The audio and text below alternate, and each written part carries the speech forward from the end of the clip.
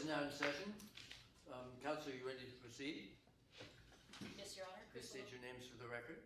Crystal Lopez for defense. Ms. Lopez. Aaron Forger for defense. How do you do? Good morning. I'm Professor Leach, retired, but they keep dragging me in here. Very willingly. Happy to be here. You all know what to do, so let's have the first performance of whatever it is that we're doing first. Ms. Lopez. Lights, camera, frame. Members of the jury, my partner and I will show how our client does not meet the element of intent for burglary. Our client acted under the direction of someone they thought had their best interest in mind. This is a case about a young, vulnerable, impressionable individual who was taken advantage of, all for the benefit of gaining social media followers and vlogger views. Jody Aubrey is a 23-year-old student at UC Sacramento with a dream of becoming a social media star, just like one of their favorite vloggers, Jack Bryan. Unfortunately, like most college students, Jody doesn't have the funds or the connections to get started, but they see their opportunity when they come across Jack Bryan's social media manager, Logan Waterway. Logan Waterway is concerned that his main source of income is slowly fading in the limelight. So he suggests to Jack Bryan that he switch up his clean image and try his hand at something a little more edgy like true crime. Jack, however, is focused on his wellness brand and is not interested in going outside of his comfort zone. So Logan starts to think that he's going to have to come up with a plan to get a surge of viewers Jack Bryan needs in order to maintain a steady source of income. He sees that opportunity when his star client lands a new commercial deal that would help solidify Jack Bryan as a household name. The problem is, people these days don't really watch commercials. So Logan thinks of a way to get Jack Bryan the publicity he needs in order to promote this commercial. On September 24th, 2024, Jody Aubrey mustered up the courage to add Logan Waterway on Instapig. They sent him a message asking to be represented by the social media manager who helped Jack Bryan launch his social media career. Logan sees a young, desperate Jody willing to do anything to catch their break. So he thinks of a plan to stage a burglary. On October 3rd, 2024, Logan tries to relay this plan to Jack Bryan, but Jack is not interested in going off brand. So Logan takes these matters into his own hands. He reaches out to Jody, leads them to believe that he will take them on as a client if they agree to stage a burglary to help Jack promote his new commercial. On September 24th, 2024, on October 8th, 2024, Logan gives Jody Jack's address. He instructs them to stage the burglary to look as real as possible. Logan knew that Jack's cameras were always on and rolling, so he instructed Jody to grab equipment from Jack's dining room table, while he kept Jack on the phone occupied. Things didn't go according to plan, unfortunately, as Jack's dog was not with Jack at the time. Logan had instructed Jody that the dog would not be an issue. So in a panic and in an attempt to avoid being bit, Jody grabbed what they could, ran out the door, and was apprehended 3 blocks away from Mr. Bryan's home. The evidence will show that Jody did not have the intention to steal from Mr. Bryan. The text messages will show that Logan Waterway had a plan in mind.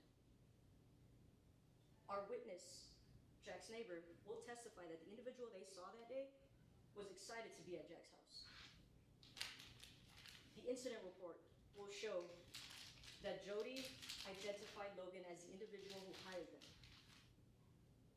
The screenshot of Mr. Waterway's Instapic account will show that there was contact between Jody and Logan. Lights, camera, framed. At the end of this case, my partner will come before you and ask that you return a verdict. The only just verdict. That of not guilty. And you, Ms. Lopez? The defense calls Mr. Logan Waterway to the stand. Witness has been sworn. I assume we do constructively sworn. They will tell the truth, the whole truth, etc. You may examine, or you may cross-examine, right? Yes. You may cross. Thank you, Your Honor. Mr. Waterway, you are a social media manager, correct? I am. And Jack Bryan is one of your clients? He is. He's one of my clients, yes. And so your business takes place in these online spaces? Yeah, social media. Instapic being one of those platforms? Yeah, one of the many that I use. And Jack Bryan is your largest client? He's one of my biggest, yes.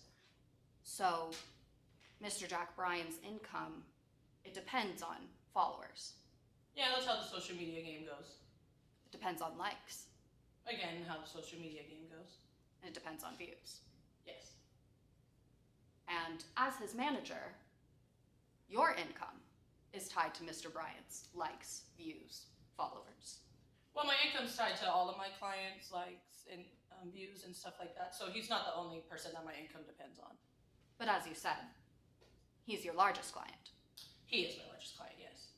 And so your incomes are connected, dependent on each other. I guess you could say that. And Mr. Bryan's likes, followers, views, they were going down. I mean, he's still got 2.2 million followers, and we have some brand deals and partnerships, but they probably weren't where I wanted them to be. So is that a yes to my question, that those views were going down? Yes. And when his views go down, his income goes down. It's dependent on a lot of different factors, so it's a possibility. But if that main source of income are those brand deals that come from views and success, then his income will go down if those views are going down, correct? Yeah, I guess when you put it like that, yes. And by extension, if Mr. Bryan's views go down, your income goes down. In a way, yes. I'd like to talk about October 8th. So you were on a video call with Mr. Jack Bryan, I was. and you were discussing strategy for his account. Well, yeah, and an upcoming commercial deal that we had as well. Okay. And on this call, you heard a loud commotion. Oh yeah, it sounded like a balloon was popping or something. I had no idea what it was.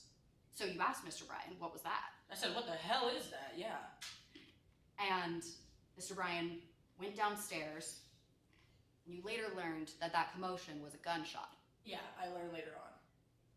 And so then you went to Mr. Bryan's house. I mean, you hear that the dog got shot, and then Jack hangs up the phone. I ran over there, or I sped over there as fast as I could. He's my best friend. So as you say, you heard this commotion, and you went immediately over to Jack Bryan's home. Immediately, yes. And when you got there, in the corner of Jack's living room, you saw a camera. I did. It was a little weird, but I did.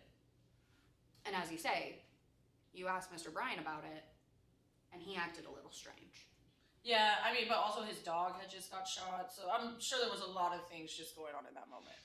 So is that a yes to my question, that he acted a bit strange about the camera? Yeah, he did. Because that camera was on It was on. It was rolling. and recorded. It was. And you refused to share that footage with police. Refuse is a little bit strong. I would say I limited it. Well, you didn't allow them to take pictures in the home either, correct? I was trying to protect my client. I mean, we all remember what happened with Kobe and TMZ, so I just didn't want that to happen with Jack Bryan, especially after this tragedy that he was already going through and the trauma of seeing his dog get shot. So you didn't want to share the footage with this camera that recorded the incident with police officers in the fear that others might learn Jack Bryan's address? Well, I just didn't want them to capitalize off his trauma. I didn't know it was on the footage, if it was him screaming and crying over his dog being shot. I just I just, at that time, I wanted to protect Jack. That's my job. My question's a bit simpler than that, though. You didn't share the footage with the police, No, I didn't. even though that footage recorded the incident. I don't know for sure what it recorded, so, I mean, but, yeah, I did limit the police from watching the footage. Now, Mr. Waterway, are Jack Bryan's house numbers posted in his living room? No. Does he have a sign that says, "My address is here"? Not in his living room, no. There's no street signs in his home. No street signs. And so from seeing that footage, nobody would know Mr. Bryan's exact address. No, I guess not from seeing the footage, no. And if you can't see the footage, that would make it difficult for somebody to take advantage of Mr. Bryan, correct? I mean, I guess you could say that. Thank you, Your Honor. No further questions. Thank you, Ms. Horton. Cross-examining as well, I think. Is that right? You're crossing? Yes. Yes. Ms. Lopez. Good morning, Mr. Waterway. Good morning. I'd like to talk about your client, Jack Bryan.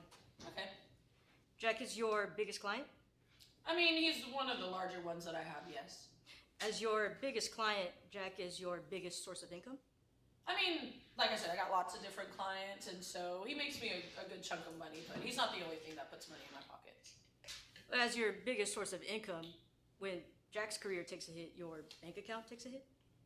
I mean, I got steady other things, but in a way, I guess you can say that, yes. Jack had a new supermarket commercial deal coming up, correct? Oh yes, we were very excited for that opportunity. This commercial would help solidify Jack Bryan as a household name. It would. I'd like to address your connection with Jody Aubrey.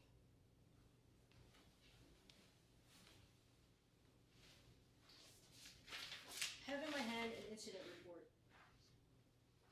of October 8th, 2024. Your Honor, may I approach the witness? Yes, you may. This report states that Jody identified you as the individual who hired them, correct? I mean, I guess, but that person is crazy, so I don't even know why this is even a thing. Going back to you and Jack Bryan's relationship, you and Jack weren't on the same page, correct? I mean, we disagree on some things, but I mean, we're friends. I'm his manager. It's the course of these things. Right. I have in my hand Exhibit 3, which is a text message conversation between Jack and Logan. Your Honor, may I approach the witness? Yes, you may. Do you recognize this conversation? I do. You are the blue bubble. I'm sorry, let me. It's okay. I understand. You are the blue bubble, and Jack is the gray bubble, correct? Yes, that's true.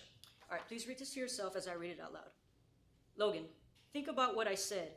You need something exciting to keep up with these newcomers, not vegetables and clean living.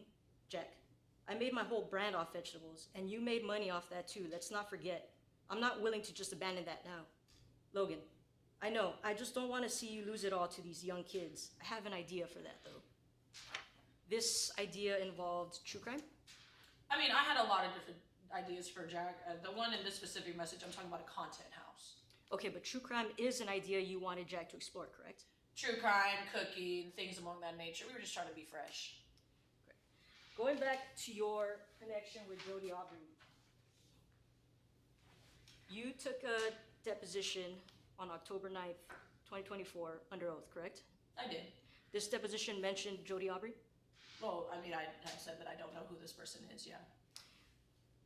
This deposition asked whether you had any contact with Jody Aubrey. Yes, it did. This deposition asked whether you ever spoke to Jody. It did, and I said no. These statements you made regarding you never having had contact with Jody were complete? Yeah. These statements you made regarding never having spoken to Jody were thorough? Yes. Your Honor, I'd like to publish Exhibit 5. Any objection? Oh, there's nobody to object. You're on the same, you're on the same side. Hearing no objection, it's admitted. submitted and you made public. May I approach the witness? Yes, you may. This is an October 3rd, 2024 screenshot of your social media Instapic with Jody saying, hey, correct? Yeah, I mean, I guess this is Jody's account. So on the top right there, it says vanish mode, correct? It does. As a social media manager, you're familiar with vanish mode, correct? I am. Vanish mode conceals messages? Makes them vanish in a way, yes. I'd like to take us to the night of the incident. On October 8th, 2024, you had a phone call planned with Jack Bryan, correct? I did. On the night of October 8th, 2024, you were on the phone with Jack Bryan? I was about the commercial that we had going on. When you arrived on scene, you attempted to keep camera footage from the police?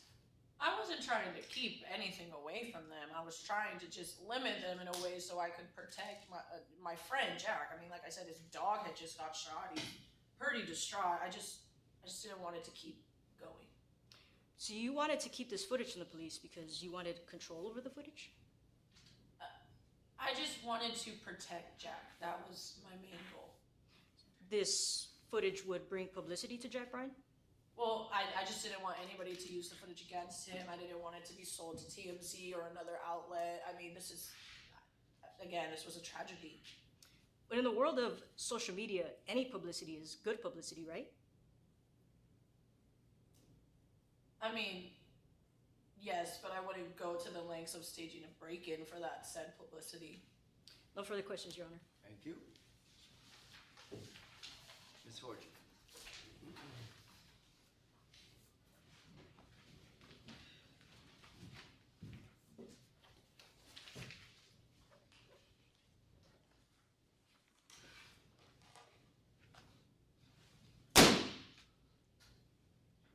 The prosecution told you that that is the sound of a deranged fan. But they're wrong. That was the sound of desperation. Desperation that took hold. Desperation that controlled. And Mr. Bryan and Mr. Waterway let that desperation fuel a sick and shameful scheme, taking advantage of Miss Jody Aubrey's entrepreneurial spirit for internet views. The prosecution has charged my client, Miss Jody Aubrey, with first-degree burglary. And that means they had to prove to you one thing. And when she entered the home, she did so with the intent to steal.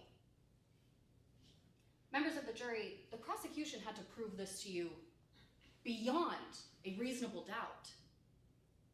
That is the highest burden we have in our justice system. And they have failed to meet that burden today. I will review the evidence of reasonable doubt with you. That proves that you must find Miss Jody Aubrey not guilty. You've heard from two witnesses today. One, a concerned and observant neighbor who verified that Mr. Bryan welcomed Miss Jody into his home, Miss Taylor Scran. And the other, a biased co-conspirator, Mr. Logan Waterway. Now, the prosecution wants you to think that Mr. Waterway is a reliable witness when he has everything to lose when you find my client not guilty. That is why there was a camera recording Mr. Bryan's living room on the night of October 8th. That is why Mr. Waterway won't allow police to see the footage or to take photos in the home, because he knows that that footage is the nail in the coffin of Mr. Bryan's dying business, and by extension, his own. That is reasonable doubt. You see, by his own admission, Mr. Waterway does not use Instapic and other platforms for casual internet surfing. He uses it for business purposes. And 2 weeks before this incident occurred, he followed Jody Aubrey on Instapic. Conveniently, their messages are all deleted. The same messages that would show that Mr. Waterway hired Miss Jody Aubrey to play a part in this desperate stunt to save Mr. Jack Bryan's failing business, in exchange for Mr. Waterway's help in growing her own platform. Miss Aubrey did not enter with the intent to steal. She entered with the intent to play the part that she was hired to play. The prosecution also wants you to think that Miss Taylor Scran can't tell time, doesn't know her colors, and thinks that people are the same size as dogs. But Miss Scran knows what time she got up to prepare dinner that evening. And the police report shows that the incident took place just minutes after Miss Scran was outside where she saw Mr. Bryan open the door for Miss Aubrey and welcome her in. Miss Aubrey did not enter as an intruder with the intent to steal. She enters as a friend, as a partner, coming to play the part that she was hired to play, and helping a desperate man whom she admired save his failing business. That is reasonable doubt. Now, Miss Scran didn't hear the gunshot, but neither did Mr. Bryan. And yet somehow, Mr. Waterway, who was on the phone with Mr. Bryan, could hear the gunshot.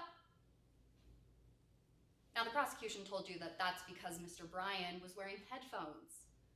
But to that I say, if there's a pair of headphones out there that can make the sound of a gunshot entirely silent, I want a pair.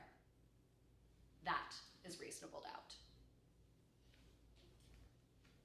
And the prosecution told you that it actually wasn't Mr. Bryan who opened the door for Miss Aubrey on the night of October 8th, but a dog. But how could a dog be so large as to give the figure of a man? Let me say that again. A dog versus a man? Bruno is no Clifford the Big Red Dog. To say nothing of the fact that he doesn't have any thumbs. It was Mr. Bryan who opened the door for Miss Aubrey on the night of October 8th. She did not enter with the intent to steal. She entered with the intent to help that desperate man save his failing business.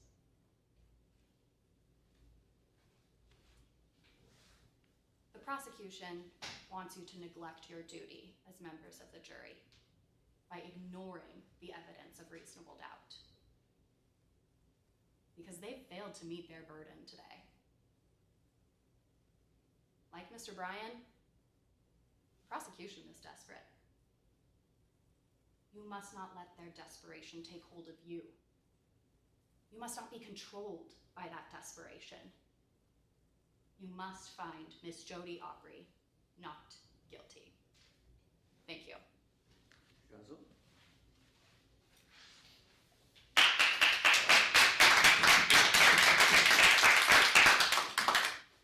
Courtroom lawyers. Our first? Wait, I think. Sorry, we couldn't get it on the screen. That's all good, it's all good. Here we are. Thank you so much. Amazing. How do you feel? It was a lot of fun. It's fun? It I know is. we have fun. It's fun. I know, now I have to be more difficult with you guys. It's all good. Yeah. Yeah. I love this.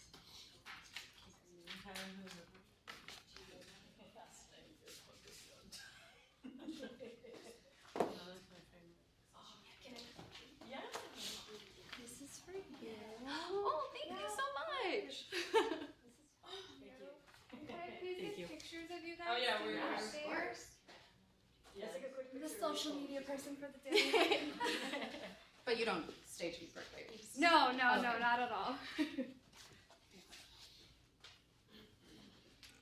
Professor Leach, we still want you in the picture. I just want your face here. Okay, okay. Okay. 3, 2, 1. Okay, perfect. Thank you. One of us three. Erin, go in and take pictures with your phone. I'll get them from Crystal. Okay. Cute. I'm just gonna take pictures. Okay. Yeah. Ms. Lopez, Ms. Forger, Yes. can I give you a couple of tips? Please. Good. Some pluses I'm gonna print out the name tags while So very good. I like where you stood in one place, just delivered the Where's some rags? from there and then. Where's some rags? Ms. Dude. Moves around. I remember I was Fine, but so many they roam like pacing like nice shot. You just be wider. Your mouth. like with, I remember when I wore this in Puerto Rico. I want to vary the speed. All the greens. Variety. Louder soul. And across. You have to wear gray and black anymore. Louder. You know? Oh, I feel like it used to be like green. that. Because you're testing. It's a little more lax now. So even in the Disorder. recent years, Um, like, Good. I caught the ideas in your thing. It'll help with headlines. Let's talk about financial aspects of this case. I hate the quality. I feel like it's always in Cuphead. And I put on a 30-year campaign. This is my biggest Say, you said, is that a yes? It's not a cute thing. Don't. They're like, no, they're strong. I'm like, no, they're huge. It's not cute. You said it nicely. It's still snot. Is that a yes? Mandy. Congrats. Does it beautiful. I like the ones when they. I was in her So you're in essay. English, right? Yes. You were like getting ready. Goes up, goes down. Yeah, I just The way graduated. the way it goes down. Oh, okay. Yeah. Good movement and closing you use, I say, good statements, good to take the position. To that I say, if there are no headphones, Yeah. Your lives. Because I've done, obviously, I did. who's the jury? Set up a pair of Okay. headphones. One that keep the dogs from the breath. Yeah. Would you like to have a pair of those headphones? Yeah. Um, No, yeah, they're like. I never say you must. You told me. Because I was in her position, I ran it last year. So I was like, Yeah. I knew something was different. I was like, I put it in all caps the last time. it's okay. That's work. Like if the name I tag was still. telling her. Oh, it's okay. Sorry. One, do you remember that? I don't know why I was here, but I was. What round is this? Is this? Yeah. I like that. You made it here. Thank you. Good. Okay, we can count. See why? Okay. My mentor, my other mentor over there. I'm gonna need you to come down. Wait, it's locked or something. Not the girls. One,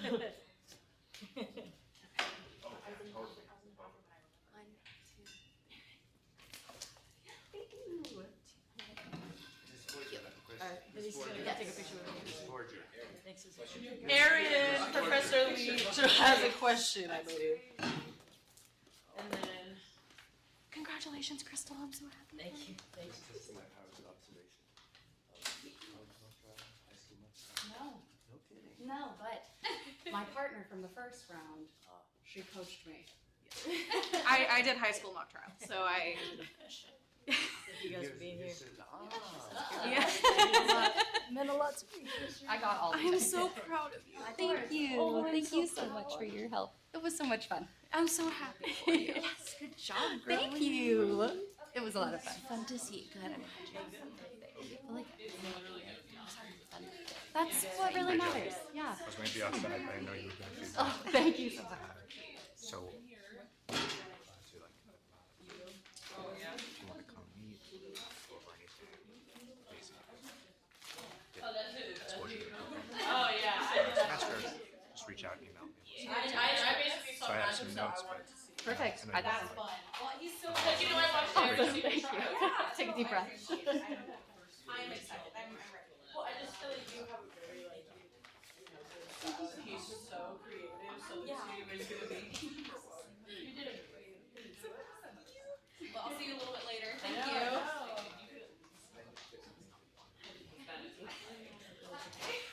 you. you want to go. Yeah, I need this. Unfortunately, I will give this to you after because this is. Yeah. Well, you can We can pull it up from you another time too. That's not like a school binder that I don't want to have.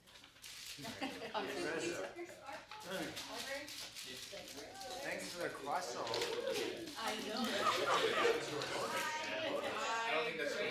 Oh, is it? I don't know. I don't think it's yours. I don't think it's yours. It is now. Let me go find it. Bye. You want to ask Linda if she ordered something? Bye, everyone. I just put my fingers all over this.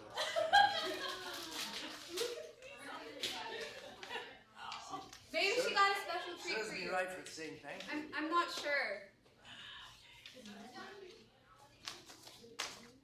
Since we can't publish to the screen, I'm gonna give everybody copies of the exhibits. So you know what they're talking about when they're like exhibit 1. Oh, I mean, it was at least like they did a good job of having me follow. Hello. Nice croissant, Jane. Should I put like my Sorry. Okay. Want to share the croissant? I quit. Let's share the Yeah. croissant. You also But did Linda that. didn't tell me What? that there was like croissant in the bag. I just gave Professor Leach the entire bag. I'm supposed to choose, wait a minute, you divided, I'm supposed to choose which part I get. Oh, true. I'm kidding, I'm No, kidding. you don't have to. Sorry. Bye. Linda, you didn't No, tell me you ordered. Is it correct, the order? Perfect. Okay. Yay. You didn't tell me you So ordered because a of the live pastry stream, or No, something. it was for Elise. She wanted when I I just asked gave it to copies to everybody. So when you say exhibit 2 or whatever, they'll be able to look at it. Okay. Okay, If I I, have. want to refer to a directed verdict form, do I have to show the actual paper because I don't have it, or should I just not? Directed. Not directed verdict. Sorry. The Oh, the jury instruction. For the I was like, who's doing a directed verdict? directed verdict form. I'll say another each time. Granted, Not granted. That was too funny. I was like, wait, did I put that in the packet? Well, you know, somebody tried to call the defendant during the prelims. Oh. And I was like, was that in the packet? I was like, you can't do that. Wait, did they actually go through a whole? Like, did they have? They had a whole thing. They tried to call the defendant. We have And these he if was you want not this. one We of the can witnesses, copy. like, at all. I won't say no. Okay. She does. Sorry.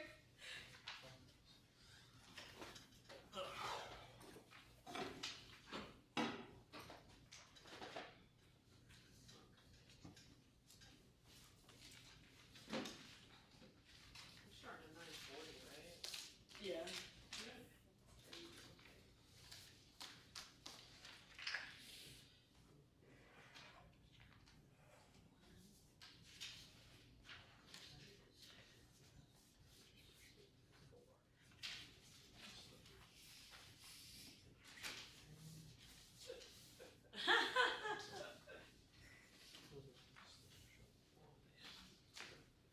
We're waiting for his nibs.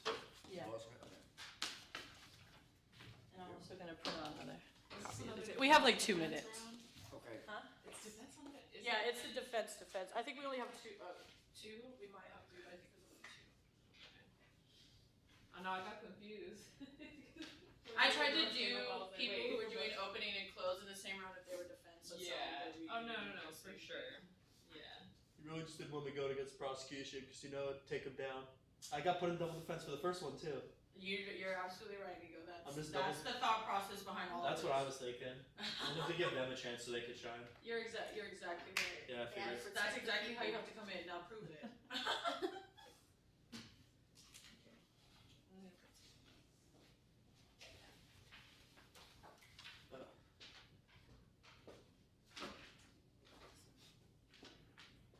We're on the same team here. I know. I was literally thinking about that because like you get an objection. I'm like, I guess. Like,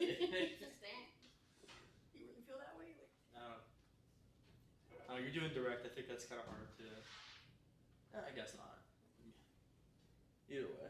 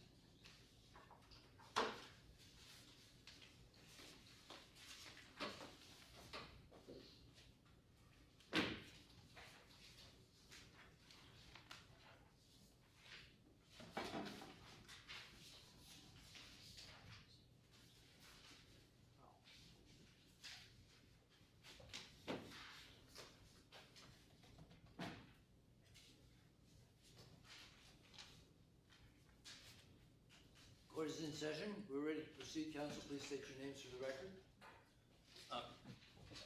Nico Carpignano for the defense. Annalise Machado for defense. Thank you, counsel. Somebody's gonna open, somebody's gonna, you know what you're doing. That'd be me. Get it started.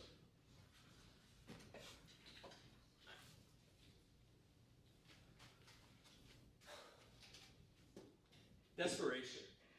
It's deep, dark, depraved, daunting.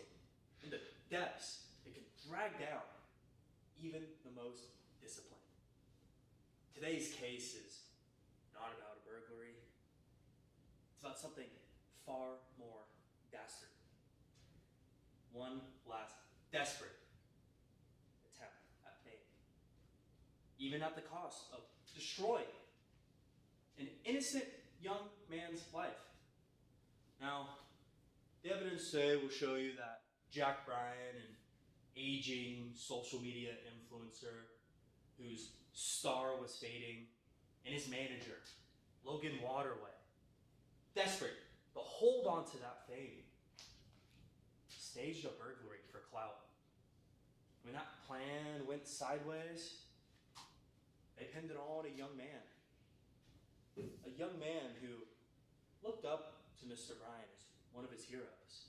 A young man who dreamed of social media stardom himself. But the evidence today will show you the truth. That young man was set up. My name is Nico Carpignano, and today my co-counsel and I will show to you that Jody Aubrey is innocent. Now, on to the night in question. The evidence will show you that Jody Aubrey, a UC Sacramento student with lofty goals and aspirations and dreams, who wanted to become a social media star himself, got the opportunity of a lifetime. He had a chance to create content with one of his heroes, Jack Bryan. Anybody would jump at the chance. Jody sure did. So on the night of October 8th, Jody went over to Mr. Bryan's house, went right up to the front door and was let in.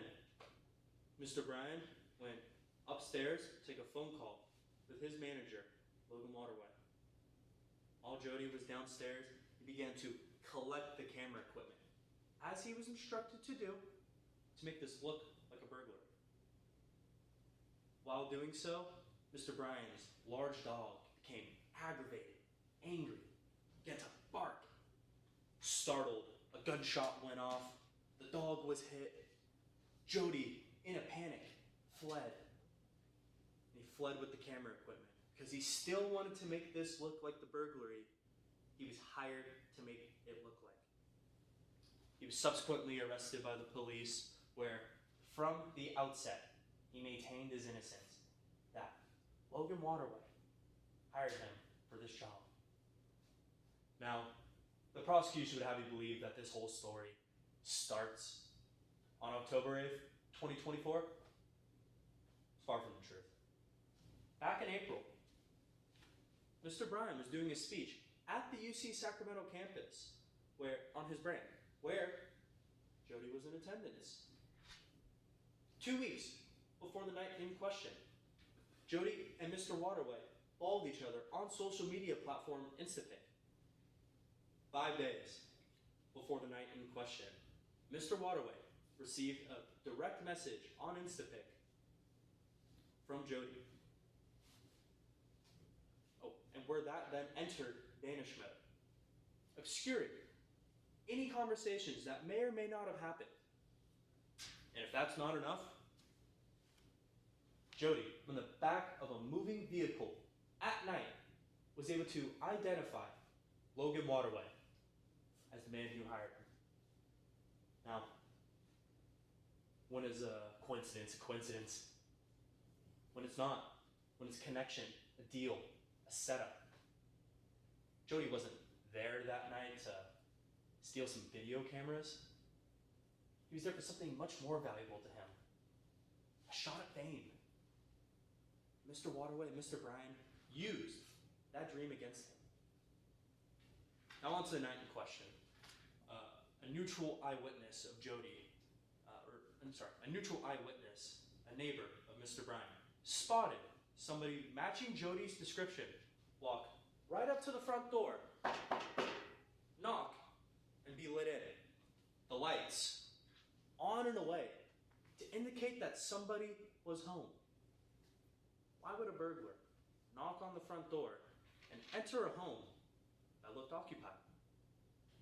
Mr. Bryan, a paranoid man who had incidents in his past, who scrupulously checked every single door and lock every night, only locked his screen door that night. Not the heavy wooden door behind it, but a flimsy screen door. And if Jody planned this burglary like the prosecution would have you believe, why would he flee with heavy camera equipment on foot with no getaway car? It's because this wasn't a real burglary. It was a stage, a show, a performance. Orchestrated by two men. And Jody was just a pawn in that game. Then there's the ping camera footage. Simply put, the person on the footage breaking the camera does not match the description of Jody that night. Further, Mr. Waterway and Mr. Bryan had footage from the scene of the crime that they would not share with the police. Now, most would think if their beloved dog was shot, they would do anything to bring that person to justice. They wouldn't. And that's because they didn't want the police or anyone to see the depths people will sink to keep it secret. Desperation. It's deep, dark, depraved. Members of the jury, this is not a case about burglary. It's about the deplorable lengths people will go to hold on to fame. It's about the lies people will tell to stay relevant. It's about an innocent young man caught in the crossfire of that desperation. Jody's not guilty of burglary. He's guilty of trusting the wrong people. And by the end of this trial, you'll realize it shouldn't be Jody up on that stand, but Jack Bryan and Logan Waterway. Now we hope that by the end of all this, to help you see through the smoke and the mirrors and see this for what it really was, a setup. One last desperate attempt at fame. At the end of this trial, my co-counsel will come before you and ask the same question I'm about to ask you. And that is that you find our client, Jody Aubrey, not guilty. Thank you very much. What's next? Cross. A direct across. We're just going straight to a cross? Direct or cross? Yeah, because hypothetically, constructively, prosecution would be Sure. calling Logan Waterway, so you would do your cross. Right. It's fine, I didn't want to breathe. I'm just kidding. Sassy, sassy.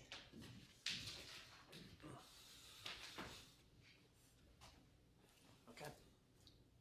Good morning, Mr. Waterway. Good morning. So let's just get right into it. Sorry. Let's get right into it. So you're a social media manager, I am, that's my job. and you have a few clients, I do, I have a lot of clients. and one of your clients is Jack Bryan. That is one of my clients. Okay, and you make a lot of money off of Mr. Bryan. He's one of my bigger clients. He's one. yes. Yeah, you've said he is your main priority. He is my main priority. Yeah, and you've known Mr. Bryan about 5 years. You went to UC Sacramento together. Yeah, we were friends. Yeah. So exactly, you guys are friends. So you guys speak quite often then. Yeah, besides work, we talk about other things. Yeah, as well. but a lot of these conversations do entail content and business and work and the such. Yeah, that's focused Yeah. on our topic. And it's true that Mr. Bryan, he used to be a skateboarding influencer, and now he is more of a lifestyle and fitness, that type of thing. Yeah, he started with skateboarding, Yeah. and now he's health and wellness. So you'd say it's a good idea in the social media space to be evolving. Yeah, you want to keep up with the times. Yeah, you want to keep up with the times, but views were low recently. They weren't where I wanted them to be. So they were lower though. You could say that, yes. And so you could say when views get low, it can be a good time to adopt that evolution. It's always good, again, to keep evolving with the times, and so this is a time to maybe think about a transition. Yeah, of course. And so I want to remind you of a meeting you had on October 3rd with Mr. Brown. Yes. So during that meeting, you discussed some ideas, and as you said, you wanted to keep his content fresh and exciting. Is that correct? That's true. And there were some messages directly following that meeting. You recall? Yes, I do. And in one of those messages, you say to Mr. Bryan, I don't want to see you lose it to these kids. I have an idea, though. Yeah, I mean, I didn't want Jack and all his hard work to go away just because he was getting older, so I had a couple ideas for that. Did you discuss that idea with Mr. Bryan? We weren't able to discuss that idea. You were at that not. time. So during that meeting, you mentioned you discussed some ideas. Yes. One of those ideas was true crime. That was one of the many ideas that I put out there, yes. But one of them was true crime. And 5 days later, a true crime-like event happens at Mr. Bryan's house. Again, true crime was one of the many things I suggested. I suggested cooking, other things of that nature, so. Okay. So that night in question, you arrive to the house and the police are already there. Are you talking about October 8th? Yeah, sorry. On October 8th, you entered the house, the police are already there. Yeah, the police had already arrived by that point. And you saw you're in the living room, you saw in the corner that the video camera was running and filming the area, right? I did notice the camera running, yes. And you asked Mr. Bryan, and he told you the filming began once the police arrived, correct? Yes, he was a little paranoid about everything that had happened that Sure. night, so it was protection. Yeah. And you stopped the police from taking that footage, correct? I feel like stopped is a very strong word. I limited their interaction with that footage. Okay. And you had said previously that one of the reasons is you didn't want them to make money off of that footage. Well, I didn't want them to capitalize off my friend's trauma, yeah. So there was money to be made off of that footage. We saw what happened with TMZ and Kobe. I know that the way people can act, so I knew that there might be other people who would try to make money off that footage, yes. Okay. Now, let's just talk about Jody Aubrey for a second. Did you know Jody Aubrey before October 8th? No, I don't know that Okay. person. So 2 weeks before, you two followed each other on Instapic. The police informed me of that. Yeah. Like I said, I'm on social media a lot. People follow me. I follow them back. And, well, so you told police that you don't help just nobodies to get their 5 minutes of fame, right? You help. In context, yeah, I don't Yes. go out seeking people when Yes. I have my own clients. And when you do, you told police as well that when you follow people that you either see they have a following or they have they're building something, right?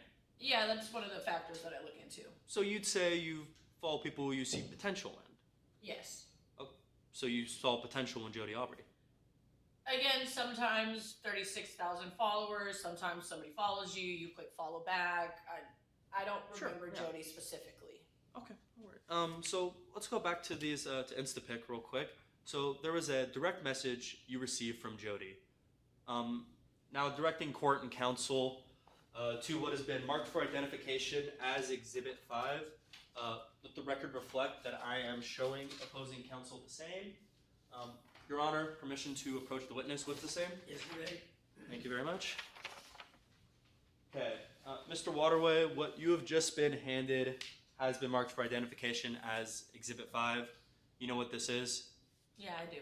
This is a direct message from Jody to you on Instapic. Yes, it is. And this is a true and accurate reflection of that conversation? I guess so. Okay, thank you. We move to enter Exhibit 5 into evidence. No objection is admitted. Your Honor, permission to publish with the jury? You may. Thank you. So the message, Mr. Waterway. Jody says, hey. I guess so. Sure. The messages enter banish mode from there, yes? That, again, I guess so. So for the jury, banish mode is a feature on Instapic wherein when either of the parties leave the chat, all the messages are automatically deleted, leaving no trace. Just had to clarify. So that message was sent on October 3rd. I guess so. You know, I found this out Yeah. through the police afterward. And October 3rd is the same day that you and Mr. Bryan discussed your true crime idea, yes? We discussed many different things that day, and like I said, I didn't even know about this message, so I guess it was on the same day, yeah. Okay, just a couple more questions. So, back to the night in question. You described the scene as a madhouse, yes? I mean, yeah, there was police everywhere, Yeah. sirens everywhere. It was a lot.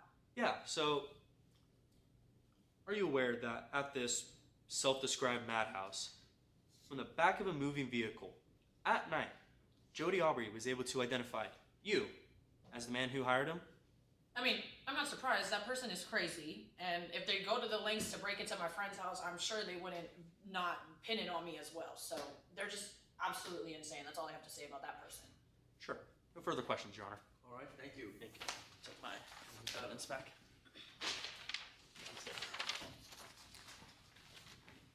Your Honor, the defense calls Taylor Scranton to the stand. Witness has been sworn, you may examine. Please introduce yourself to the jury. Good morning, everybody. My name is Taylor Scran. I'm 67 years old. Mrs. Scranton, what brings you here today? I'm here today because I was there the night of October 8th, 2024, and I kind of saw the stuff leading up to what ended up being a break-in, I guess. And who is your neighbor? I am Jack Bryan's neighbor. Describe your relationship to Jack Bryan. I mean, we don't really have that much of a relationship. I see him walking his dog a lot. We've talked maybe like a couple times here and there, but he keeps to himself, and we don't really talk a lot.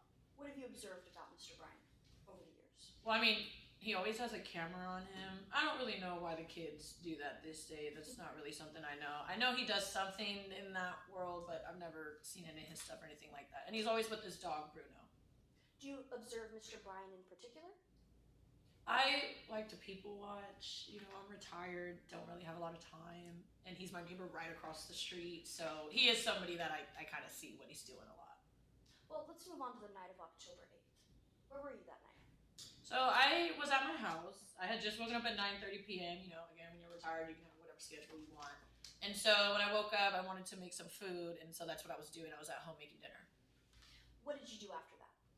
Well, I burnt my garlic bread. So, you know, when you burn stuff, it makes the house smell up. So around like 10-ish, around that time, I went out to take out my garbage. And what happened when you took the garbage out to the street?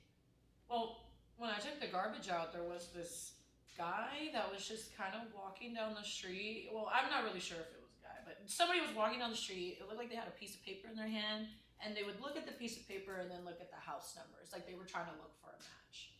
Did you recognize this person? No, I had never seen them before. Did anything impede your ability to see their face with clarity? I mean, I couldn't fully see their face just because of the distance, but I mean, the street lights were dying a little bit, but they were still bright enough, and then Jack's garage light was on, my porch light was on, so I could still see things. Describe this person with more detail. What exactly were you able to see? So I saw that this person was wearing a red hoodie and jeans, and that they were, again, walking towards Jack Bryan's house. And I remember when they reached Jack Bryan's house, they almost started jumping for joy. So I remember that was something that I remember because, you know, jumping up and down. But other than that, just the red hoodie and the jeans, really. Do you think anything else could have impeded your ability to see them other than the darkness of the street? I mean, they had their hood on and stuff like that, but I mean, again, I could see the figure walking and where they were going. In a previous statement, you stated that you had some vision issues. Can you describe the nature of these vision issues? Yeah, so I'm like, it's hard for me to see things that are up close or like when I'm reading of stuff of that nature, but when it comes to things that are far away, I'm still able to see pretty well. Do these vision issues ever cause you to see more than is there? No, I don't hallucinate or anything like that. Let's return to what you saw about this person then. Did you see them arrive in a car? No, they were on foot, and like I said, they just really just had a piece of paper with them, that was it. Okay, so you testified that they had a piece of paper. Did you see them carrying anything else? No, I didn't see anything else in their hands at that time. And when they were walking down the street, did you see them react in any way to your presence? No, they didn't even seem to care that I was there, or even be paying attention about who was around, really. And was there anything around you that could have obstructed somebody across the street from seeing you there in the road, in your opinion? No, I mean, there were no cars at that time. There was a trash can next to me on the curb, but I don't think that could have really blocked me. So no, it was pretty clear. So to clarify, you never saw them attempt to obscure their face in any way? No.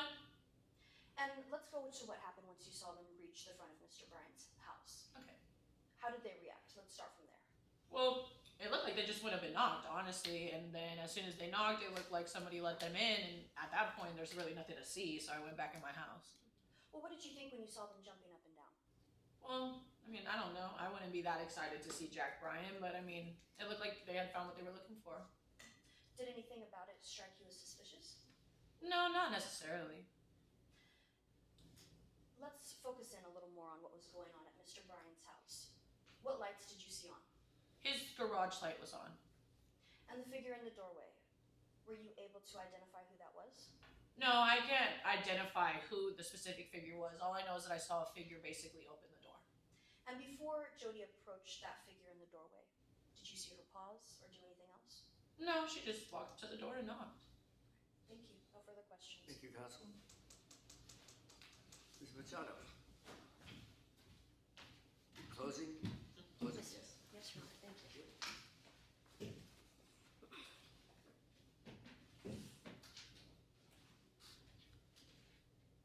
There are no coincidences. Jody Aubrey's not a burglar. She's a victim of Logan Waterway's plan to con his client's audience for profit. Jody Aubrey has her whole life ahead of her. She's only 23 years old. She's a college student who wants to start her own channel. A dreamer. But Mr. Waterway is the thinker, the schemer, a social media manager desperate to boost declining engagement. When his generous income was threatened, he suggested true crime content. And what could be more engaging than Mr. Bryan kickstarting his true crime series by sharing his very own experience? So Mr. Waterway formed a plan to stage a crime. It was no coincidence that 2 weeks prior to the alleged burglary, he followed Jody on Instapic.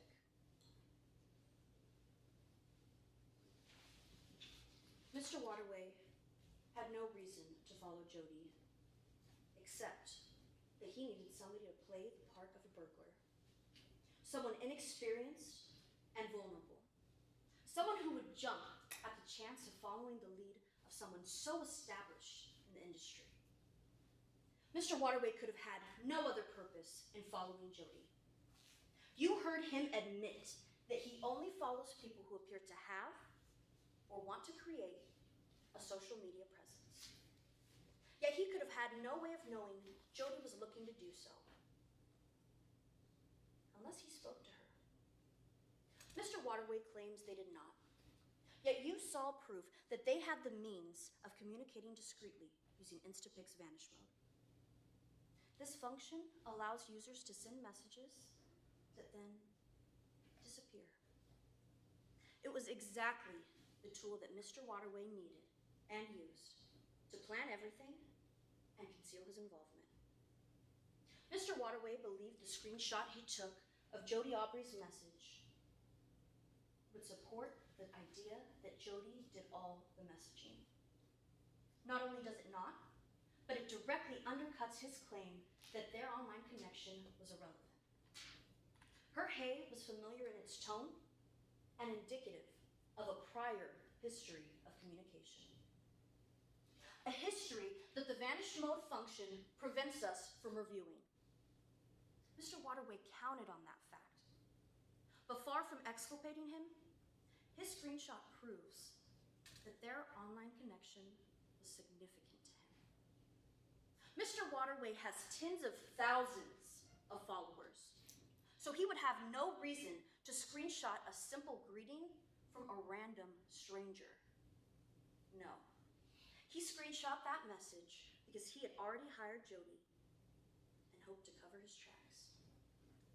Mr. Waterway used Instapic's vanish mode function to secretly enlist Jody's help. She was perfect for the role. He referred to Jody as a nobody, A nobody worth following? Yes.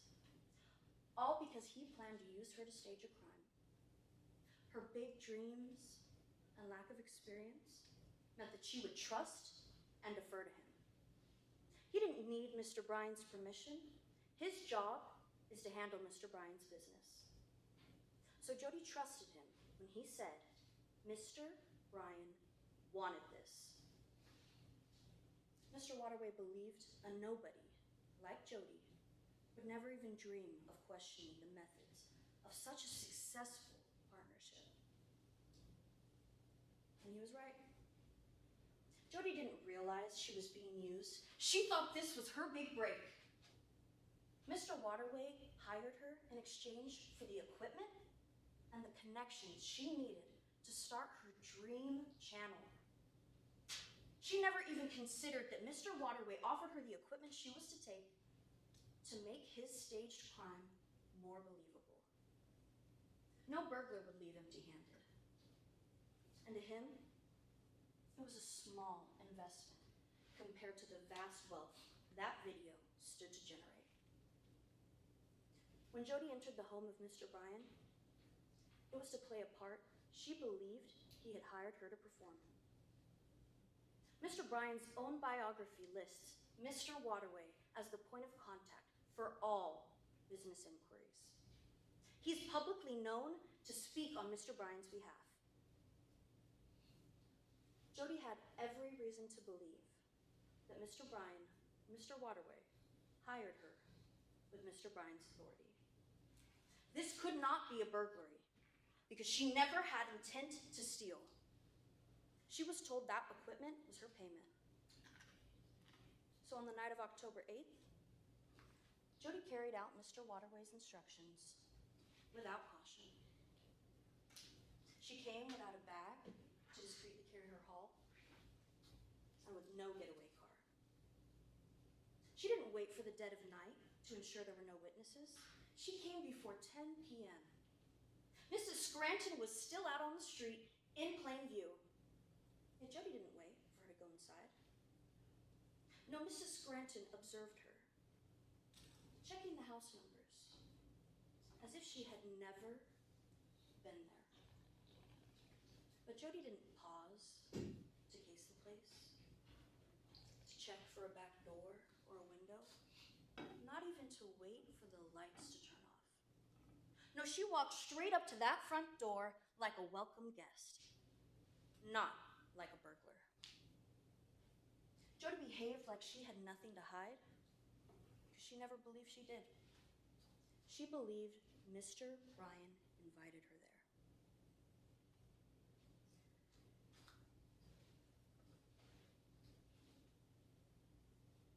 It was no coincidence that Mrs. Scranton saw a figure standing in the doorway. It was no coincidence that her description of Jody did not match the figure seen in the pink camera footage. Mr. Waterway wasn't home. He was there to ensure Jody got inside before he left and distracted Mr. Bryan with their scheduled call. He was there to ensure the door was unlocked because he knew Mr. Bryan always locks every door. But what he didn't know was that the dog would be there. When he attacked Jody, she reacted on instinct, pulling the trigger of a gun she never expected to be anything more than a prop, and running to safety with what she already held. The prosecution failed to establish how that gun came to be loaded or in her possession. And Mr. Waterway would have us all believe that he reacted the moment that he hung up with Mr. Bryan. That he hung up, got up, got ready, got in his car, and rushed over there, all while shaving a third off his normal commute time in a residential area. That's virtually impossible. The real truth is that he was already nearby. And when Jody was arrested by the police, she told them Mr. Bryan hired her. Her explanation was immediate, and it was genuine. Jody didn't plan that excuse. She didn't plan anything. She didn't have to. Because Mr. Waterway did the planning. Jody identified Mr. Waterway on site, unprompted, as the one to hire her. It was no coincidence that her explanation, given in the heat of the moment, perfectly aligns with Mr. Waterway's suspicious conduct and to so many holes in the prosecution's theory. Jody Aubrey may have made mistakes, but she is not a burglar. She never had the requisite intent to steal or to commit a felony. Her only intent was to do a job she believed Mr. Bryan hired her for. When you enter that deliberation room, you'll be asked one question: whether or not Jody Aubrey is guilty of first-degree burglary. Whether or not she entered Mr. Bryan's home with the intent to steal or to commit a felony. The prosecution would have you ignore the very reasonable doubts these connections create and treat them all as mere coincidence. But there are no coincidences. Members of the jury, we ask that you find Jody Aubrey not guilty. Thank you. Counsel?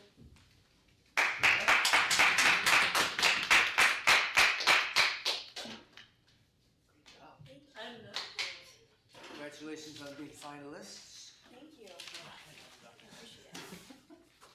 Thank you. Big job. So sent him. Thank you. Appreciate it. Basically, swing by. Now this thing is talk about some small things. And more perhaps there's some program. Just basically just get some ideas. You guys work really hard. It's a great job. Thank you so Sure. much. Yeah, appreciate it. Great job. That was awesome. You did great. Honestly, You did. Oh my god. And can I please get pictures of you guys? Oh yes, of course. I'm so weak. The people in the live stream are gonna see me. Can I get you guys in front of Professor Leach, please? I was like, that's super good. I already have flowers, so we'll go on either side. I did these match up on purpose, you guys. Perfect. Thank you Thank guys. you. Good job. Yeah, I know. I saw you put Alyssa and Beth Wait, this against each matchup? other. Yeah, because I knew it just. I've watched everything with trial, so this was all strategic. Yeah, because your clothes kind of went with like a lot of my. You know the direct- coincidence? I I was- heard you say the coincidence. I was like, okay. Yeah, I kind of. Yeah, a lot of your stuff was kind of going. Thank You did really well though. You did amazing. Thank you. Like I was. If nothing else, your writing was very. Branson, you were good up there. I'm so glad to play the witness. You're a snake and a wiggler. Huh? You're a snake and a wiggler. That'll like. Oh, by the way, this is my boyfriend, Raphael. There you go. I told him about you before. It's my child. Yes. Did you tell him when you accidentally texted? Yes. You know what? I didn't even think I was like, you know what? Actually, no, Thanks again, by the way. Oh, you know the other night, like, I think I texted Mason.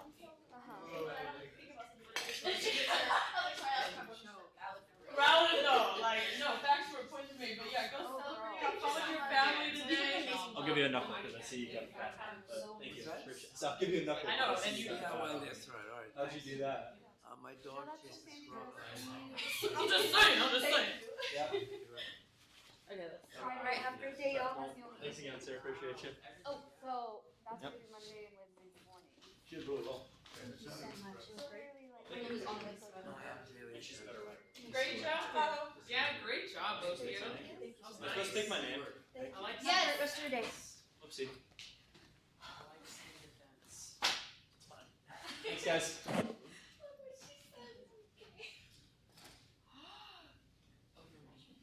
No. Oh, Because she was her twin here. No, you're good. Thanks, Harry. I mean, she has to come in. Oh, yeah. Oh, man. I can leave. When's the next one? I think it's the next one. Are they all at 40? Yeah, it should. Here, I have the schedule. Or is it? I don't know, actually. It starts at 10:20, so you guys have 6 Oh. minutes. Oh, okay. Yes. Yes.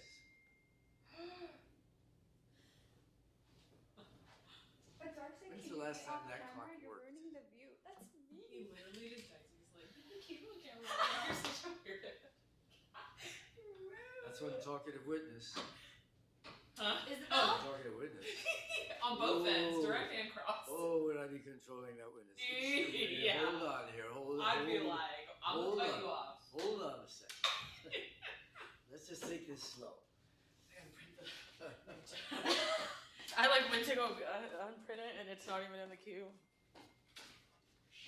What do you think? What do you think? Oh, I can't Some good stuff. see them online. Right. Yeah. I love, you know, these are like my kids now. Now you know how I feel because they all still know me from. I still have people. I'm like, if I'm on campus, they're like, "Oh yeah, you're my friend." Well, they call me Big Bad Wolf because at reorientation I did a closing on Big Bad Wolf, so I borrowed these schools are like, it's the Big Bad Wolf. I was like, what? I had to, yeah. But they it made me was do that too cute. at reorientation. I'm gonna make sure to tell people to speak up for the live stream, and Darsh said that it's kind of hard to hear. But Darsh said I should stop ruining the view. Oh, Darsh! He uses, Are they welcome to come in as well? yes, I'm just printing out their name tags. Okay. I need to say. Bigger type on the name tags. I did it all capitalized this Bigger time. font. I'm trying. 60 point font. I'm going. He cracked me.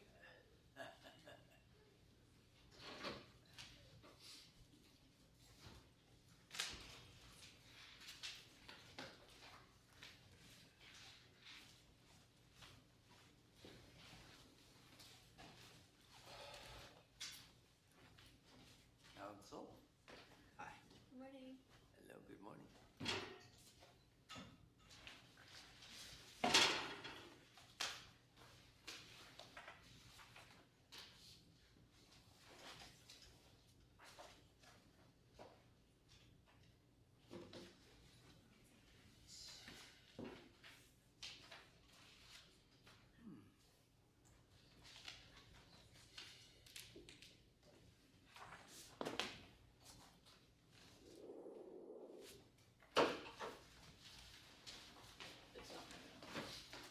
Hello, my superstars. I'm just trying to print out your name tags. I have my like name pen. Oh, yeah. You'd rather? Oh, look at Joe. Can you see that? Oh, Like he loves that one better. those are good. Okay, okay, wow. Did you plan that, you two? We The get school them. gives it. Yeah. To me. But like Yeah. bringing it, did you both plan to bring it together? No. Just Wow, okay, this is insane already. Look at that. Fully prepared. Made my life so much easier. I'm such Nice a big sweetie. font. See the nice big, nice clear on, oh, that's very good. He was so good at it. Because of the live stream, we can't put it on the screen, but our inventory has heaps of it. So when you see permission to publish, they'll have these already. Because we can't put it up here because of the live stream. Okay. But if you need to play the video, let me know, we'll play the video. But they have, all the judges have this, so if you're like permission to publish these before, they have it. Okay. And you don't have to walk it over. Okay, there's only two then. One for you, one for the witness, but they have it already. So you know when you're like permission to publish, you don't have to walk over him. They already have it. He has copies. He has copies. Okay. At one point during my direct, I'd like to show the video. Okay. For the beginning. I'll be the one playing the witness, so I'll just play it. Great. She's a lovely, lovely witness. Oh. I had the pleasure during the preliminary round. Thank you. I love that. is this another defense or finally have a prosecution? No, this is prosecution defense. All right. I'll be controlling you till the cows come home. That's what first things need to do this fine. I'm gonna show you the video because we can't play it on the thing, so that way when he plays it during his direct, you know what he's talking about. Okay.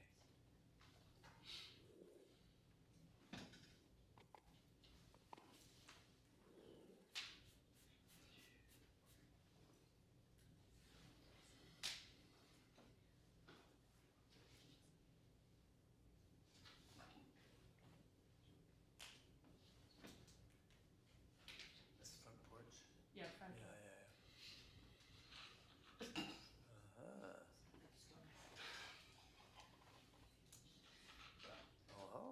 that way you know.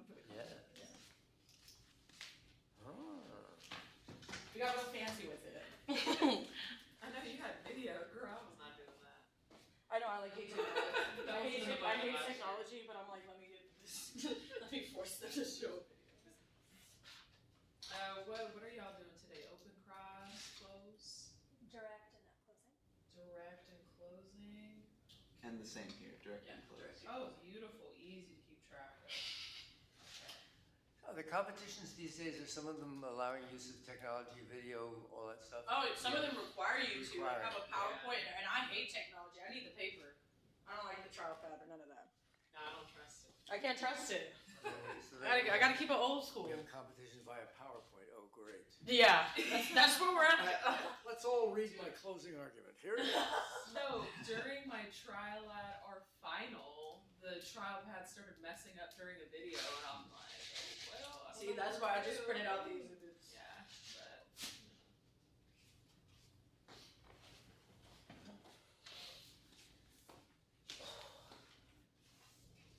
Where you go? We're just waiting. Just waiting on Meza. I think he's ordered. Oh, okay. This is an opportunity to breathe. Is really what it is. Y'all are gonna be fine. This is Ben Franz, coordinator from From last year. last year. And I also competed, so I understand exactly how you're feeling right now. Gotcha.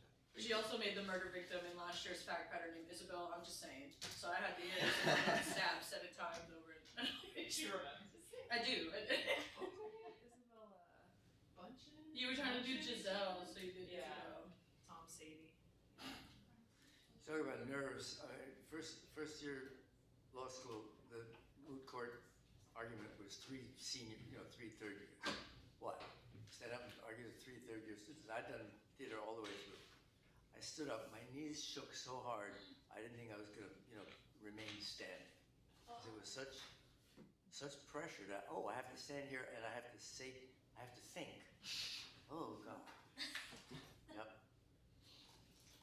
We've all been there and still do it. Yeah, good. All right, we all set? Ready to proceed? Counsel, you may state your appearances for the record, please. Good morning, Your Honor.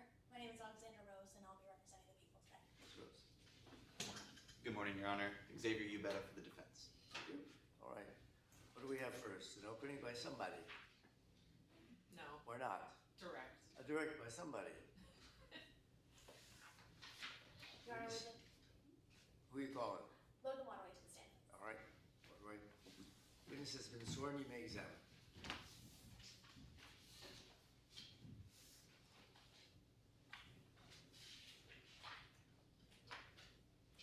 Good morning, Ms. Waterway. How are you today? I'm doing well. How are you? Well, to get started, could you tell us a little bit about how you know Jack Bryan? Well, me and Jack have been friends since like 2016. We met on the skateboarding scene, but I'm also his social media manager now for the past 5 years. And what do you normally do as Mr. Bryan's manager? So I manage his social media content, his accounts. I go through the brand deals and partnerships, basically anything that has to do with his social media and his brand. Does Mr. Bryan have a lot of fans? Oh yes, he's got 2.2 million followers on Instapig, the same amount kind of on MyTube. He's pretty popular. Has Mr. Bryan ever had any issues with these fans? I mean, his address got leaked a couple times, and it just kind of comes with the fame, but it's not too bad. Permission to approach the witness? Permission to approach the witness? With what? Exhibit 3. Yes, you may.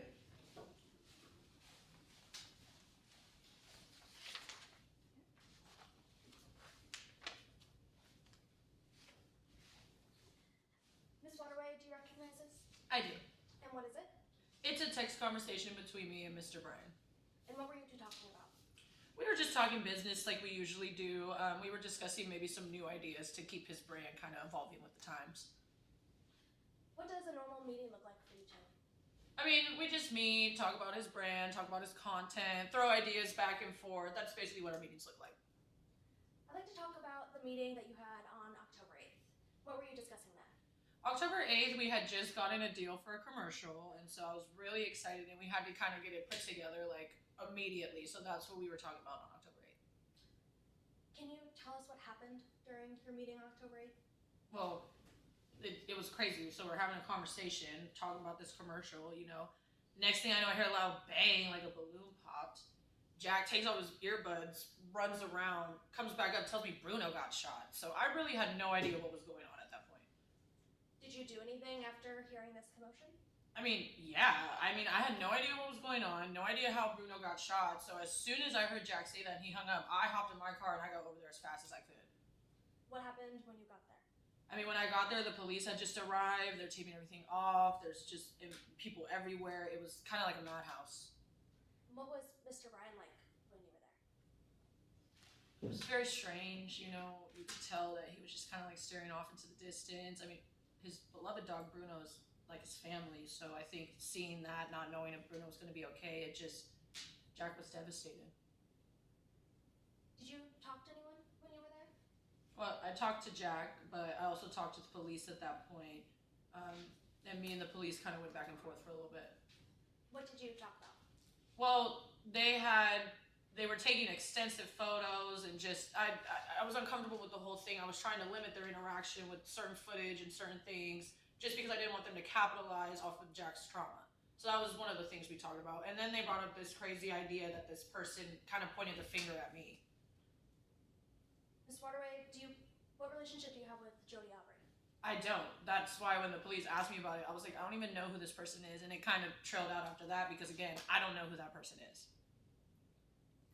Have you ever hired someone to break into your friend's home? No, I would never do that. No further questions, Your Honor. Thank you. What's next? New Cross?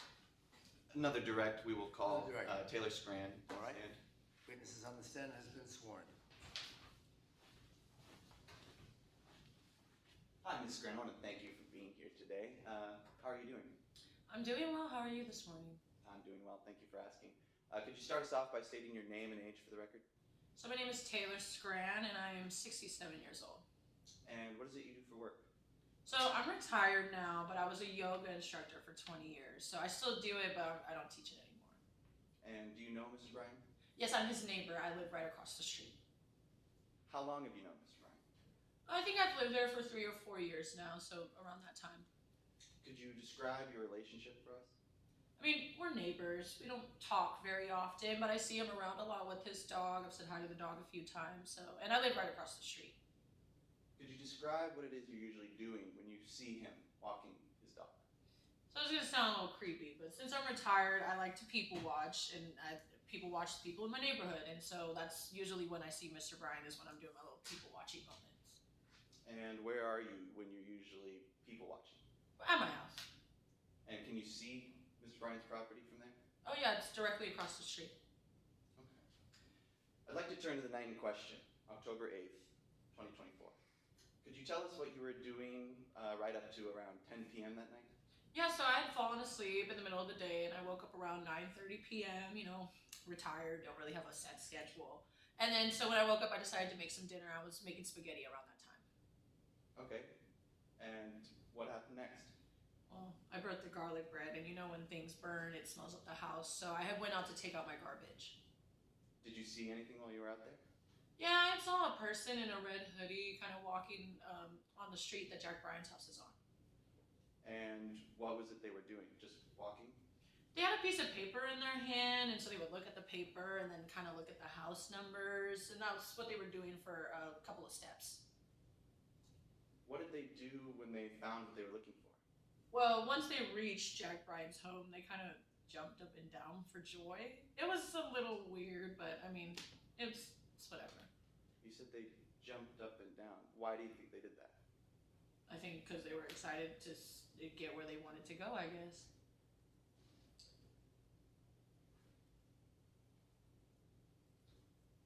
And after you saw this person arrive at the house, they were jumping up and down. You said they looked excited to be there.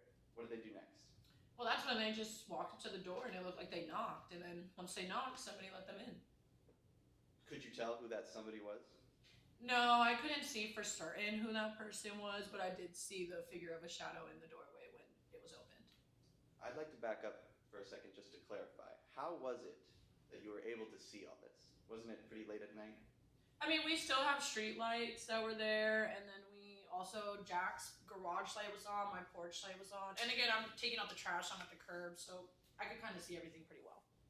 Okay. And earlier you had mentioned that this figure was wearing a red sweatshirt. Is that correct? Yes, I did. Directing court and counsel to exhibit number 2. This is a video. Ms. Scran, if you could please pay close attention to the quality and what the figure in the video is wearing.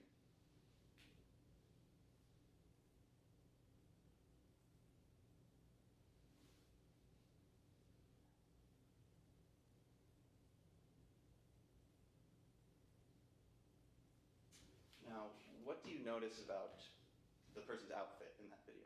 Well, it doesn't look red, but it also looks like the video is in black and white, so we can't really say for certain. So, the video is in black and white. Do you think that that person was the same person that you saw that night? Yes, it is. And why do you say that? Because it looks just like the person that I saw walking that night. Other than the red sweater? Other than the color of the sweater, yes. Okay. No further questions. Thank you. Thank you, counsel. Have some speeches. So we're gonna make a speech. Yes, thank Ms. Rose.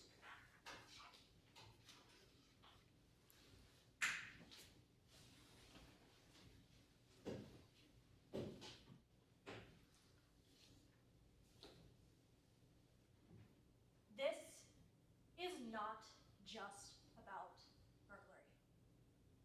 It's about boundaries. Boundaries between admiration and obsession, between fandom and felony, and between security and tragedy. On the night of October 8th, 2024, the defendant, Jody Aubrey, crossed every single one of those boundaries and invaded Jack Bryan's home. To prove first-degree burglary, all we must show is that the defendant entered the home, and when he entered the home, he intended to commit theft. Today, you saw the defendant entered Jack Bryan's home, and that when he entered, he intended to steal Mr. Bryan's camera and other personal possessions. Miss Waterway told you why. The defendant is one of millions of fans of Jack Bryan. But he took it too far. Going from wanting to be like Mr. Bryan to wanting to be Mr. Bryan. Not just any camera would do. It had to be Mr. Bryan's camera. The defendant was placed just outside of Mr. Bryan's home by Taylor Scran. You heard Miss Scran testify that the person outside of Mr. Bryan's home matched the person on the ping camera footage from Mr. Bryan's front door. That ping camera footage shows the defendant with a gun in his pocket, concealing his face from view, ultimately covering the camera entirely to keep his identity from being known after this was crime. Why did the defendant cover the camera? Because he intended to steal Mr. Bryan when he entered the home.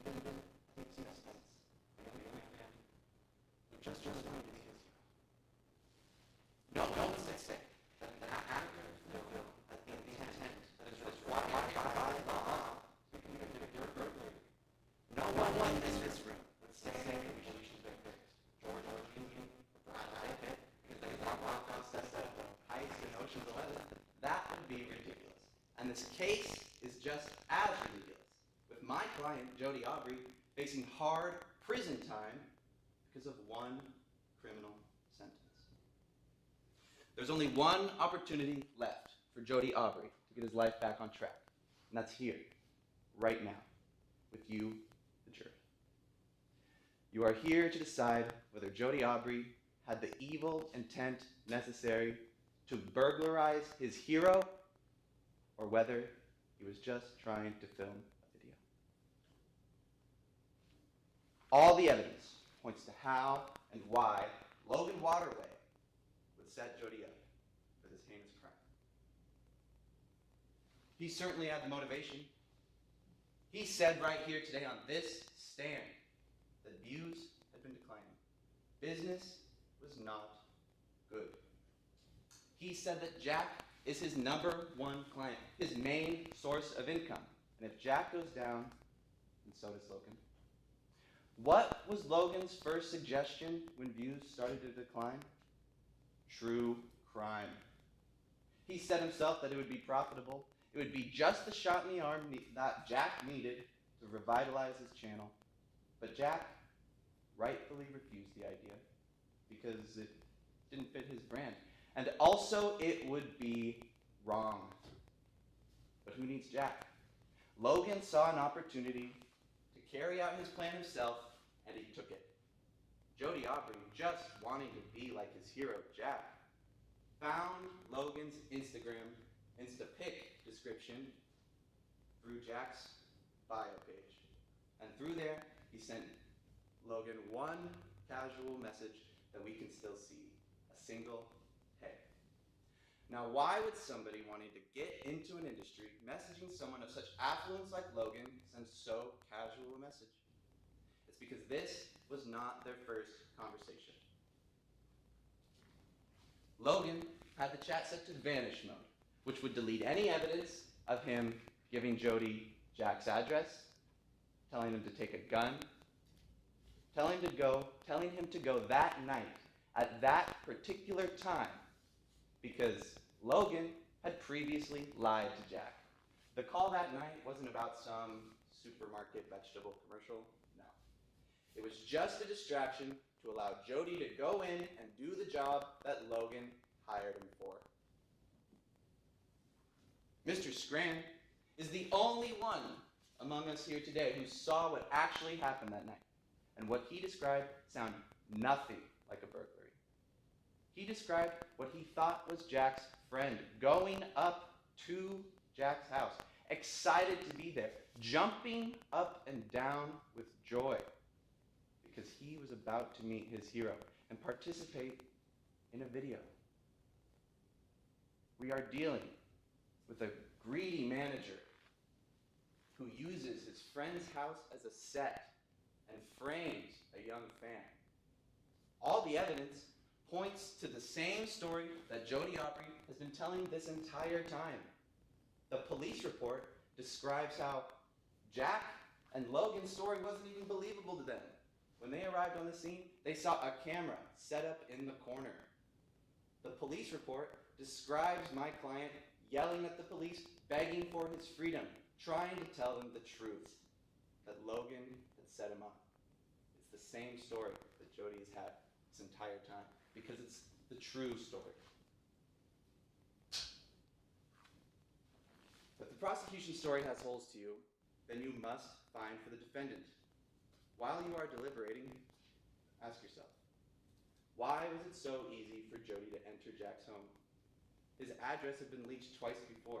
Logan knows that Jack always keeps his doors locked. But the prosecution would have you believe that the stars aligned that night to allow Jody in so easily.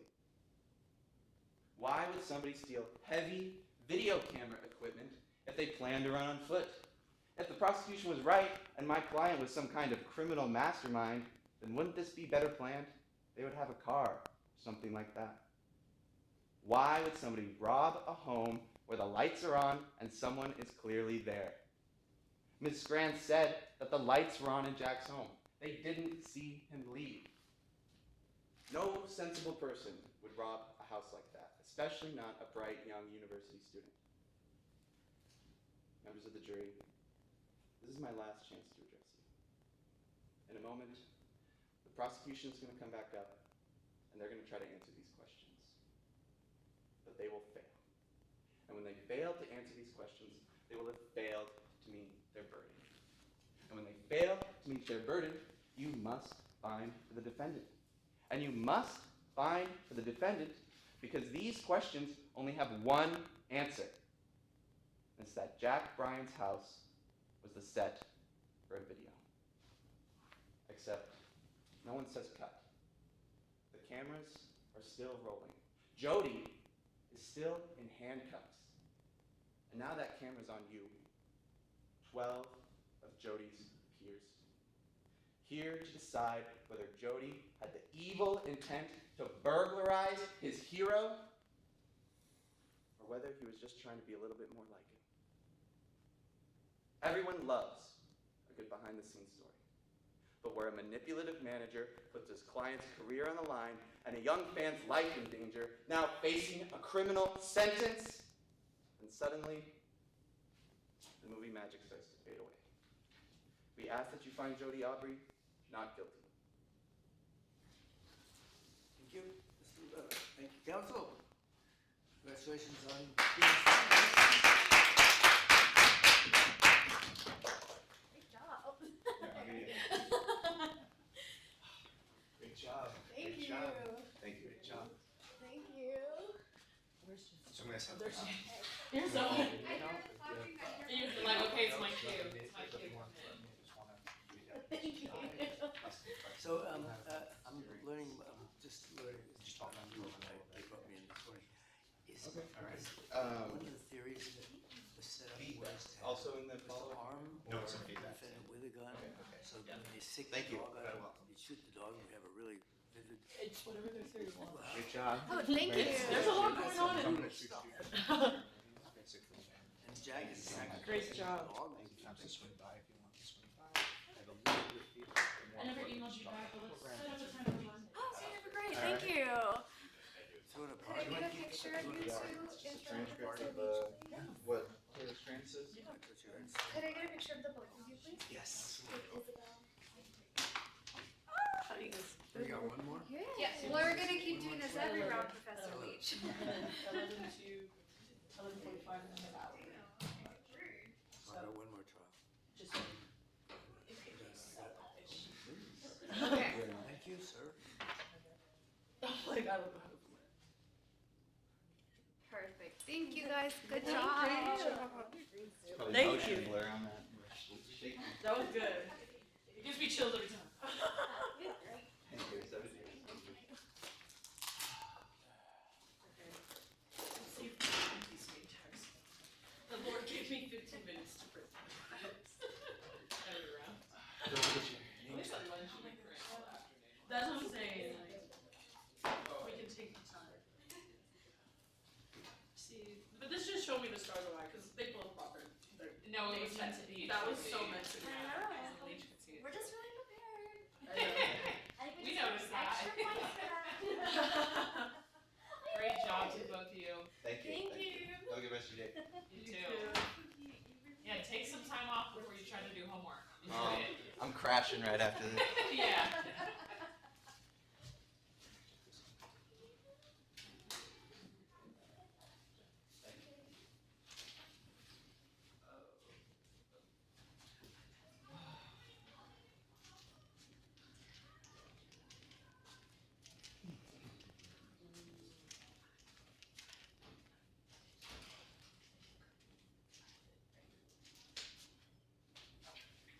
I don't like I had.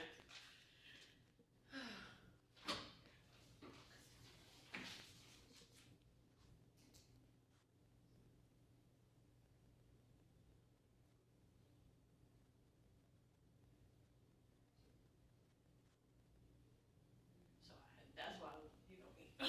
Yeah. Still Libra is. I didn't do all this. It was me. It wasn't me. Oh my gosh. Let's see. Is this the last one or two more before lunch? No, just one more. 11 a.m. to 11:40, and then we have an hour break. Oh, yeah, I see, I see.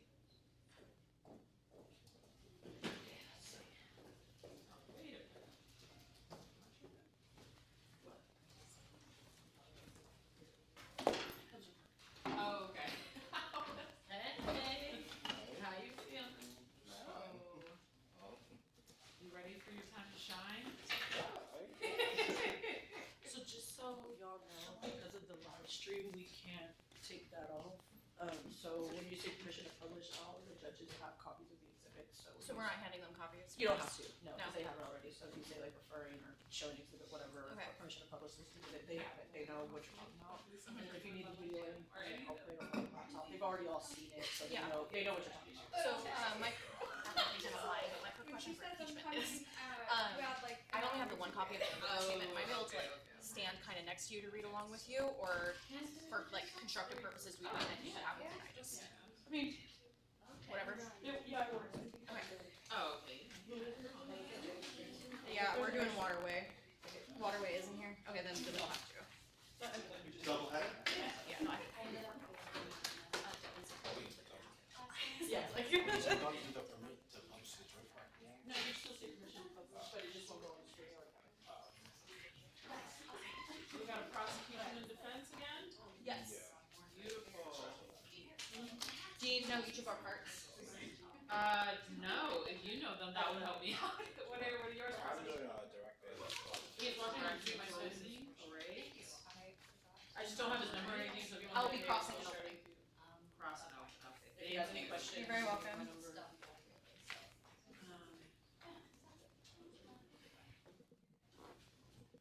Are you on the same taxes bill? I'm doing it So I know who's who. Please. If you guys sit there, you can see it. Well, I assume, is first name gonna be first name? I'm sorry? No, you're good. Oh. You're good. You're here. Will we be getting the name? Yeah. Isabella's printing them out right now. Just wanna make sure. Thank you. No worries.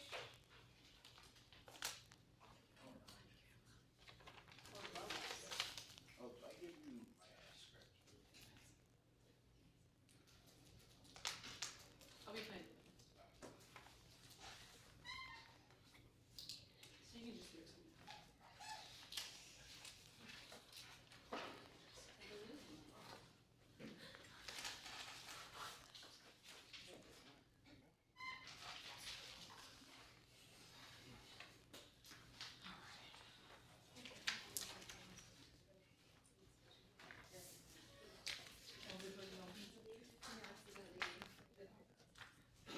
It's okay. Of course it's okay. I don't want him to read.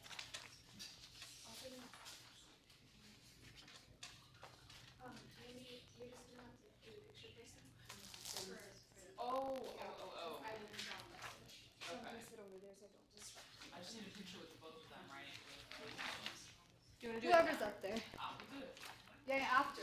Take it in. Take a moment. Y'all got a good audience today. I love it. We got a lot for both sides. Oh, you don't know anybody? No. We're here for you. Yes, I just assumed we were split, so I was like, oh, okay, we got it. You just randomly show up.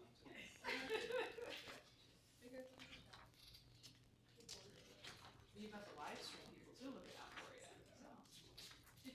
Where's the camera so I can say thank you? It's like right here. Ain't it in the corner or something? Yeah, it's that corner and the mics are still hot right now. So just with what I've been told. Yeah, yeah. But everybody's Yes, hot don't all say the anything incriminating right now. Or then they'll have to call me out. Like, I'm in and no problem. Well, I work for the public defender's office, that's fine. Oh. See, everything on there. I'm pretty lucky. Oh. Oh, that's you. Okay. I was like, I can call back.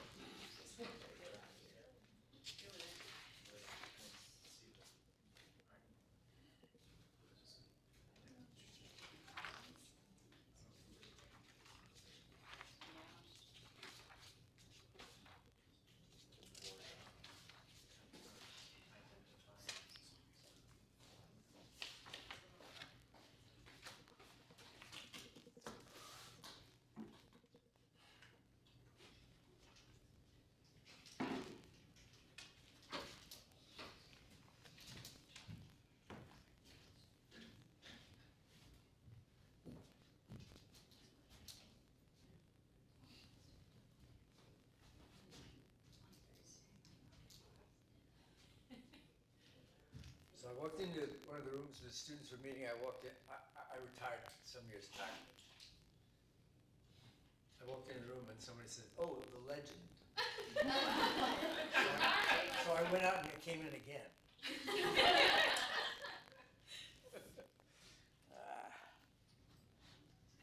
That's how they pay me. With empty compliments. And coffee. Coffee and And a I got a croissant. piece of a croissant. Apparently it was intended for someone else, but she shared. Oh.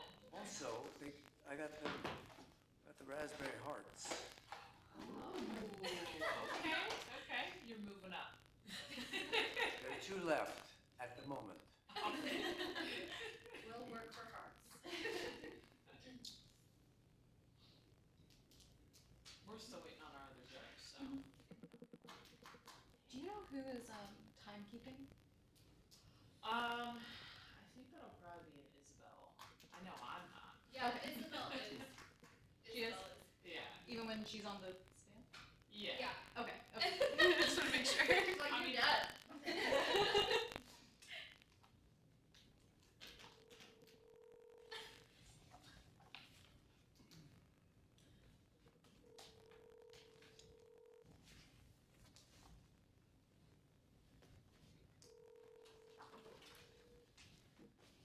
Beautiful.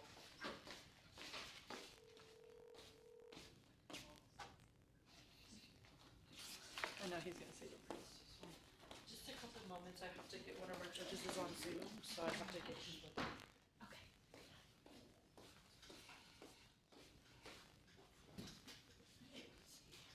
Sir, teach me how to pronounce your last name. Nazarim? Nazarim, thank you. Teach me how to pronounce your last name. Austin. All right.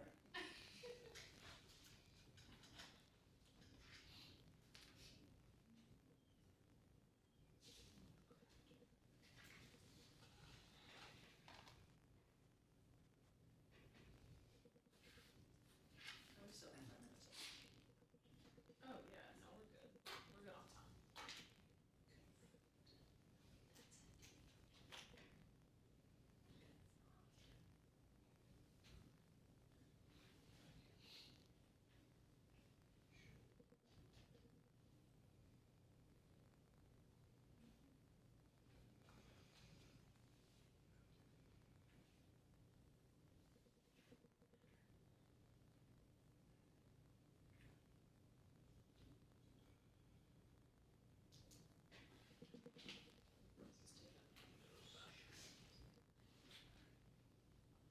Is Judge Vicky in the room?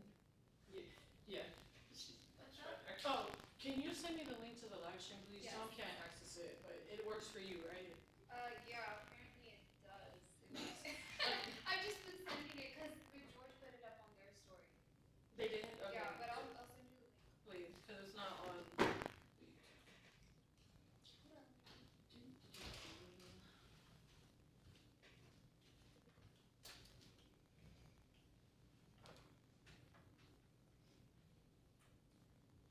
Did you get it?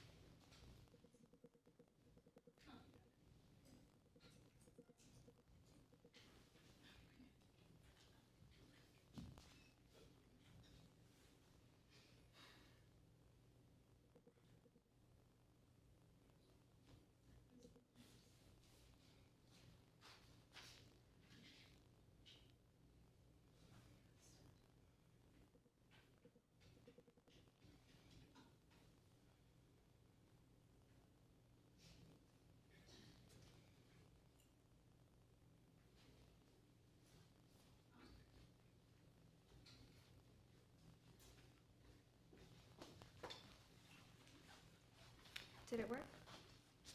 I never responded to texts yet, so Okay. I figure when responding comes in, we'll respond.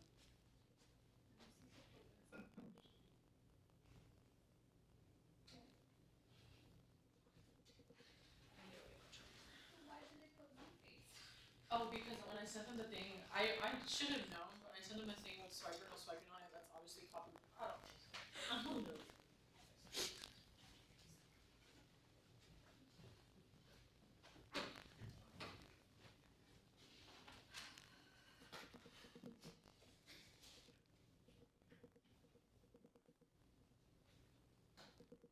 Remember when you learned to tie your shoes, how hard it was? When you break your arm, you have one hand. You remember how hard it is to tie your shoes. Well, I'll manage. Just sharing my pain. Would have been smart. That smart person wasn't advising me this morning. Counsel, we're calling your case, ready to proceed. Please state your names for the record. Logan Waterway, I am representing the state. Mr. Nazaro. Hope Austin representing the defense. Ms. Austin. Who's going first with what? I will be opening first. Right.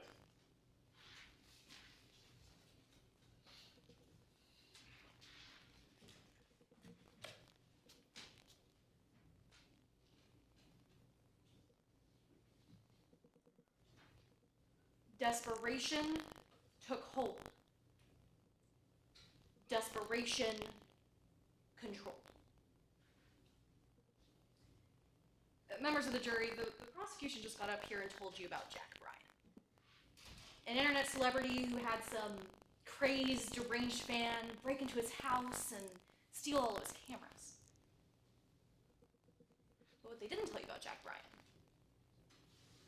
is that he was desperate. See, as an internet celebrity, his income, his livelihood, it depends on likes, views, and followers online. Those numbers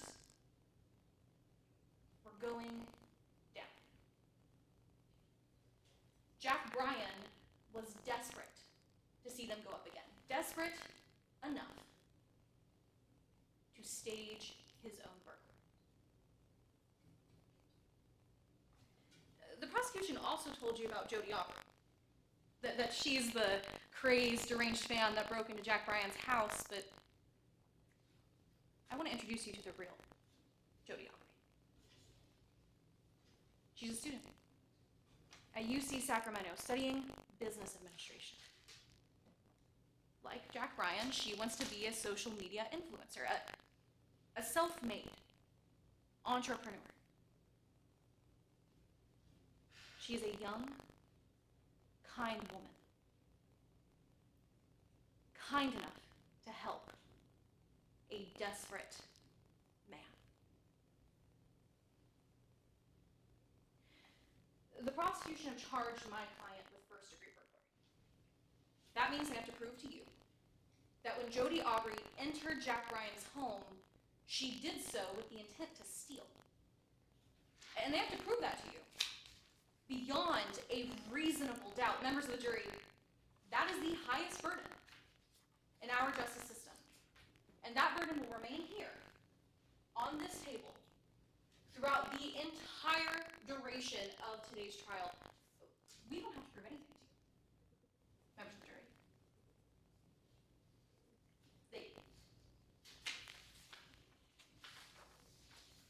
Today you're going to see text messages between Jack Bryan and his social media manager, Logan Waterway. These messages will show that the two were concerned about Jack Bryan's dying channel. Mr. Bryan's manager is urging him to do anything to bring views up again. This, members of the jury, is where Jodi Aubrey comes in. See, for 27-year-old Jack Bryan and 31-year-old Logan Waterway, a young woman trying to break into this industry is the perfect opportunity. The perfect opportunity to bring views up. The perfect opportunity to stage a burglary. We're going to call one witness to the stand, concerned neighbor, Taylor Scran. See, Miss Scran, she lives just across the street from Jack Bryan. And she'll tell you that on the night of the burglary, she watched as a young woman walked up to Jack Bryan's door and knocked. She'll testify that a man came to the door and invited that young woman inside. She will confirm for you, members of the jury, that the person on Jack Bryan's ping video camera footage is the person she saw invited into his home that night. The evidence will show you that my client was invited into the home of a desperate man. The evidence will show you she didn't enter with the intent to steal. She entered with the intent to help that desperate man.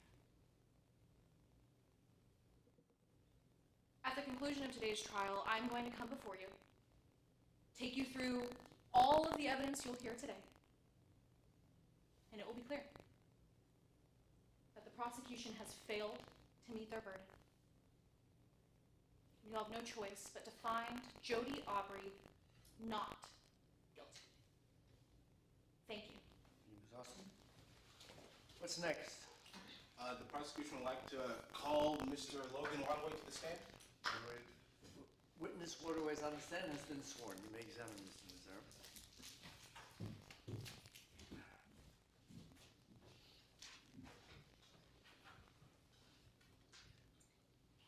Good morning, Miss Waterway. Would you kindly introduce yourself to the jury, please? Good morning, my name is Logan Waterway. What is your occupation? I'm a social media manager. And as a social media manager, how many clients do you have? I mean, I have several clients, but my biggest one is Jack Bryan. And how do you make your money? Well, basically I manage their social media content, and I make steady income mostly from Jack. He's one of my bigger clients. And I get bonuses whenever they get a deal or a partnership. What was Jack's career like in 2024? I mean, it definitely, when you're in social media, it has its up and downs, right? But he was getting lower views, but he still had all his million followers. We were getting brands and partnerships, so I wasn't too worried about it at that point. What happened on October 3rd, 2024? I had a meeting with Jack regarding his MyTube account. And what was it about? I wanted Jack to take a new angle, create some videos and vlogs that were more fresh and exciting. You know, his fan base was growing up, and I kind of wanted to do like a special. So I floated some ideas around something like true crime or a cooking segment, but Jack likes to remain true to his health and wellness brand. And what was your response to that? I mean, I respect it. He's a renowned fitness guru, but I didn't want him to lose it all to these young kids, right? But I want him to be happy, and I want him to make his money how he wants to, and so that was fine by me. I also had a content house idea, so I wanted to run that by him as well, and hopefully that would go over a little bit better. Now, before the burglary, I want to ask, what did you know about how Mr. Bryan secured his house? Well, Jack's address has been leaked a couple times, and so I know that caused him to be paranoid, so he has a lot of cameras, and he always locks his doors. Now, on the night of the burglary, what were you doing? I was on the phone with Jack. And what were you two talking about over the phone? Well, we had a last-minute offer for Jack to replace a basketball star in a commercial, and I thought it was the perfect opportunity for him, so we were doing that. But in the middle of our conversation, we got interrupted because I heard a loud noise. What happened next? Well, I heard this loud pop, like a balloon, and then I asked Jack what the hell was that. He took off his earbuds, and I could hear him kind of running on the stairs, muffled stuff, but I couldn't really hear what was going on. All I know is that he picks up the phone and says, Bruno, his dog got shot, and hung up. It was crazy. So, what did you do when you arrived at the scene? Well, after I sped over there as fast as I could, I saw all the police and everything like that, and so I was just very confused at that point about what was going on. I didn't know that a burglary had just occurred. So, why did you try to limit the police from looking at the camera footage and from taking photos? I was trying to protect my client. I mean, like I said, he was very distraught at this point, and obviously had gone through a traumatic experience of having his dog shot. So I just wanted to make sure the police weren't trying to capitalize off that trauma and that footage. How do you feel about the defendant, Joey Aubrey? I mean, he's a deranged fan who almost killed my best friend over some camera equipment and shot his dog. So no. Objection, Your Honor. Pursuant to a stipulation, the charge for animal cruelty, Jody Aubrey shooting Bruno, has no bearing on today's charge or today's trial. We ask that this testimony to Jody Aubrey shooting Bruno be stricken from the record. Is that what the stipulation says, or does it simply, could you read it to me, please? Yes, Your Honor. The stipulation says that Jody Aubrey has pled guilty to misdemeanor animal cruelty. That charge has no bearing on the burglary charge. The case presented will focus solely on the burglary charge. The testimony that Jody Aubrey shot Bruno is the animal cruelty charge. We believe that that evidence has no bearing on the elements for today's crime, and therefore are irrelevant, should be stricken from the record. Sarah, your response? Well, I'm here asking, what does Mr. Waterway feel about the defendant? I feel like him shooting the victim's dog would help determine how he feels about I think it's admissible in terms of what this witness is seeing and how it's affecting her view of the case, so it's not being used on the charge that has been dropped, so overruled. Yes, Your Honor. So, what did you know about Mr. Aubrey before the crime occurred? I mean, I didn't know anything, right? The police informed me that they had followed me, and I guess I followed them back, but I have 36,000 followers, so that's just how it goes in my social media world. I have in my hand what has been pre-marked as Exhibit 5. Let the record reflect that I am showing Exhibit 5 to the opposing counsel. Permission to approach the witness, Your Honor? Yes, you may. Let the record reflect that I am handing Exhibit 5 to the witness.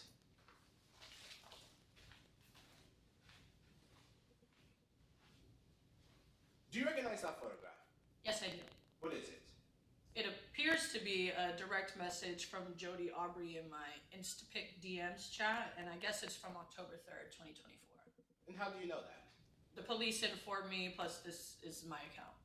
Would you say Exhibit 5 is a fair and accurate photograph of your DM chat message on October 3rd, 2024? Yes. Your Honor, the prosecution would like to move Exhibit 5 into evidence. Any objection? Your Honor, this exhibit's already been admitted. We have no objections. It's admitted? All right, permission to hold this to the jury? Yes, you may.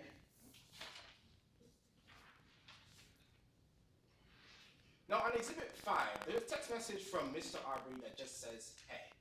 What do you think about that? I mean, it doesn't really do anything for me. Like I said, I get like so many messages in a day. I don't even know what this was about. And honestly, I'm pretty glad I never even opened this and responded to this psycho. So. Why would you say that? Because he's saying that I created this fake burglary, right? And I just think it's ridiculous. I already have talent. I don't need to go looking for it. And even if I would, it wouldn't be like this. Why would I go through all this trouble when I have a multitude of clients and I already have Jack Bryan just to do this? Why would I go through all this trouble when I have safer avenues and other content and other deals to do? I mean, sure, the views weren't the best, but like I mentioned, we still have potential. I will never forget how terrified my friend was that night. No further questions, Your Honor. You. Permission to retrieve the document? Yes, you may.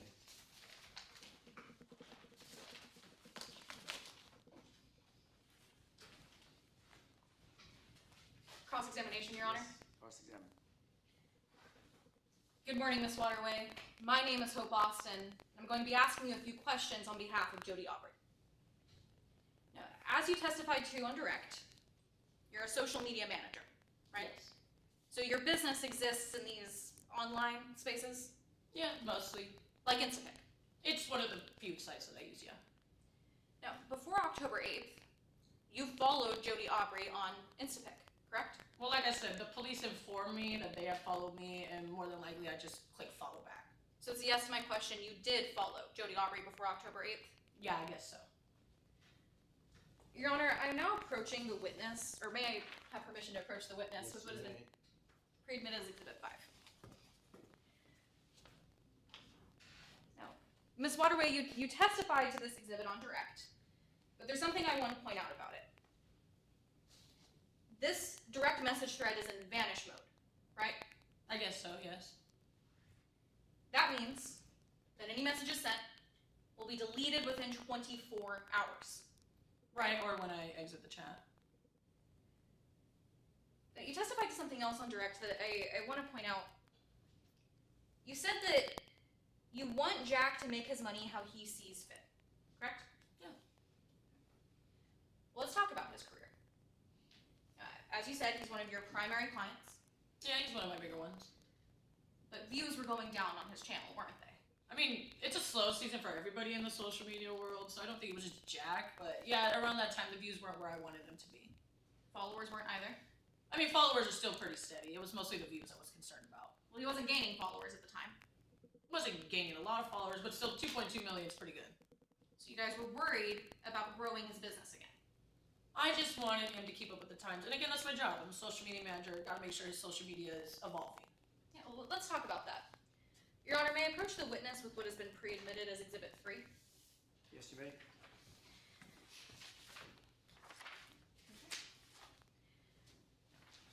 Ms. Waterway, these are text messages between you and Jack Bryan, aren't they? Yes, they are. These were before October 8th. Yeah, I think they're from October 3rd. I would like you to follow along silently as I read aloud. You said to Jack Bryan, you need something exciting to keep up with these newcomers. So those are your words. Yeah, I said that. And then in a later message, you also said to Jack Bryan, I just don't want to see you lose it all to these young kids. Yeah, I said that. Your Honor, permission to publish this exhibit to the members of the jury? Did you say it's already been admitted? Yes, Your Honor. All the exhibits for today have been pre-admitted. Made public, yes. Just to be clear, Ms. Waterway, when Jack Bryan's income goes down, your income goes down as well. I mean, he's not my only client. I mean, it takes a part in it, but I have other clients as well, other things going on, so my income stays pretty steady. Well, Jack Bryan is your primary client, right? That's true. So when his income goes down, a primary part of your income goes down as well. I guess so. I want to discuss October 8th with you for a moment. You were on a video call with Mr. Bryan that evening? Yes. When you heard a loud commotion. Oh yeah, it was like a balloon popping or something like that. Well, you later learned that that sound was a gunshot going off in Jack Bryan's dining room. Yeah, I later learned that. After you heard this commotion, you drove straight over to Jack Bryan's house. I mean, like I said, I just heard that my best friend's dog got shot. I mean, I had no idea what was going on. I had to get over there as fast as possible. So you drove there? Yes. Right. And you entered through the front door. I did. When you entered Jack Bryan's home, you noticed a tripod in the corner of the room, didn't you? I did. Had a camera on it? Yeah, I did. The camera was turned on. The camera was turned on at that point. So the camera was recording the entire dining room where that gunshot went off. Yes. Including the front door where the alleged burglar came inside. Yeah, I guess so. I guess you could see that. Ms. Waterway, in your own words, when you asked Mr. Bryan about that camera, he acted a little strange. I mean, yeah, but like I said, his dog had just got shot and his house broke into, so he was just all over the place at that point. Well, Ms. Waterway, I'm not asking why you think Jack Bryan acted strange. I'm asking if he did. And he did, didn't he? He did. So even though that camera recorded where everything transpired, you refused to hand it over to the police. I did not refuse to hand it over to the police. Well, you wouldn't let them see the footage, would you? I did let them see the footage. You did? I did. You prepared a deposition ahead of today's trial, didn't you? I did.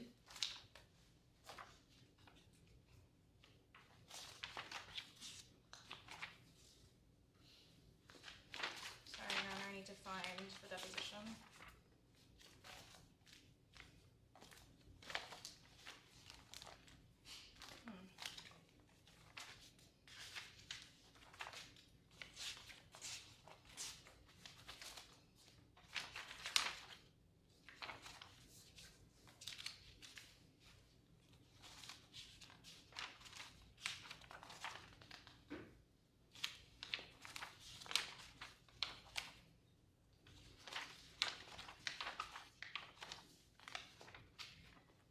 Apologies, I seem to have misplaced Logan Waterway's deposition. Prosecution, do you guys have a copy of Logan Waterway's deposition? I'm sorry, I do not. Thought we were provided it. Let's pretend you have it. Yeah, let's do that. You all know what's in it. Let's pretend you have it. These things Yes. happen. Yes, Your Honor. Your life passes before your eyes. You would like a hole to open up and you drop into it. It's fine. Yes, Your Honor. So just to reiterate, it's your testimony that you did not let the police see the footage. It's my testimony that I did let them see the footage, yes. That they did. So you also let them take photos of the crime scene as well? I did. Thank you, Ms. Waterway. Your Honor, we have no further questions. Thank you.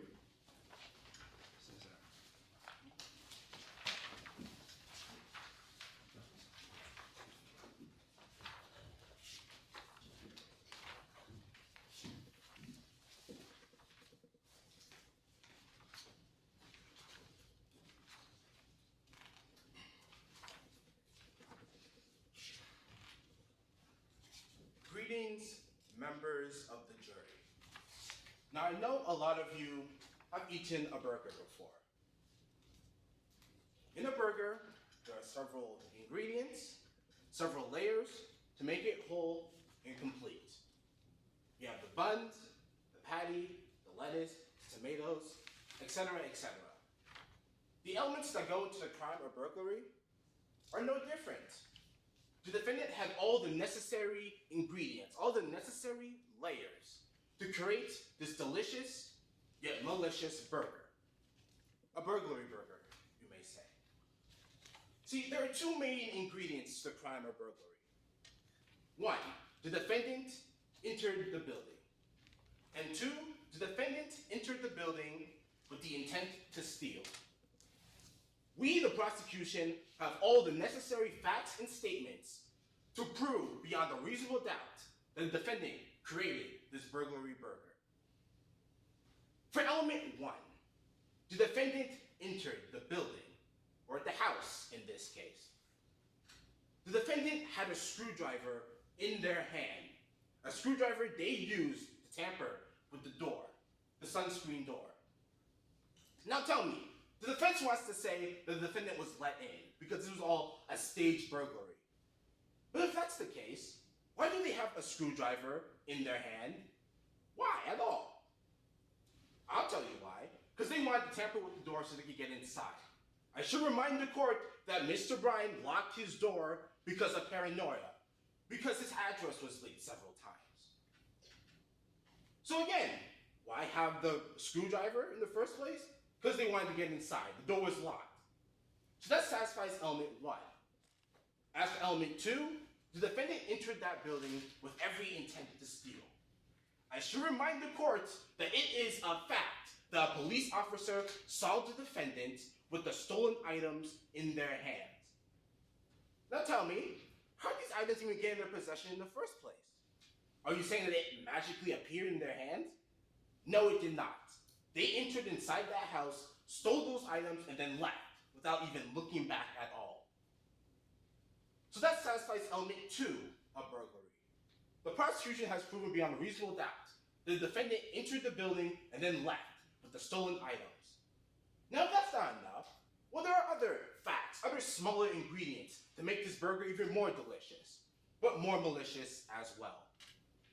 It is a fact that the defendant had an actual loaded gun in their hands. Now tell me, if this is meant to be fake and staged, why do they have a real gun with real bullets that could cause real harm? Why? Why not just use a fake gun, or a gun with blanks, or a gun with no bullets at all? You don't see movie actors using actual guns and bullets on set, do you? So that satisfies this fact. As for the next fact, the defendant covered the ping camera with a piece of paper. Why? Because he didn't want anyone seeing their identity or seeing their face. It's a common criminal tactic 101. So that satisfies that fact. As for the next fact, it's weird that it's a coincidence that all of the stolen items that the defendant took are items that they needed for their social media career. They lacked the funds, they lacked their equipment. So, wow, they went inside this building, stole these specific items, and then left. This particular defendant needed these particular items. Next, why did the defendant go to Mr. Bryan's house specifically? I should remind the court that Mr. Bryan's house address was leaked several times. So the defendant, being a fan, of course, they could have easily got to this address, went to Mr. Bryan's house, and then stole these items. Items that they needed, by the way, for their own social media career. Lastly, the defendant stated in the police report that this plan was supposed to have no dog at all in the house. Yet look at that. There was a dog in the house. I thought these plans were supposed to be scripted or planned ahead. Yet there was a dog in the house that night. This is starting to sound less like a fake burglary, a staged burglary, and more like a real burglary just gone wrong. Because real life is unpredictable. The defense has flimsy evidence, flimsy stories. But I want you to know that their main witness is a 67-year-old with poor eyesight, poor hearing, and a little bit of forgetfulness as well. Can we even call them a reliable witness? Is this serious? It was even dark outside as well. They want to paint Mr. Waterway as the orchestrator of this staged burglary. But why would he do that? He had deals and partnerships and commercials from Mr. Bryan. Why risk it all for a fake burglary? What does he have to gain from that? I should remind you that he had ideas for Mr. Bryan. It was a content house for young viewers. Are you seriously telling me he went from a content house to a fake burglary? Isn't that a massive leap, don't you think? Well, the only connections they have between the defendant and Mr. Waterway is a social media following and a text message from Mr. Aubrey to Waterway. For the follow, are we really calling that a connection? Mr. Waterway has several thousands of followers. He follows back anyone who follows him back first. Are you telling me that if you follow a celebrity who possibly have thousands of followers and they follow you back, that makes you guys best of friends and want to commit fake burglaries together? No, that's unrealistic. That doesn't make any sense. As for the text messages, again, I should remind you that it's a fact that Mr. Aubrey contacted Waterway first. Waterway never responded back at all. The defense could claim everything, saying that it was deleted or vanished or anything like that, but if you see on Exhibit 5, there is no response at all. That is a fact. So members of the jury, I want you to place yourself in the victim's shoes. Imagine that night. You're at your house, you're with your dog, and then the defendant bursts into your house with a screwdriver. They have a gun in their hands. They stole your items, your belongings, and then left without looking back. And then the very next day they want to claim that it was fake, that it was staged, and that your friend apparently helped commit this crime? Can you believe that? Is that right? No, you shouldn't. The defendant that night committed a real, actual burglary. The victim felt real, actual fear. Are you telling me the gun was fake? Are you telling me the bullet that shot the dog was fake? Are you telling me the victim's tears was fake? No, it was not. It was all real. And the defendant deserves a real burglary charge. So while yes, the defendant had all the necessary ingredients to create this delicious burger, you have to remember that it was also a malicious one as well. The prosecution rests its case. Thank you, Mr. Cesaro. All right.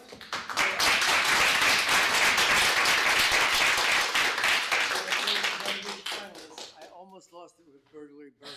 That was wonderful. It's terrific. Burglary burger. Oh man. But hey, wait a minute. So I get to tell stories. That's my pay for being here today. So Just know you're on live stream, whatever story well, you're this is a good story for a live stream. So I was back when I was teaching. I was judging a trial, and it had to do with a man who fell off a bridge. He either fell off the bridge or he jumped. And the which side of the case? Anyway, there was a theory that he jumped, and the argument against it by the lawyer was, now wait a minute, members of the jury, they're saying that this man climbed up a 6-foot fence and jumped off the. He was 56 years old. He couldn't. I said, wait a minute. I'm 56 years old sitting judging this trial. You're telling me I can't judge a 67-year-old eyewitness? I didn't mean it like that. I'm 79. I can still see a finger. Hey, well, I bet you got most of the room, just not that part. I'm not on the jury. Thanks, folks. I enjoyed that. Congratulations on being finalists. Yeah. Yeah, that's good. I don't tell nobody about that, Can I so you get can all get it the first time. Like, Can I get a didn't picture of get it, you right? both right here, please? It's out there. A 67-year-old eyewitness. They see. They couldn't see it. They couldn't. Oh yeah, thank you. You're so funny. What the fuck? You got 1 foot in the I grave. promise I went to that in a real trial. That was so good, you guys. Oh, sorry. No, you're good. I thought it was terrific. Oh, Okay, wait, there yeah. you go. Make sure Professor Leach is in it. Perfect. Thank you. Good job, guys. You did great. That was so good. Yes. Delicious, but malicious.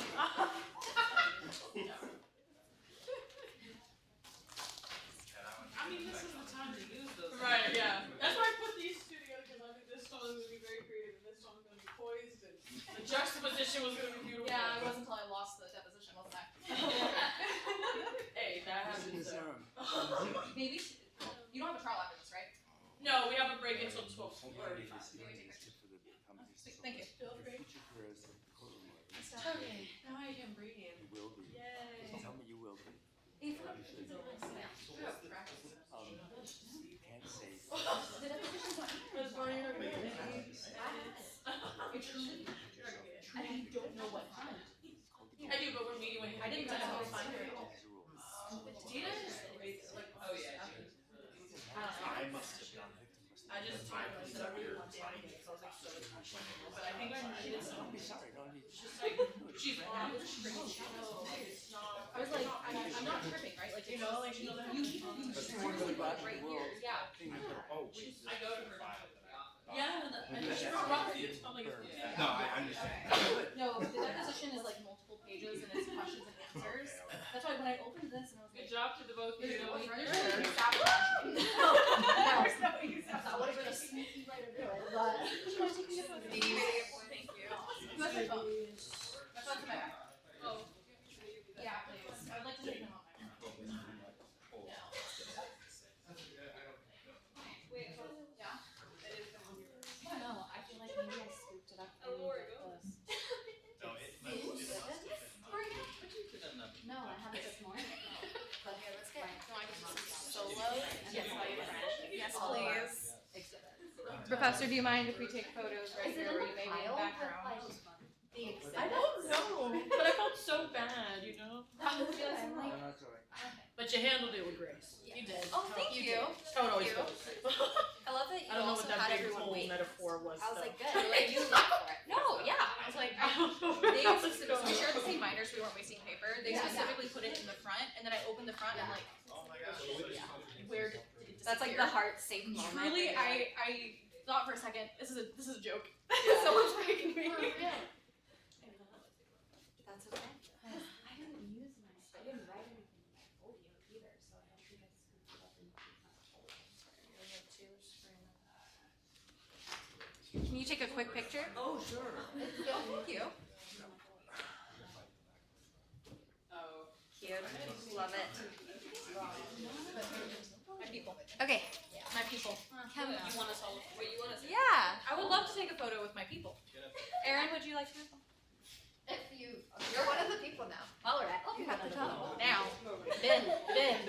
She just Hey, didn't Mom. about like little puppets to Okay, take you need pictures. the best. Yes, I know. That's why So- I'm behind so is you. your plight- She did mold.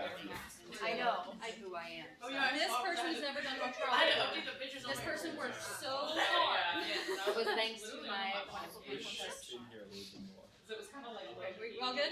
Right. Squeeze in a little Right, we bit didn't more even of this know one. we were That's doing always that. my worst enemy. Don't retire.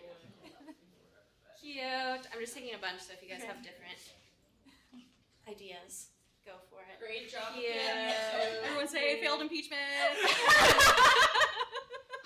Okay, wait, take some now with just the folks. Failed impeachment. The folks. Cute. Okay. Let me know what you think if you want different angles. Just come from. Good job. It looked like No. a D because there's something Yes. underneath. I saw why he. Oh yeah. Why he overruled. I almost wanted to ask her that again. No, yeah, you made your point and trying to redo it, and then you were ready, and then you were ready for it. It was like, no, I'm really not being. Yeah, he was gonna let you construct it. Oh, he was? I didn't know we were allowed to do that. But I you didn't hear it. No, I heard him say, like, we'll take a little bit out of him. I'm like, I just made it up. There's something there. I think he was gonna let you do it. oh, okay. But like, I would have. violation, and so I didn't Yeah. want to. If I had not had the depot, I wouldn't have even gotten past where you got. Like, I would have sank way more. So I was super impressed with how you held yourself together. Thank you very much. I So appreciate even it. though you could have done it, it wouldn't have happened for I me. didn't pick up either, on that. So no, that's totally okay. And they saw you were ready to get her. So Yeah. that was really cool. This is awesome. Yes. This is awesome. I was once giving an opening statement, and I was using notes, which later on I tried to get away from them. So I had my papers in my hand. I dropped one page of my stuff. So I go from topic B to topic X. Make it up. Couldn't change the outcome of the case. this. No. Do you have a paper? Anyway. Oh, pleasure. All right, yeah, Professor Leach is like evidence, like I'm sorry? he's the evidence guru. Like he wrote the evidence book with all the comments. That everyone, yeah. We all like have his book, and it's all our favorite possession. I don't know where my bag went. I need to put my stuff here. Thank you so much.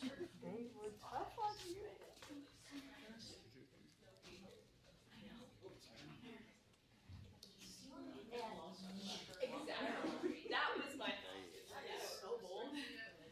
Coming for you. Allegedly. Great job. Thank you. He's got plausible deniability. Yeah, go celebrate. We're gonna go get pho. I've never had it before. Good. I love that. I heard it smells like pumpkin. He's lied to you. I've also heard it. Never got a cotton candy before. I was gonna say, maybe just was bad. Maybe cool. It wasn't that you had, it wasn't great.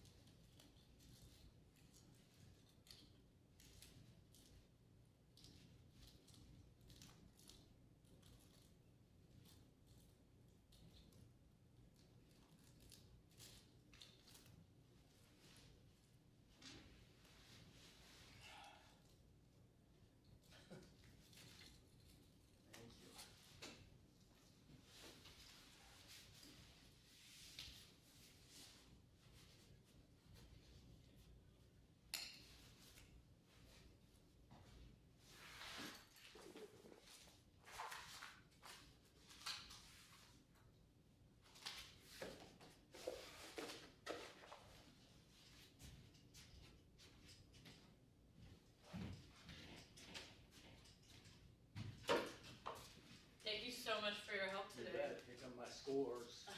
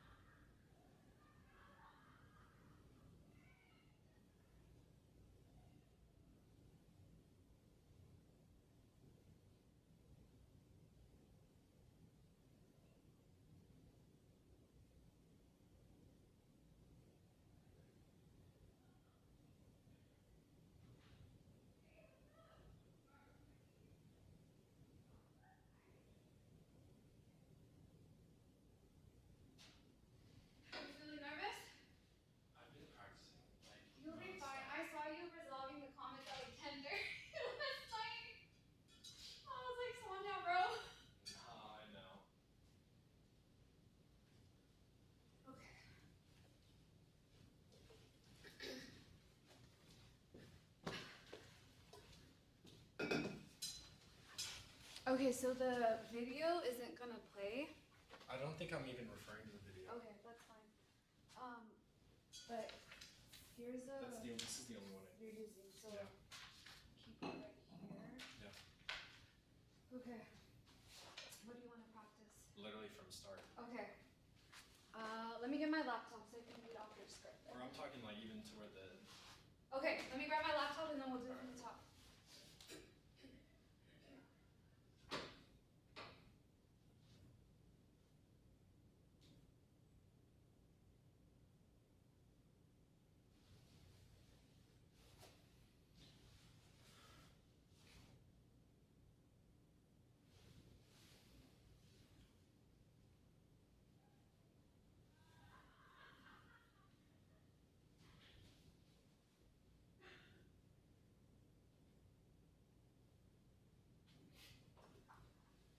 Is this live right now?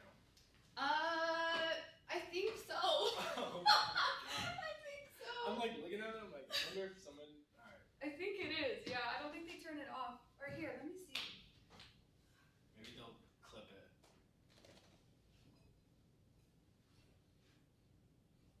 I'm out here sending the link and then I saw that my face is on it and I was like, that's embarrassing. It is live. It's fine. Okay, so let me get to your direct real quick. You got 1240? Okay. I'm remembering. Is the jury right here? Yeah. Okay. Which I will actually be sitting in. Okay. So try not to laugh if I look at you. Okay. Okay, so imagine everyone's walking in. Is that my top? Hello. Should I not be in here? No, I mean you're. Are you guys going over stuff? We were just. I don't know. Up to you. We're gonna go over something really quick. Yeah, Is that okay. fine? All right. Yeah. Come get me when I. You're good. Let me turn these mics off real quick. Okay. So we're gonna have our presiding judge calling this case of State v. Aubrey. You're already standing. Appearances counsel. Your Honor, Prajit Sandhu, spelled Sandhu, here for the state. I would say good afternoon. Okay. Right? It's okay. I know you're nervous. Just good afternoon, Your Honor. My name is Prajit Sandhu. Last name spelled right. For the state, for the people. Then they're gonna go over to her, and then you both sit down, and then he's literally he or she are gonna be like, okay, so what's next? So she's gonna get up and do her opening because you're not doing that, so you can sit when that happens. Okay. So say she's doing her opening. Okay, again, they might ask what's next again. So you get up. Your Honor, prosecution would like to call their first witness, Mr. or Miss Logan Waterway, to the stand. Is it a Mr. or Miss? I think it's gonna be Isabel, so Miss Logan Waterway. Yeah. Then is she gonna read off the script? Yep. So do I hand it to her at this time? I would put it there ahead of time. So when she comes, we're gonna come in like 15 minutes. Just hand it to her so she has it. Okay, so she's gonna walk up, and then you get up and go like literally 3 steps that way. Yeah. And then I would just say, may I proceed, Your Honor, before you start. Okay. Yes, you may. And then you start your questions. Okay. Do you want to go over the? Questions? Yeah. Yes. Okay. Good afternoon, Miss Waterway. Good afternoon. Please state your name and age for the record. Hi, my name is Logan Waterway, and I'm 31 years old. Miss Waterway, what do you do for a living? I'm a social media manager. And what do social media managers do? I help influencers build and maintain their online presence. What types of clients do you manage? I manage influencers, content creators, those sorts of people. Who do you manage? Well, I have several clients, but my most notable client is Jack Bryan. Miss Waterway, I would now like to discuss your relationship with Mr. Bryan. How did Mr. Bryan become your client? So Jack became my client after he graduated from UC Sacramento about 5 years ago. How long has Mr. Bryan been your client? So try to remember if like I gave you the If you 5 already gave years, it. right? Yeah. Yep, I know. Okay. Yep, thank you though. So if I could say again, how long has Mr. Bryan been your client? You can, but it already came out. So if that does happen, just try to, I know it's gonna be a little hard, Yeah. but try to skip that question in your mind and be like, okay, so how are you compensated for your work? Okay. How are you compensated for the work that you do for Mr. Bryan? I earn a steady monthly income from Jack. Please describe Mr. Bryan's reputation. He's a hardworking person. He's passionate about his wellness brand. I mean, he's a clean guy. How big is Mr. Bryan's social media following? I think he has about 2.2 million followers right now. And how did Mr. Bryan build his following? It was built on skateboarding videos that were catered to 16 to 24-year-olds. How are these videos doing online? I mean, they used to do great, but as his viewers grew up, the views went down, unfortunately. Were you concerned about fewer viewers watching Mr. Bryan's content? I mean, a little. I'm his social media manager after all, but we're always talking about the next big thing for his brand. I would now like to discuss your conversation with Mr. Bryan on October 3rd, 2024. What was that conversation about? I had texted Jack about creating some new content ideas that didn't involve health and wellness, but Jack really didn't like my idea. What was your idea? I was trying to convince Jack to do content where he would be the older, clean-cut brother type to the younger audience. Okay, Mr. Waterway. I would now like to shift to the event that took place on October 8th, 2024. What happened that night? So Jack and I actually had a phone call scheduled where we would discuss filming and traveling to LA for a commercial shoot. Around what time did the two of you get on this phone call? I want to say 10 p.m. And what do you remember from this phone call? I mean, everything was going normal until 10 minutes into the conversation, I heard a loud bang. What do you mean you heard a loud bang? I mean, it was like a large balloon had popped or something. I'm not sure. Did you hear anything else?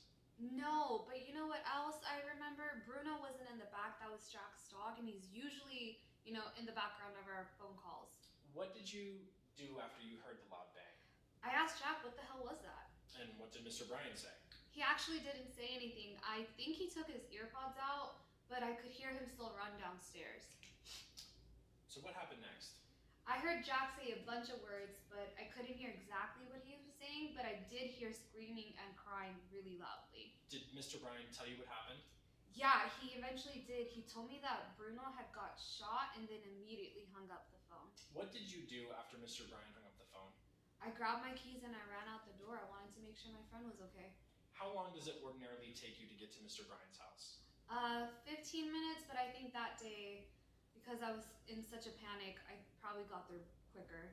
What did you notice when you got to Mr. Bryan's house? I got there as the cops arrived. Bruno was getting checked by the ambulance. Jack was just distraught and in complete shock about what had just happened. Was there anything else that you noticed? Yeah, Jack had a camera propped up in the corner for some reason.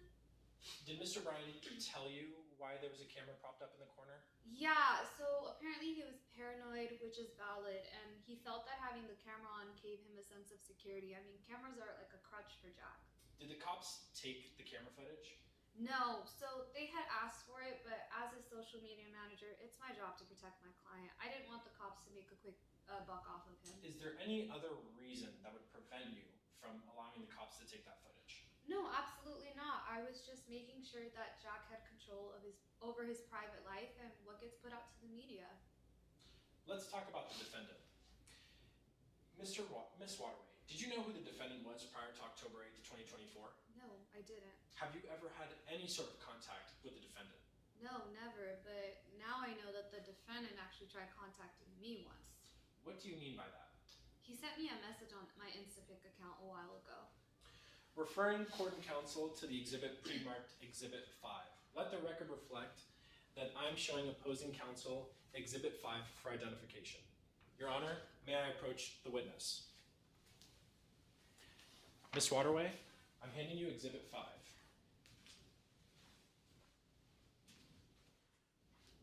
Miss Waterway, do you recognize Exhibit 5? Yeah, I do. What is Exhibit 5? This is the message that I was talking about that I got from the defendant that day. Is this a clear and accurate depiction of your messages? Yeah, it is. Your Honor, the prosecution requests to admit Exhibit 5 into evidence. Submitted. Miss Waterway, looking at that image, what does vanish mode mean? It means when someone is messaging you and whoever is messaging you is trying to hide their messages. Looking at that image, what are the words under the words vanish mode saying? It says that seen messages will disappear when you close the chat. Now, why would someone want to send a message in vanish mode? So their messages would disappear. Who sent that message? On here it says it's from a Jody A. And who is that, Miss Waterway? The defendant. Your Honor, I have no further questions at this time. That was good, and I think it's under 7. I'm getting your time and right now, so I think you'll be fine. Okay. Yeah. You have 10 minutes. Do you want to just relax? Yeah. Okay. Oh, so like Closing? like that first one? Hmm. Dude, I made that like that would be, if I look at someone, I'm gonna lose my train of thought. At the jury? Yeah, so I don't know where to put my focus. Okay. So what I do is, because sometimes I have the same like feeling, especially when I recognize faces, it's Yeah. harder for me to do some because I'm just like, you're judging me, but I know you're not judging me. So what I do is I look at their forehead. It sounds weird, but you're not looking at their eyes, and Yeah. you can't tell that you're not looking at their eyes. Yeah, I was thinking of looking right over their heads at the back of the wall. Yeah, that's fine. Okay. Yeah. Okay. Yeah. You're gonna do fine. Yeah. You're gonna do fine, and if you forget something, you know your facts, That's true. right? So, like, I don't even know the facts that well, but right, burglary is entry and intent. Yeah. If you forget the exact words you were gonna say, that's fine. I was also telling you, I think it's like 5 minutes and 30, so it's not even like the full 10 Yeah. minutes, but this one. You're gonna be fine. You got this. Yeah. Yeah. Okay. I'm gonna give you time to just relax and Yeah. breathe. Yeah. You clearly know you're direct. The closing already, Hannah? Yeah. I would say. Was that the way that I did that exhibit walk? Yeah, perfect. Okay. Yeah, it was perfect. I wouldn't go past online right here. Okay. Yeah. So when I'm doing my closing, I stand right here and look at them. Yeah. And you can move a bit. Like if you want to go over here a little bit, you want to walk that way. Can I walk? You can walk, but just don't pace. Okay. So like if you're moving on So to if I move to a spot and stay. yeah, like say you know your next paragraph is the entry one or the intent one, that's when you should move to show them like I'm moving on to my next point. Oh, okay. So Yeah. like move with purpose. Yes. Don't just be Yeah. screaming. Don't just be like, so this. No, it shows that you're kind of nervous. Whereas if you're talking about this, so let me talk to you about my next point, right? Yeah. So be very purposeful about it. Okay. Yeah. But you got this. Can't find my ID card. Do you need mine? No, I already have everything queued up to print. Isabel.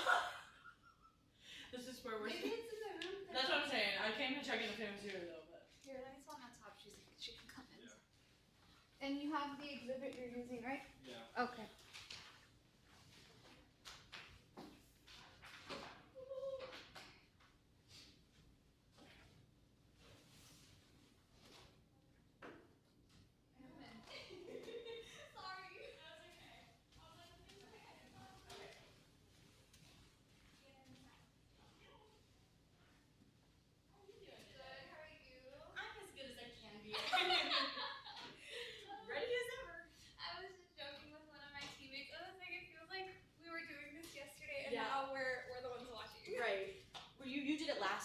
No, I'm a 3-0. Okay, so you did it 2 years ago. Yeah, which is crazy to think about. I do not know why this is here. Sorry. I'm like, was somebody crying? Is that gonna be me? No. But you got this. I mean, I saw your opening and cross during prelims. I saw you during office hours. You're gonna do great. So, Thank you. just breathe. I just put a lot of pressure on myself. We're all like our hardest critics, right? Right. But you know your stuff. Yeah. If you forget, we don't know your fucking script. Right. Wing it, Yeah. okay? Don't let it show, and you're gonna be fine. Yeah. So, just breathe. I know. Take deep That's what I breaths. have to remember to do. It's just us. I know it's easy to say it's just us, but it's just us. Yeah. Do we know who the witness is? Am I allowed to know? Isabel. Okay. Yeah. Am I allowed to call her Mr. Waterway, or should I change it to Mrs.?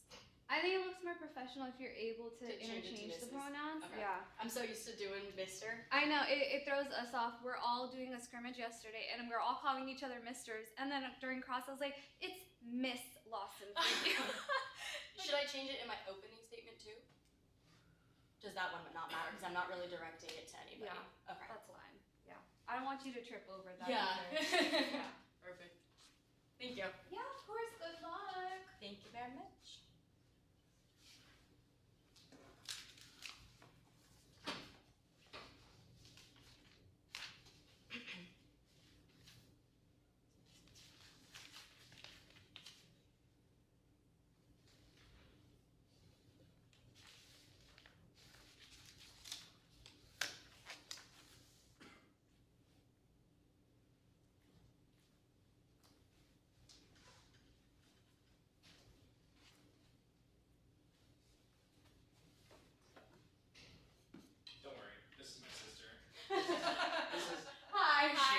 she wanted to show up, and I was saying no, and then she was like, You're I'm gonna okay. show up. Grace and Elizabeth decided to come too, Oh, which no. I also said no to, but. You're all good. Dude, you're lucky my whole family didn't show up this whole thing. I know, us Just Middle joking. Easterns, like, our fucking entire family. My whole family would have showed up to something like this. I was like, no. Mine wanted to, and I was like, here's the link. Yeah. Actually, I guess it's rolling like right now. Yeah. Is it my phone? No, this one's Hi, superstar. Hi, What's Cookie up? Bear. There is your little name tag. So just some logistical things. We can't get up on the screen because of the live stream. Yeah. But all the jury members and the judge have copies of the exhibit, so when you're like permission to publish, they'll just look at it themselves. I will be playing your witness. So you have a cross and you have a direct. I do. Okay, do you need a script or? I have one for you. If you, yeah, I'll take it if you Yeah. want. Yeah, before that. You're like, take it. Like, Yeah, you know you can't have one, but if you have one for me, I'll take it up there with me. I'm like, Try I to have a follow it as best as I I have a can. script for you too, girl. like, you're not about to tell me right now that I could have had a script. No, nobody can. Wait, can I see that real quick? Yeah, of course. Let me just make sure that. I'm like, if you want a script to answer my questions, I'd Oh gladly. no. You're gonna have to work for that. Yeah. And then let's see.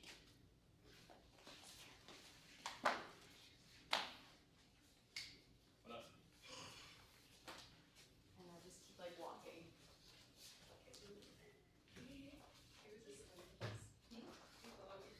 No, I straightened it last night and I uploaded it in like the least time. Oh, cute. I like it. Good. Yeah.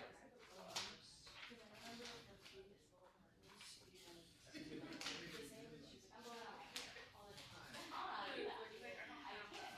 I don't know how to comb my hair. This is what I can do. Well, I just lost my curling iron, so I don't. Never owned one. We were gonna sit over there. No, you're fine. Hey, you're supporting me. To see your side. I'm like, I should. No. Like, wow.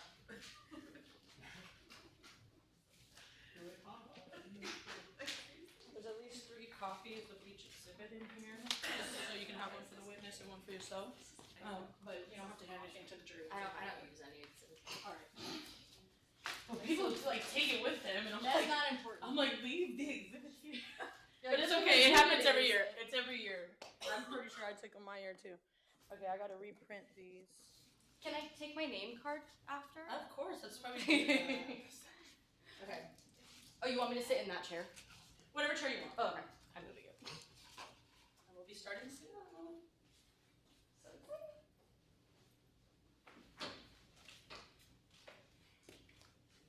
Dude, the closing is that's gonna be tough. Everything is good. Yeah, I don't know. Like the question. Well, I feel like for cross it's tough because like you don't really know what answers you're gonna get. Yeah, I'm Then again, hoping.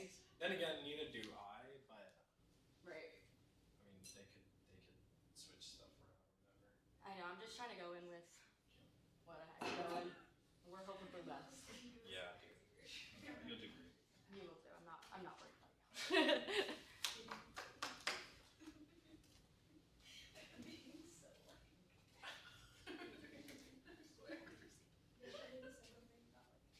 I'm loving the people took the wrong. So if you did, He took the accident to the left. hope I don't get caught.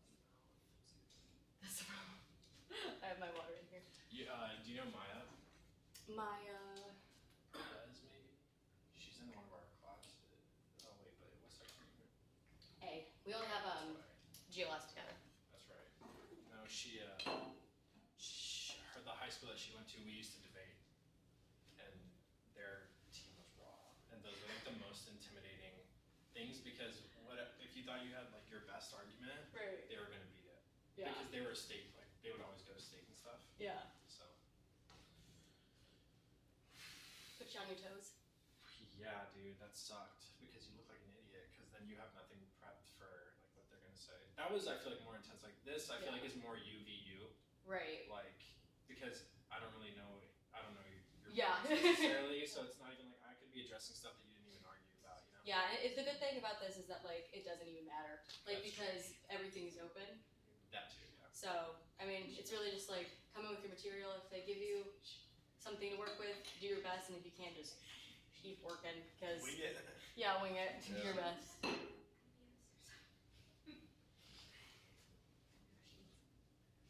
I'm gonna sleep so well tonight, though.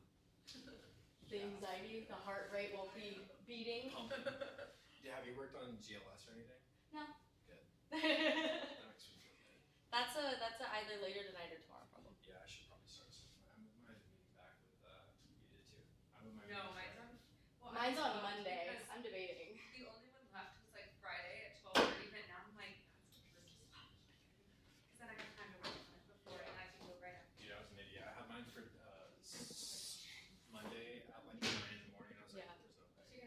I have Monday for 12-ish, I think, but regardless, I think I'm just gonna do it because I don't think we're really graded on how prepared we are. It's just like you being prepared will make the conversation go smoother. Are we getting ready for that?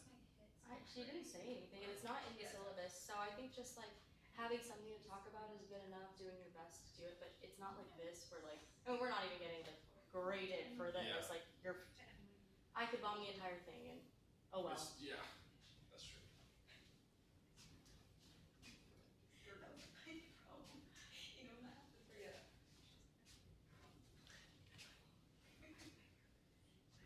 Don't be nervous. She gets running like, I was like, baby, I'm alone. Yeah. Baby, where'd you go? Don't record No. or take pictures. I think they'll get mad at you. I'm with this. Yeah. They have that, because I think they publish that on YouTube after. No, I will not be. Phone's off. You got your own like, you got an Insta Live going. I will kill you. Insta. I don't. You're really becoming Jack Ryan. I don't dude. have anything going. Yeah. I'm just kidding. You can see me like place my phone right here.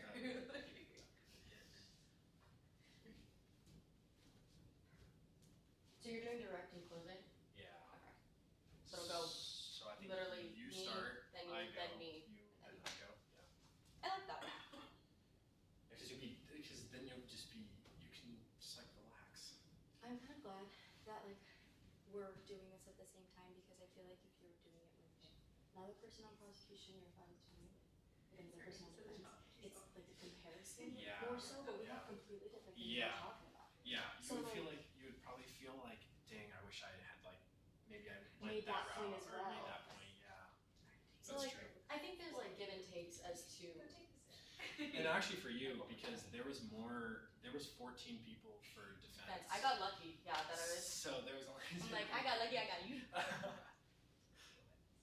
Dude, or Isabel got paired with Jude. Mm-hmm. How did that go? Did you hear about it? They have it not next, but the one after, so they haven't gone yet. Oh, okay. I'm gonna watch from home. Okay. Yeah. I'm gonna get into my pajamas and rot for the rest of the day. Where'd you go for undergrad? I was at San Jose State. Were you in Greek life? Yeah. What sorority? Delta Gamma. It used to be like all over my computer and stuff like that. Were you in Greek life? I was, but not at SJSU, but one of my boys was, and he was in ATO, and his girlfriend was in, I know the ATOs and I obviously know the girls. Which do you know ATO? Rio? I do know Rio. Yeah, Rio's from my And hometown. Mel is his girlfriend. Yeah, his girlfriend, yeah. That's awesome. They're Yeah. really nice. Yeah. We're having a good time. We're just waiting for your coaches, you know, Okay. after lunchtime, it's like we get lost. Or not your coaches, your The jury. the juries. Yeah. Are we allowed to know how many juries are in here? I think there's be like 4 of us. Maybe. Okay. And then just started Oh, okay. Who's made up of the jury? Is it just like people from the mock trial team? No, so it's just gonna be like coaches and like the actual professors too. And some alumni. I'll be playing your witness, so that makes you feel better. Yeah. If you laugh, I'm gonna laugh. I'm not gonna laugh. I've been probably. I know, but we were doing prelims and you were my witness. You did good. You like kept a straight face, so it's like, There are things that make me laugh. yeah. After this, I'm going on a flight to go. Okay. Yeah. What time? What time is it?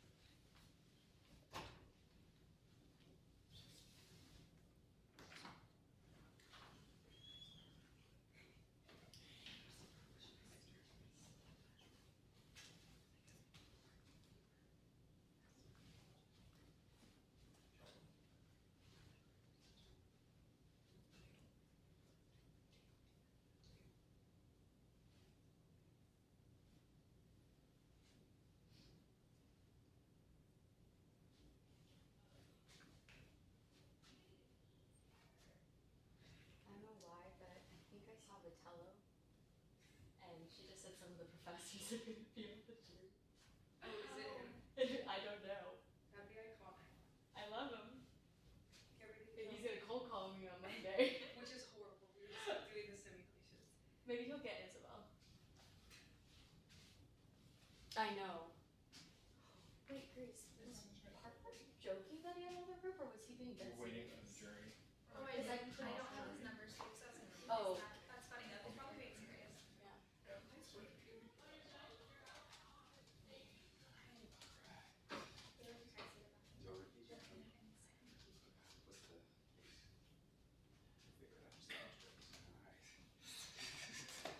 Just make it up as we go.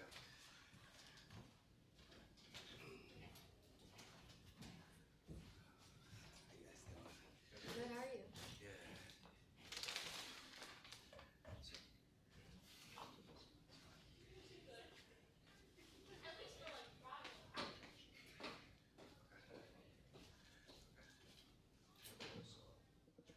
Okay, do they have any preliminary matters? I just get one objection and James. There we go. What's the case? State v. Aubrey.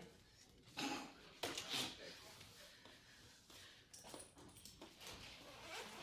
job, by the way. Good job.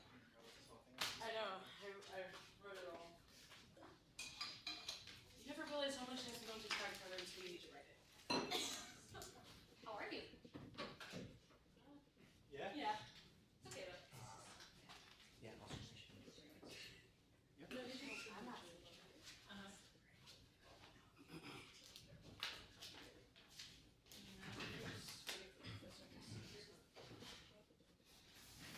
Do we have any other judges coming in? I think we're just waiting for Professor Hitson. Okay. So besides that, no. Okay.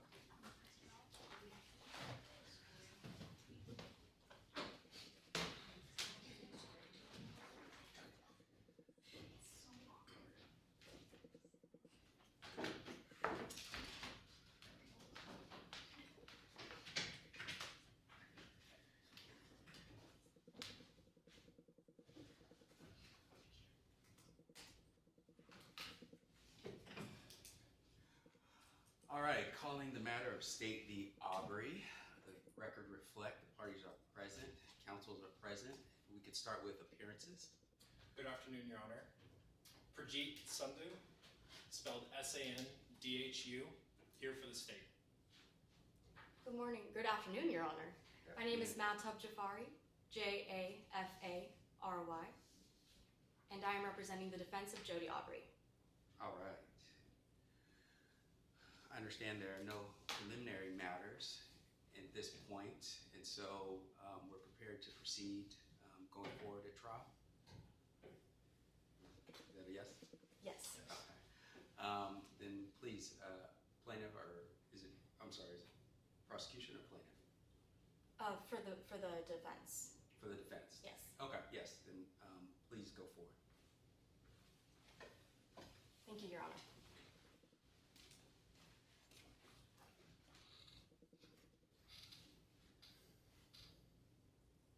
A job gone wrong. Jody Aubrey is a young woman with dreams and goals of becoming a social media star. When an opportunity brought by Mr. Logan Waterway came for her to become the leading lady in a true crime special, she saw it as her big break. This was her moment to step into the spotlight, something she'd always wanted to be in. When the day arrived, Aubrey was full of joy, full of anticipation. Nervous, yes, but eager to begin this exciting new chapter. Once she was let into the house, Aubrey began performing for her role, staging a break-in to hidden cameras, gathering equipment she was instructed to collect. But then, a loudly barking, terrifying dog charged toward her. Aubrey was confused. This was not part of the plan. It wasn't a staged dog. It wasn't part of the setup. It was a job gone wrong. Let me walk you through the timeline and critical pieces of evidence that will show how Mr. Waterway manipulated the situation, framed my client, and slipped up while doing it. Manipulating the situation. Today, you will learn that on the night of the incident, Mr. Waterway and Jack Bryan had a meeting to discuss Jack's plummeting YouTube channel. During this phone call, Mr. Waterway heard a loud noise. That was not Jack's dog, Bruno. Jack told Mr. Waterway that his dog had been shot, and so Mr. Waterway went to Jack's home. You will hear that once Mr. Waterway arrived, he found out a crime had occurred. He then spot a hidden camera and refused to allow the police to look at the footage.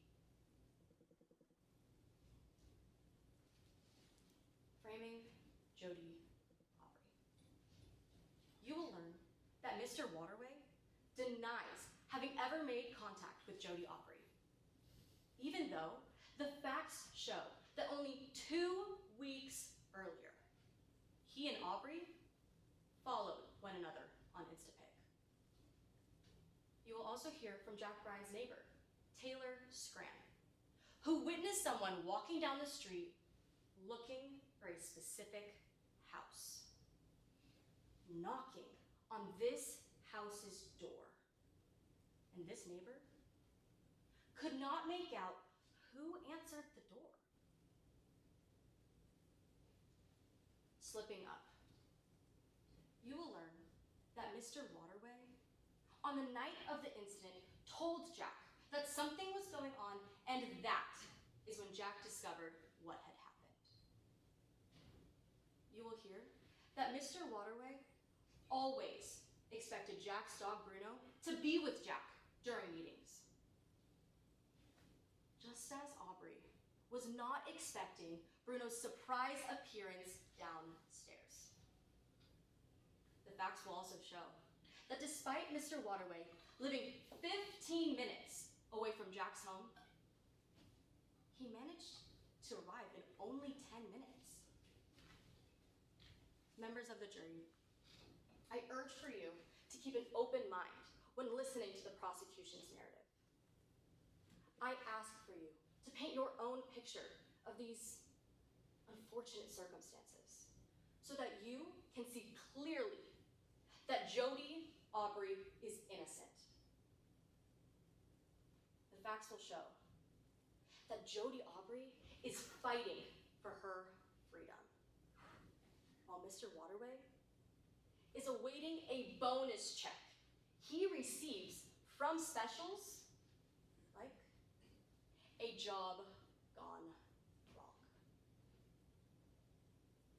At the end of this case, my co-counsel will come before you and ask for you to deliver the only correct verdict of not guilty.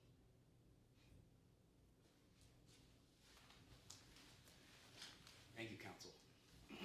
All right, counsel, are you also doing an opening at this point? No, Your Honor. Okay, you'll be doing the closing. Yes, Your Honor. Okay. Please proceed when you're ready. Your Honor, the state would like to call the witness, Miss Logan Waterway, to the stand. All right.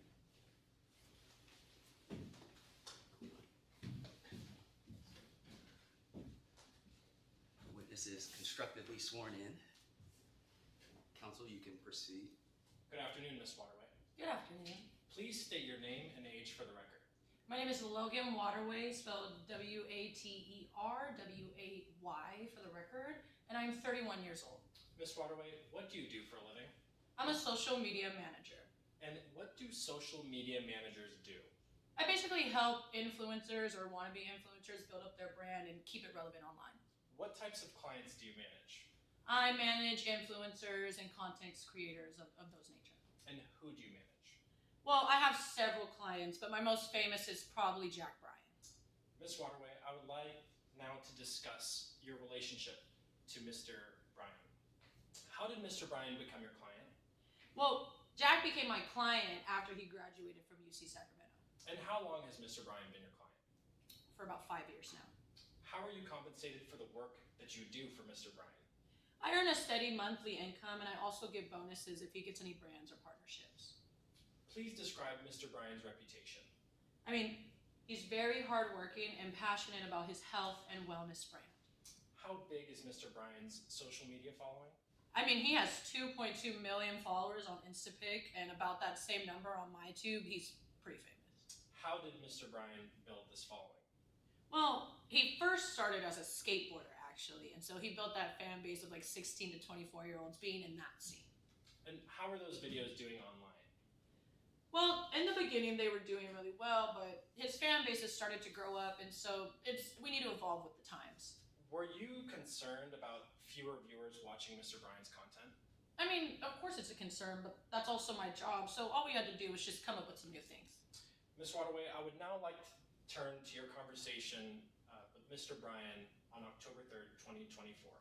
What was that conversation about? Well, it was me trying to give Jack some new ideas and avenues to think about, but he wasn't really trying to talk about those. What was your idea? Well, I wanted to convince Jack to do like a content house and kind of be like the clean-cut older brother type to the younger influencers. Certainly. Ms. Waterway, I would now like to turn to the event that took place on October 8th, 2024. What happened that night? Well, Jack and I were on the phone at around 10 p.m. because we were discussing a possible commercial shoot that he was going to be involved in. Around what time did the two of you get on the phone? It had to be around 10 p.m. at that point. What do you remember from this phone call? I mean, everything was pretty normal until I heard like this loud bang out of nowhere. What do you mean you heard a loud bang? I mean, it kind of sounded like a balloon had just popped or something. Did you hear anything else? I mean, not really, no, and I didn't hear Bruno, which was definitely weird. You did not hear Bruno. What did you do after you heard the loud bang? Well, I asked Jack, what the hell was that? I mean, I didn't even know what was going on. And what did Mr. Bryan say? Well, Jack didn't say anything. I figured he took his earbuds out because all I heard was muffled, like running towards whatever. What happened next? Well, like I said, I couldn't really hear what was going on. It sounded like muffled screaming and crying. I didn't know exactly what he was saying, but I could tell something was wrong. Did Mr. Bryan tell you what happened?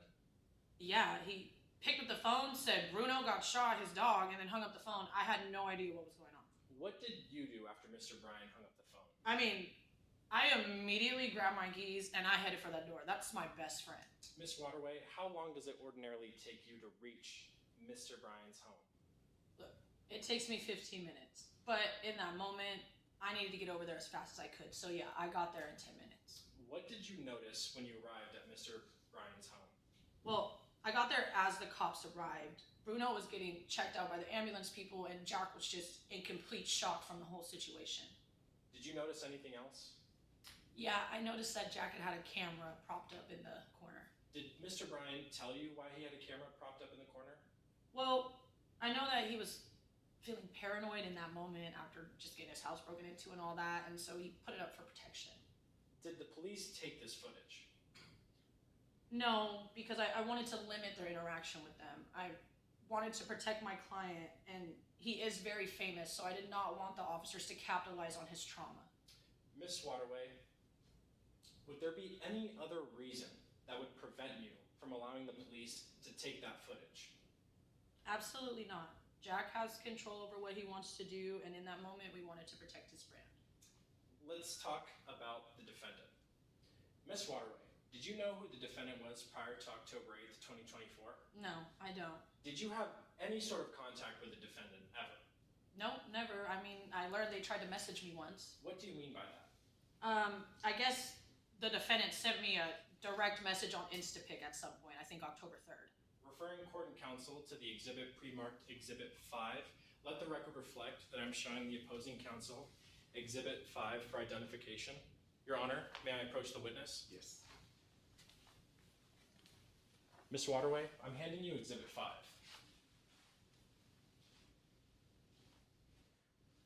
Miss Waterway, do you recognize Exhibit 5? Yes, I do. What is Exhibit 5? It looks like a message that's in my direct messages on my Instapic account. Is this a clear and accurate depiction of those messages? Yes, it is. Your Honor, the prosecution requests to admit Exhibit 5 into evidence. Any objection? No, Your Honor.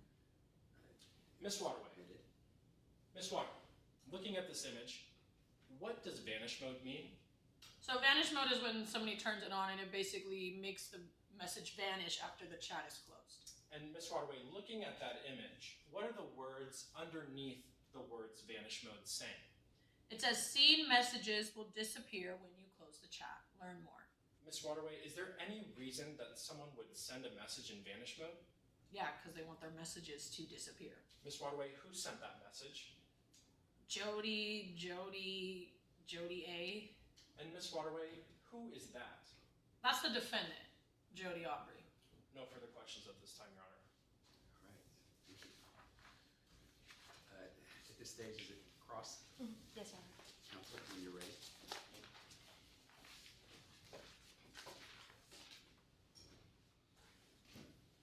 Good morning, Mrs. Waterway. Good morning. You just testified on your direct that you are Mr. Bryan's manager and have been for about 5 years now. Yes, that's true. And you make income off of Mr. Bryan. He's not the only person I make money off of, but I do. You do. And you might even say you make pretty good money off of Mr. Bryan. I do. He's one of my bigger clients. Your primary client. He is a priority, I will say that. And you make this extra income off of bonuses. Yes, I get a steady income, but I can also get bonuses. Bonuses from Mr. Bryan's deals or specials. That's true, yes. Now, I want to talk about your role as Mr. Bryan's manager. As his manager, you have multiple responsibilities. Yeah, that's my job. You manage his MyTube content, I do. manage his social media content. Among other things, yes. You frequently conduct meetings with Mr. Bryan It's part of my job. about his content Yeah, it's my job. and or other opportunities. I mean, we're friends, so we'll talk about other things here and there, but like mostly it's about his content and things of his brand.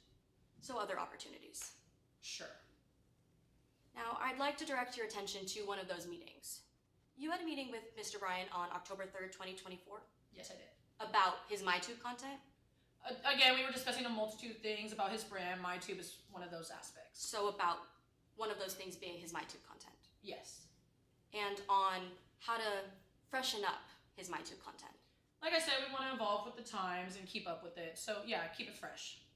To appeal to younger audiences. Yes. Because, well, Mr. Bryan's fan base was growing up. They were. I mean, they were still around, but again, my job to make sure we keep up with the times. Right, and his views, though, weren't doing as well as they used to be. I mean, it's a slow season for everybody during that time on social media, but yeah, not where I wanted them to be. And so, I'd like to talk about a suggestion you made to Mr. Bryan because his views weren't doing well. You suggested Mr. Bryan do a special. I did. Some new type of content outside of his health and wellness, something to make it exciting. Yeah, and like you said, health and wellness is what he wanted to do to stay true to that content. Jack likes to stay true to his brand. That is true. But you specifically suggested he do a true crime special. I mean, true crime was one of the many ideas I put out there. I also put out a cooking segment. But it was one of the ideas you put out there. One of the many ideas I put out there, yes. Now, I'd like to shift your attention to an incident that occurred only 5 days after you suggested he do a true crime special. You had another meeting with Mr. Bryan on October 8th, 2024? I did. A phone call at around 10 p.m.? Yeah, we were discussing his new commercial that was coming up. And so during this phone call, you heard a loud bang? Yeah, I didn't know what it was. It sounded like a balloon popping or something. Yeah, just like you said, you didn't know what it was. I had no idea. Not until Mr. Bryan told you his dog had been shot. I know, once I found out Bruno was shot, I didn't know what was going on. So you drove to Mr. Bryan's house? I sped over there as fast as I could. In 10 minutes? I'm not going to incriminate myself on the stand, but I did what I had to do to make sure I got there as soon as possible. From your house, that states it takes 15 minutes to get there. That's what Google Maps says. And so once you arrived, you found out a crime had occurred. Yeah, some crazed fan had broken into Jack's house. It was wild. A burglary. Yeah. Now let's talk about what happened after you found out a crime had occurred. Now, Mrs. Waterway, besides a business relationship, you'd consider yourself to be friends with Mr. Ryan. He's one of my best friends, honestly. Right, and so when you found out something had happened, you drove to your best friend's home. I did. I sped over there as fast as I could. And when you got there, you looked around the premises? Yeah, I did. It was like a madhouse. There was police everywhere. It was crazy. But even in this madhouse, a camera caught your eye. Yeah, I mean, it was a little strange that there was a camera rolling in the corner. I'll admit that. Because, well, it was propped up right in the corner. Yes, it was probably right. And it could oversee the entire room. I mean, I don't know how much of it captured, but I guess in concept it could capture the whole room. Right. And you thought maybe this camera caught something more than the pink camera. I mean, it was inside the house, so, I mean... It would have had to capture something more than the pink camera. I'm not sure. Again, we don't know. And maybe it caught some of the crime. Again, I'm not really sure. Jack had told me he set it up after the crime, like, to kind of watch the police. He was paranoid at that point, so... And then police asked if they could look at this footage. The police did ask me about the footage at that point. But you refused to allow the police to look at the footage. I feel like refused is a strong word. I protected my client in that moment by making sure that nobody could capitalize off his trauma at that point. Nobody could look at the footage, including the police. I was trying to limit their interaction with the footage. Limit their interaction to protect your client? Yes. But wouldn't you say the police officer's investigation to help your friend who has just gone through a burglary be protecting them? In the moment, with all the factors considered, I made the best choice that I thought. I didn't want a Kobe and TMZ moment to occur. The best choice was choosing your client's image over their safety. I guess you could say that. Now, I'd like to move on to what happened after you refused to allow the police to look at this footage. The detectives then questioned you. I mean, they talked to me about a lot of different things at that point, yes. They asked you if you would hire Jody to do the job. I mean, that was such a ridiculous statement. I told them automatically I didn't know who the hell that was. And you claimed no. I said no. They then asked you another question. They asked me a lot of questions that night. Another question. They asked if you had ever known Jody Aubrey at all, ever knew her. Yeah, and I don't. You said no. Yes. But I want to make it clear for the jury that you and Jody Aubrey followed one another on Instapic. Okay.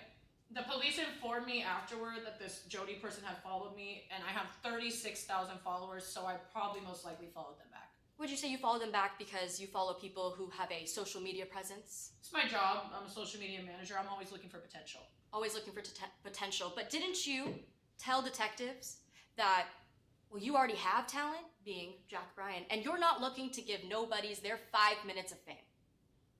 I did say that. And this following occurred only 2 weeks before this exact incident involving Jody Aubrey occurred. I mean, this person is crazy. I don't know what they're trying to say or what tale they're trying to spin. All I know is that my best friend's house got broken into, and I'm just here to try and fix that. And that this following occurred 2 weeks before this incident occurred. The police informed me of that, yes. No further questions.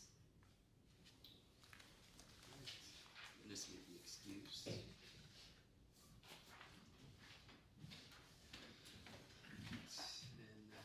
understanding is that we're going to proceed to closing at this point? Yes, Your Honor. I'd like to proceed with closing statement. Yes. Judges, do you need a second before we start? Okay. Counsel, proceed when you're ready. Thank you, Your Honor.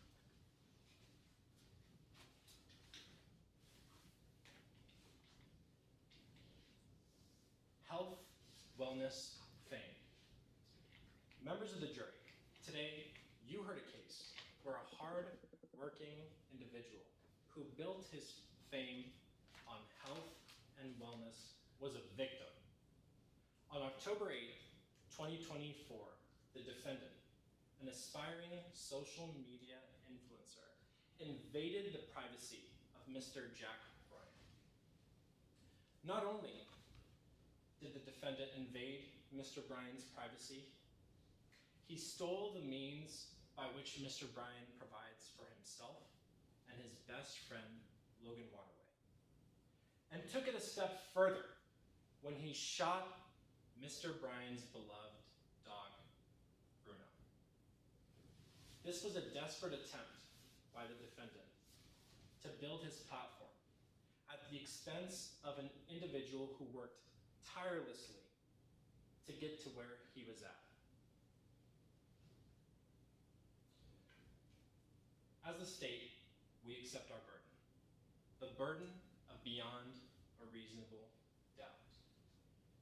We know that we have proven these elements beyond a reasonable doubt. The defendant entered Mr. Bryan's home with the intent to steal, and the defendant entered Mr. Bryan's home without permission. We further know that these elements were proven because Miss Scran, Jack's neighbor from across the street, testified that she saw an individual jumping up and down out of excitement with paper in hand. The defendant was jumping up and down with paper in hand out of excitement because he had just identified that this was Mr. Bryan's home. We have ping camera footage further supporting Ms. Scran's testimony. The video was timestamped at 9:49 p.m., around the same time that Mr. Bryan and Mr. Waterway were having their phone conversation.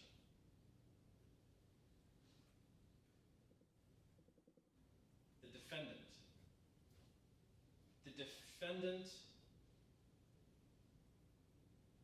excuse me, let me rephrase. There was proof that the defendant was there that night. There was photo evidence showing that the defendant was there that night. And the defendant was caught red-handed with Mr. Bryan's possessions in hand. 2 cameras, 1 camera stand, and a laptop matching the description from Mr. Bryan's home. Again, the defendant entered Mr. Bryan's home with the intent to steal, and the defendant entered without permission. The defense tried to paint a portrait where this was a scheme concocted by Logan Waterway. The defense further tried to argue that this was a scheme that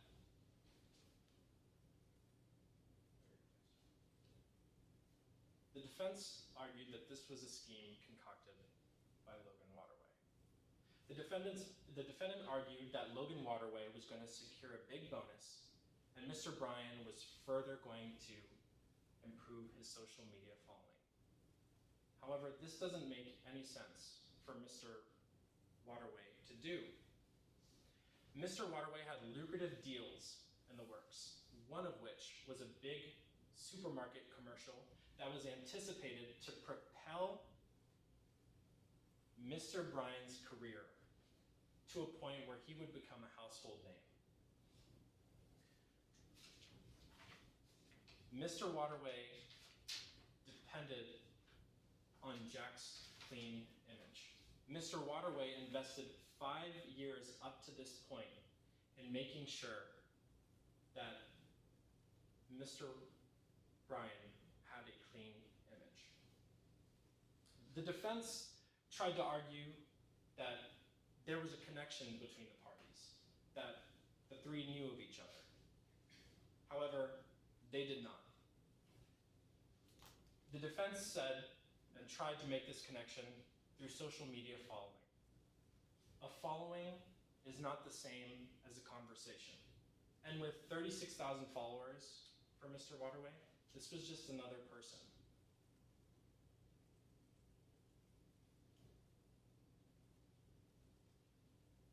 members of the jury, if the defendant knew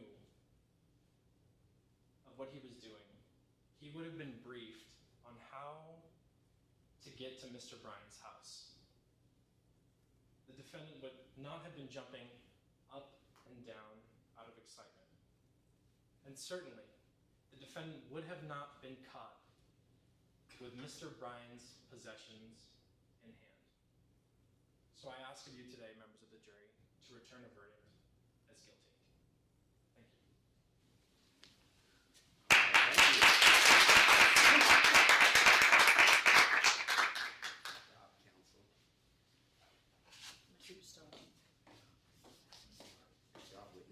Thank you. I love to play the witness.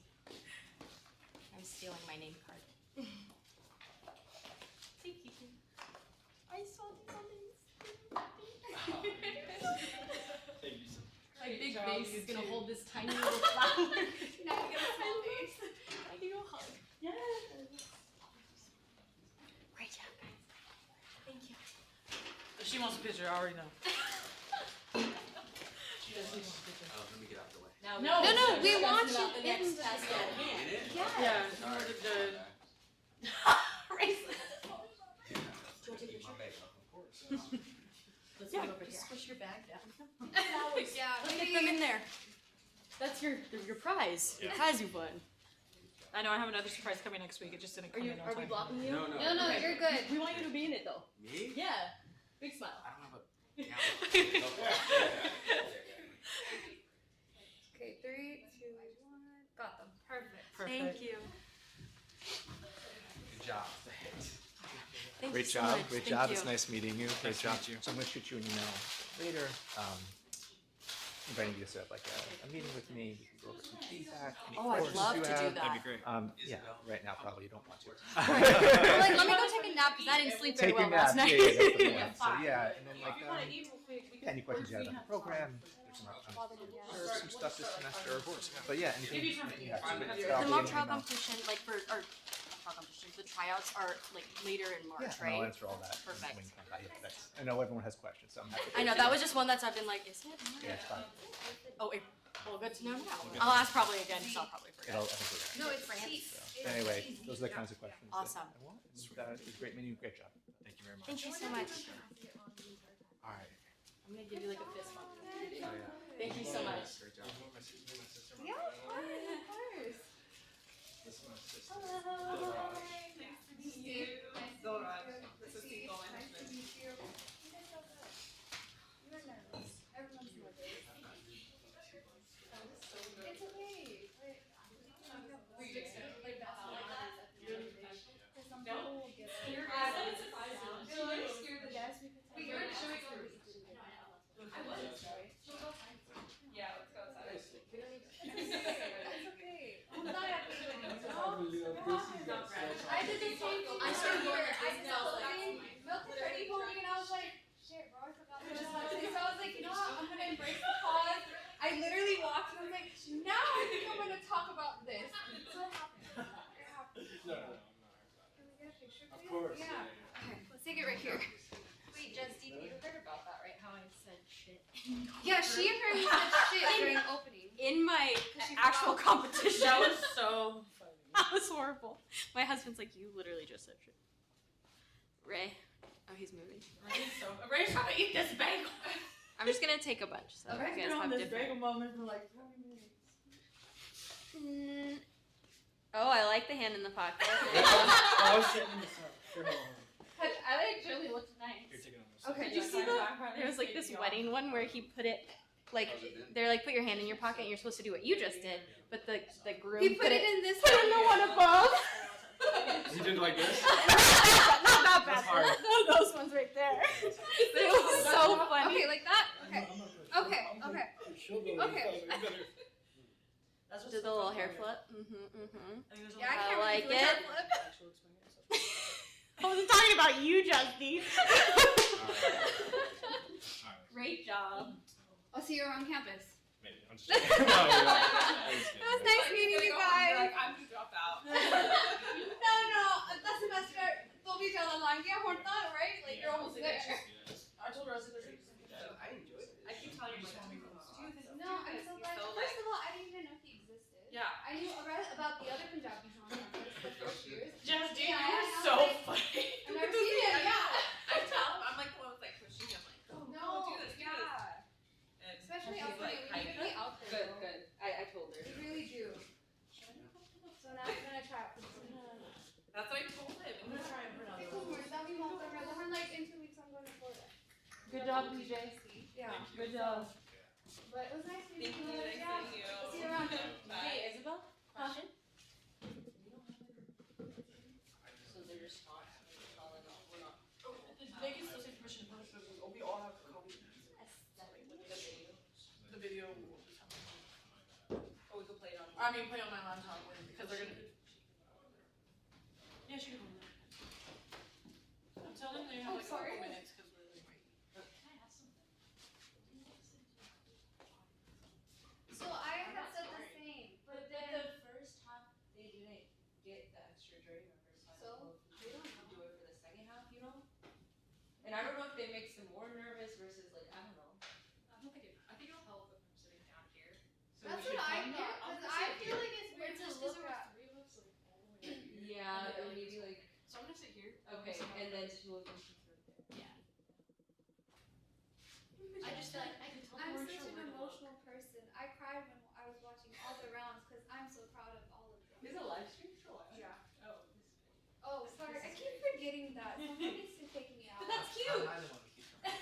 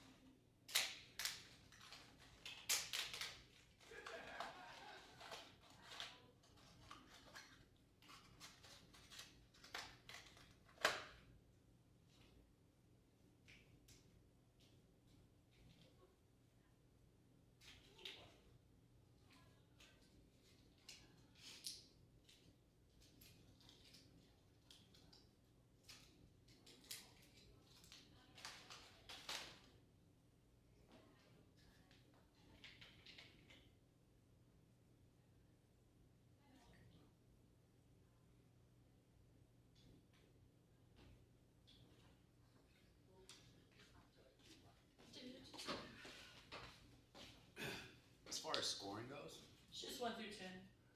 is this because it shows? Sorry. So this is specific to me then, this sheet right here. So I just put in my scores. Yeah, wherever. Okay. 'Cause your their score Your stops. score's already there. So Those are for the earlier rounds. But so like somebody put those there, right? Somebody's already put them there. Okay. So this is a shared Google sheet. Oh. Yeah. So then if I put a number, does that override like their number? No, there should be 4 slots for you to be able to put numbers. So there's 4 judges at any time. On this yellow. So like, see, there's one score. 1, 2, 3, 4. But like, there's more. Yeah, there so should I be could 4. Just do D. Yeah, yeah.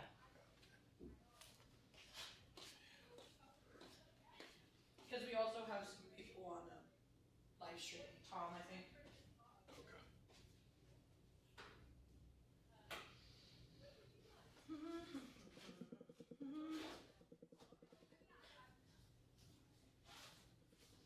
Yeah, I had to just take everything. I had to stop myself from trying to do like a defamation Kendrick Drake. Hold on, just take the time. That's why I just put state VR. A little too soon. Too soon. It's still fresh for us. I wonder if they're gonna play that, or he's gonna do that, perform it tomorrow. I'm so over it. Like, no, the round hasn't started yet. Come on in. Are you guys having a competition today? Ben Frantz is today. Oh, Ben Frantz is today. Good luck. Thank you. Oh, I'm the coordinator. You're coordinating? Yeah. Well, still. Yeah. No, they've been amazing so far. Ben Frantz is a competition for only first-year students. We write a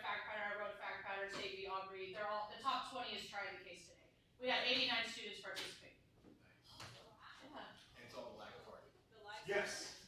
And so these letters, they, first of all, we use them for like evidence and stuff like that.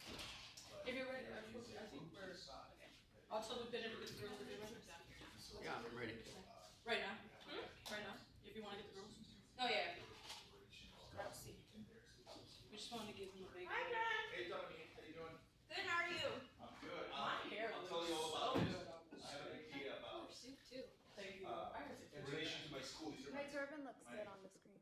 colleagues in my program. Hi. This is Professor W.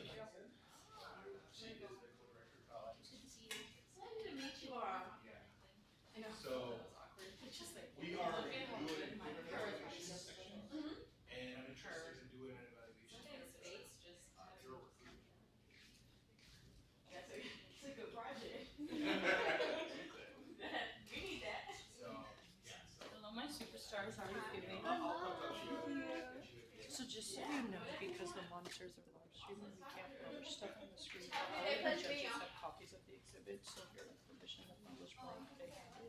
You want to use your iPad, you can use your iPad. If you are using anything or whatever of that nature. Okay. So just go with that.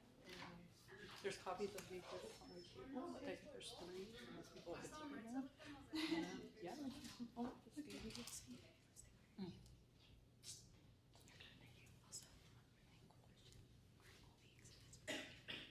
Yeah, I know. All exhibits are pre-admitted, so you don't have to do this typical. You can still do it if you want to just focus just this, but you can. Thank you. That was my big concern. Yeah.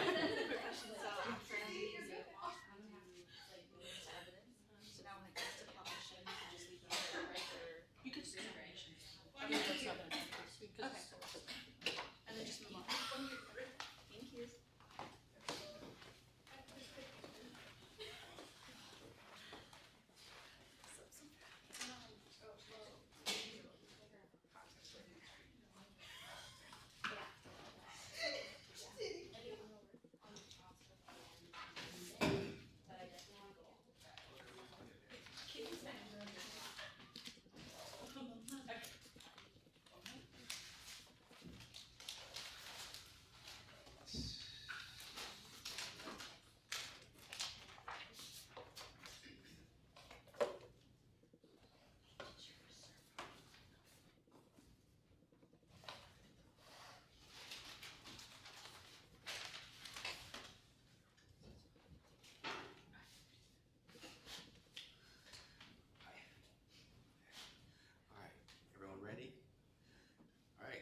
Calling to order the matter of State versus Aubrey, if the parties could make your appearances. Good afternoon, Your Honor. Stephanie Torres for the state. Good afternoon. Good afternoon, Your Honor. Ashley Rehal for the defendant, Jody Aubrey. Good afternoon. All right, counsel. My understanding there are no preliminary matters here. However, I did want to know just briefly before we begin what roles you're going to be arguing. I will be doing the direct examination and the closing remarks. Okay. I will also be doing the direct examination and the closing remarks. Okay, great. All right.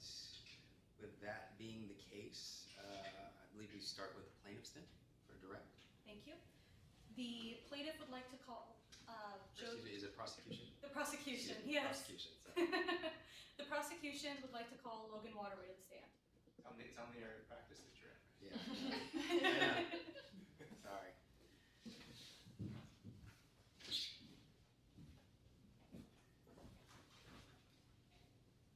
Good afternoon, Mr. Waterway. How are you? I'm doing well. How are you today? Good, thank you. Would you please state your full name for the court? My name is Logan Waterway. Thank you, Mr. Waterway. And what kind of occupation do you have? I'm a social media manager. What do you do as a social media manager? You basically like handle people's social media content, their brand, get them deals, partnerships, things of that nature. What kind of clients do you manage? Mostly influencers and content creators. My biggest one being Jack Bryan. How did you meet Mr. Bryan? Well, we were actually friends first. We met on the skateboarding scene. He made one of my moves go viral, the Waterway Woozy. It's a thing. But we were friends first, but I've been a social media manager now for about 5 years. You mentioned that you were friends with Mr. Bryan. How would you describe Mr. Bryan? I mean, he's so hardworking, you know, he's really done the work to build up his brand, and that's why I wanted to take on a role to help him achieve that. What kind of content does Mr. Bryan put out? He's a health and wellness guy, that's his brand. What offers did Mr. Bryan have coming up?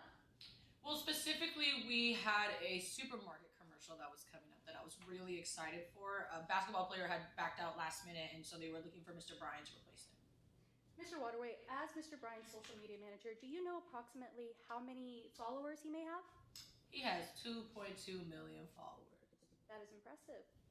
So, Mr. Waterway, I'd like to shift focus and discuss what happened on the night of October 8th, 2024. Where were you on that night? I was at home. I was on the phone with Jack that night. What time did you and Jack get on the phone? It was around like 10 p.m. at that point. What were you and Mr. Bryan discussing? We were discussing that commercial I just mentioned, and so since it was coming up quick, we needed to talk about it as soon as possible. That's why we were meeting at like a weird time, like 10 p.m. While you were on the phone call with Mr. Bryan, did you hear anything that was unusual? Was there anything out of the ordinary? It was a little weird not to hear Bruno whining in the background. His dog is very annoying when it comes to meetings. He's right next to Jack usually, so not hearing Bruno was a little weird. But then also our call got interrupted by a loud bang. What do you mean by a loud bang? Well, at the time, I didn't know what it was. I thought it was a balloon or something, so I was like, Jack, what the hell is that? And it was muffled and all this stuff, and I ended up finding out it was a gunshot. Some crazy person broke into his house. After you heard the gunshot, what happened? Well, Jack picked up the phone, said Bruno, his dog, got shot, hung up, so I sped over there as fast as I could. After Mr. Bryan told you that Bruno was shot, what did you do? I jumped in the car immediately and I went straight over to Jack's house. How soon after that did you get there? I mean, I was there in like 10 minutes. Like I said, I had heard my best friend that was shooting at his house. I had to get there as soon as possible. When you arrived at the scene, what did you see? I saw police everywhere. It was like a madhouse. And then I did notice a camera propped up in the corner as well. Were you able to speak to Mr. Bryan at his house after the incident? I did. He was obviously distraught, distracted, just wasn't there. But again, Bruno's like his family, you know? So he was just worried about whether or not Bruno was going to make it.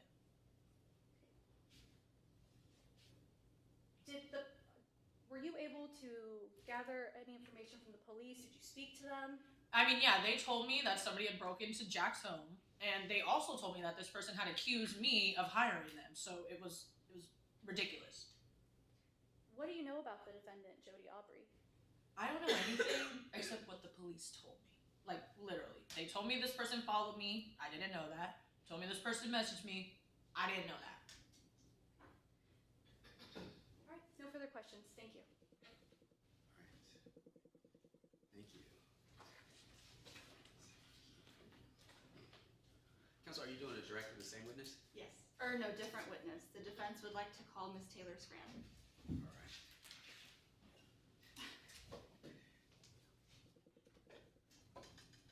Counsel, you can proceed when you are ready.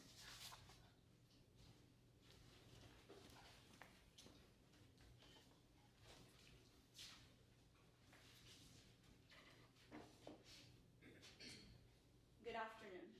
Good afternoon. Please introduce yourself to the jury. Hello, everybody. My name is Taylor Scran. Now, Ms. Scran, tell us a little bit about why you're here today. Well, I'm here today because I witnessed what happened on October 8, 2024, the young man walking by Mr. Bryan's home. How do you know Mr. Bryan? I'm his neighbor. I live directly across the street. Before we talk about you and Mr. Bryan as neighbors, let's start off with your background. What is your occupation? Well, luckily, I'm retired now, so I don't have one. But I was a yoga instructor for 20 years, and I used to have my own studio and everything. What do you do now that you're retired? I mean, honestly, I don't really have a lot to do, so one of my hobbies, sounds creepy, has become people watching. I like to spend a lot of my free time watching the people. How would you describe your health? Well, I mean, age is just a number. I did yoga for 20 years. I mean, I'm 67 years old, but I would say I'm very healthy for my age. And what do you do to take care of your health? Well, I still practice yoga, even though I don't instruct, and I have always taken care of myself and my health. It keeps me sharp. How would you describe your vision? Well, I am 67 years old, so it's not where it used to be, but it's mostly issues with color. How would you describe your hearing? I mean, it's not what it used to be. Again, it comes with the age and the territory, but I have trouble hearing faint sounds. Now let's talk about you and Mr. Bryan as neighbors. Where is your house in relationship to Mr. Bryan's house? It's directly across the street, like we're right across from each other. How long have you and Mr. Bryan been neighbors? Around 3 years now. Do you and Mr. Bryan communicate often? No, honestly, we don't talk much. He's more of a homebody than he's outside a lot. I would see him walk Bruno, cute dog, a lot. I just don't want to sound nosy, but like I said, I just see him around because I people watch a lot. What, if anything, do you notice about Mr. Bryan? Well, besides always being with his dog, he's always got a camera on. And I don't understand what's up with kids these days and gotta record their every move. I never got that, honestly. Now, Ms. Scran, let's talk about the night of October 8th. Where were you on October 8th? I was at home that night. I had fallen asleep throughout the day, no set schedule, retired. So I fell asleep and woke up around like 9:30 and I was gonna make myself some dinner. What did you do after that? Well, I was making spaghetti, garlic bread on the side. Burnt the bread. Stinks up the whole house. So I had to take out the trash immediately. What did you do after that? Well, I go out to the curb and I'm taking out the trash and I see this young man I assume to be Mr. Bryan's friend.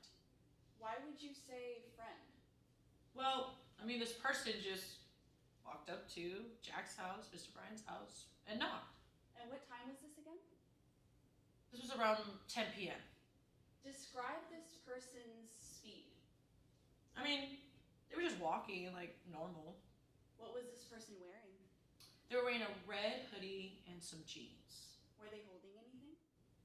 They were just holding a piece of paper. It was kind of weird. They were like, look at the paper and then look up at the houses. What did they do after that? As I saw them looking up and down, once they reached Mr. Bryan's home, that's when I saw them kind of just go up and knock on the door. What part of the house did they go to? They went straight to the front door. Directing court and counsel to what has been pre-marked for identification as Exhibit 2. Let the record reflect I am showing opposing counsel what has been pre-marked for identification as Exhibit 2. Sorry, technological issues.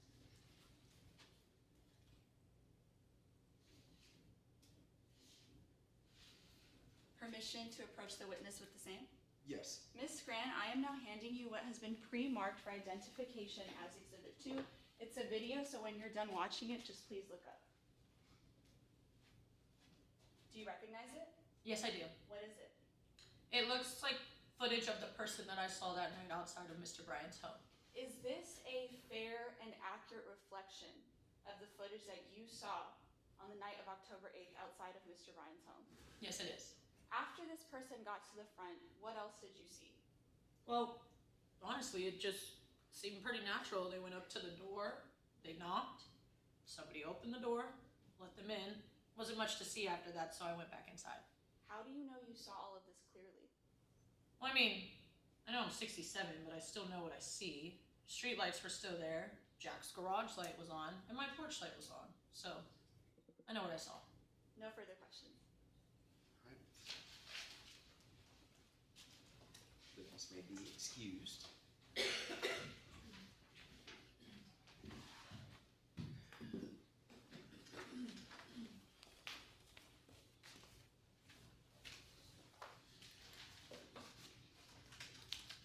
At this point, we'll be proceeding to summation. Counsel, are you prepared to give your closing argument? Yes, Your Honor. Begin with the prosecution.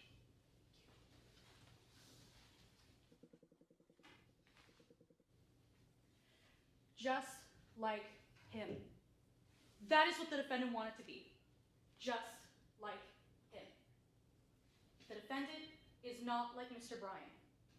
He did not have the followers that Mr. Bryan had. He did not have the equipment that Mr. Bryan had. And as a result, he decided to take matters into his own hands. What happened on the night of October 8th, 2024 is clear. The defendant entered the home of Mr. Bryan with the intent to steal the equipment belonging belonging to Mr. Bryan. The defendant did this because he needed the equipment that Mr. Bryan had to begin his own career. After all, Mr. Bryan had everything and the defendant had nothing. So what would a few items do? What would be the harm? It's all that the defendant needed to be just like him. At the beginning of this trial, you were informed that the defendant is being charged with burglary. Burglary has two elements that we must prove to you beyond a reasonable doubt. The first one is entry, and the second is intent. And we have proven them to you today.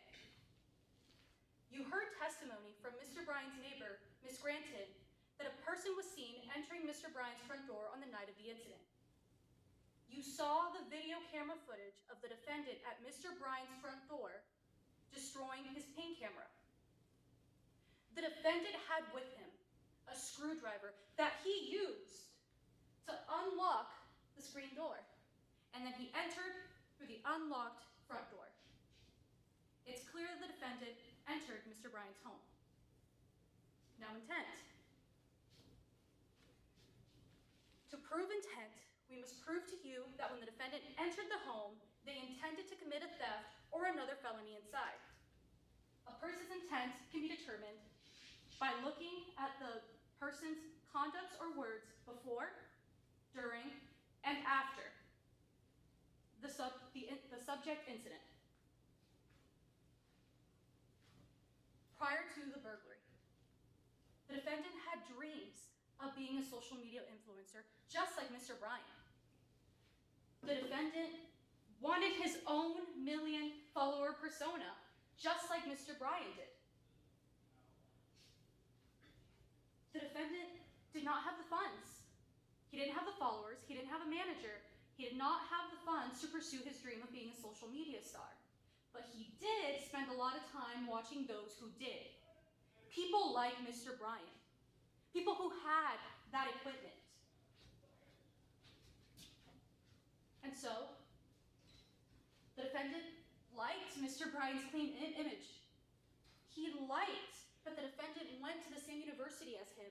It was common ground that the two of them shared.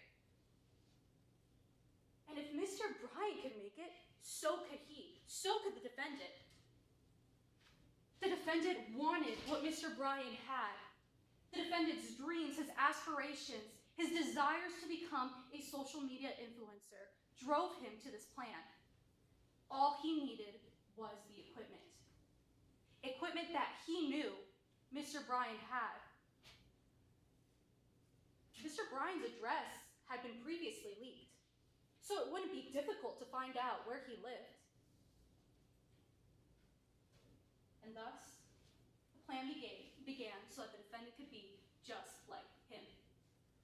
Now, at the time of the burglary, the defendant brought with him a screwdriver and a handgun. He used the screwdriver to enter the door. And once he entered into Mr. Bryan's home, he saw on the dining room table the camera equipment that Mr. Bryan used for his vlogs. Specifically, he saw 2 cameras, 1 camera stand, and a laptop. After taking these items and shooting Mr. Bryan's dog, he left the home. He was apprehended a few blocks down by officers who found on him the 2 cameras, the camera stand, and the laptop, the equipment that he needed. After the burglary, the defendant claimed that Mr. Bryan hired him, that it was a staged burglary for a vlog. For the staged burglary, he brought with him a screwdriver and a handgun, a loaded handgun.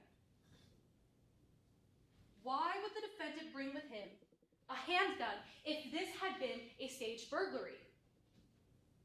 Mr. Bryan wasn't in on it. He was a victim of it. The defendant brought the handgun because he knew, after being an avid watcher of Mr. Bryan's vlogs, that Mr. Bryan had a large dog. You've seen Mr. Bryan's pictogram account where he has a photo of Bruno. The defendant didn't want to get bit by the dog, so he brought the gun with him for protection. You heard testimony from Mr. Waterway that Mr. Bryan loved his dog. You heard testimony from Mr. Waterway as well that Mr. Bryan's dog was always by his side. After the incident happened and Mr. Waterway saw Mr. Bryan, he was distraught. He wasn't sure if his dog was going to make it. He loved his dog. So why would Mr. Bryan leave his dog downstairs if this had been a set-up burglary? What happened, and once you put what happened before, what happened after, what happened before, what happened during, and what happened after the incident, it paints a very clear picture that the defendant entered the home with the intent to steal the equipment belonging to Mr. Bryan. The defendant is a deranged fan who wanted to be just like Mr. Bryan, and he would do anything to get there. He would do anything to get his moment in the spotlight. He would do anything to be just like him.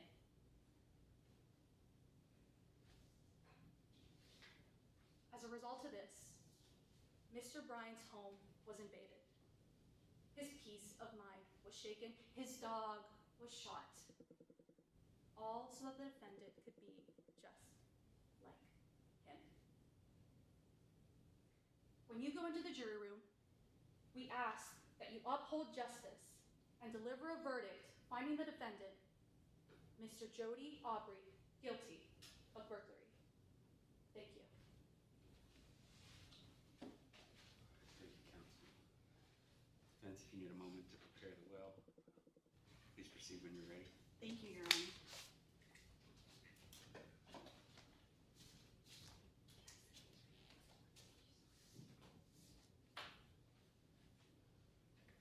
Crime as content.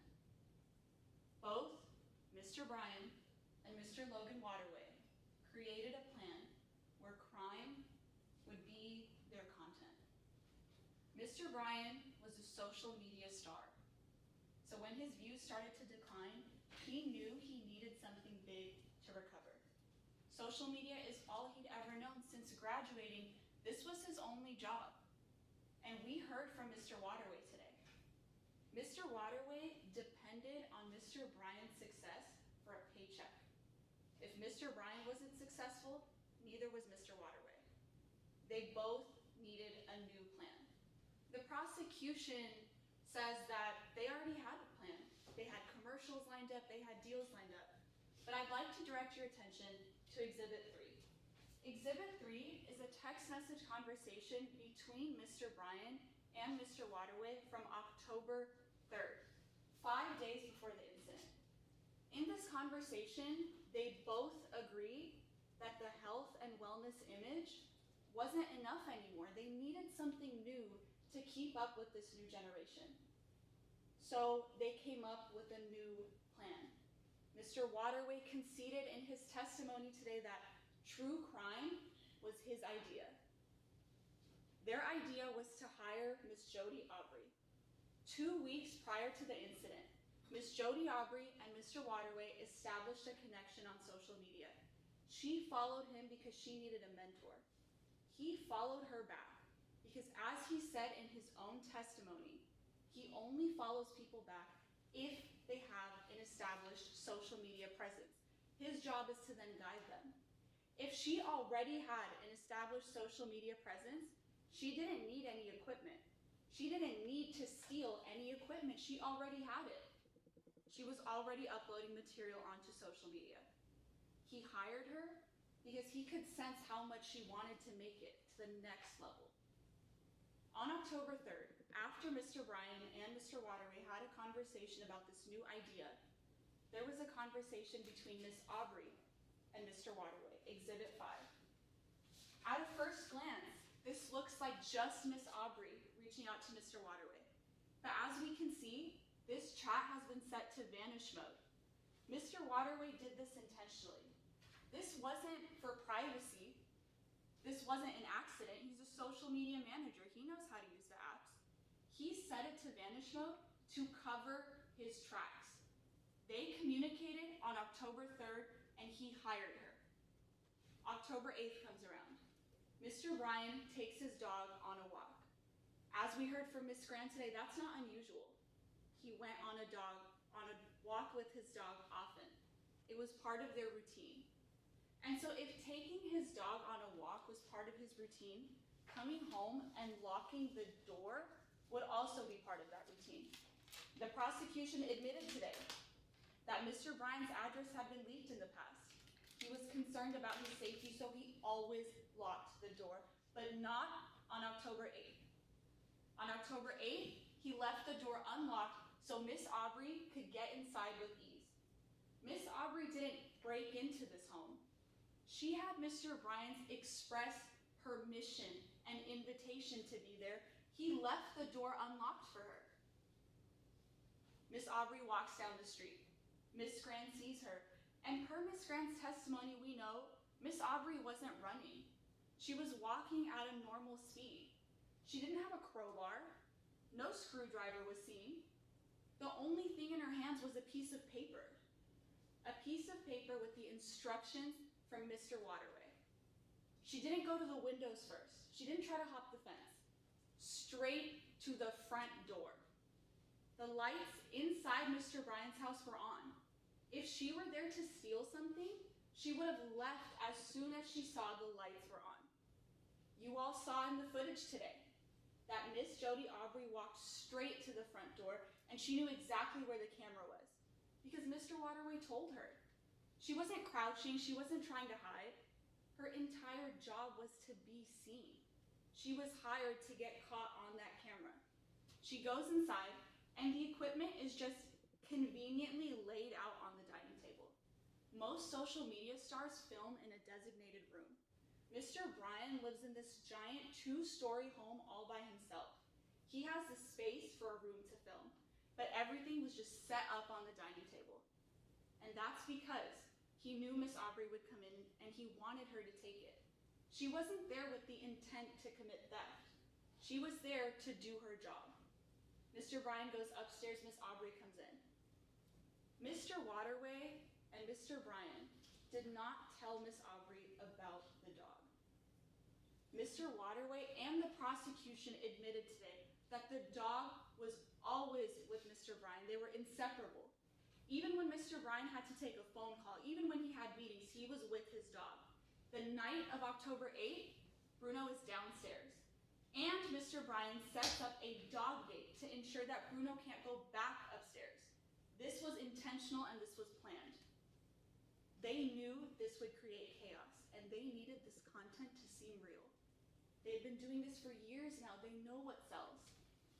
Miss Aubrey comes in and has to take a step to defend herself, but she still finishes the job. She grabs the equipment and she leaves. All the while, Mr. Bryan is upstairs. He claims not to have heard anything. He claims not to have heard the gunshot in his own house, but in reality, he just wasn't shocked by it. He expected it because he's the one that set this plan into motion. He comes downstairs and he sees this injured dog on the floor. Instead of taking him to the vet, he calls the police. And then he props up a camera. He's not vlogging anymore. The camera is propped up to capture the whole scene. Cops coming in and out of the house. Injured dog on the floor. Ambulance outside. This was the crime. This was the content that he needed.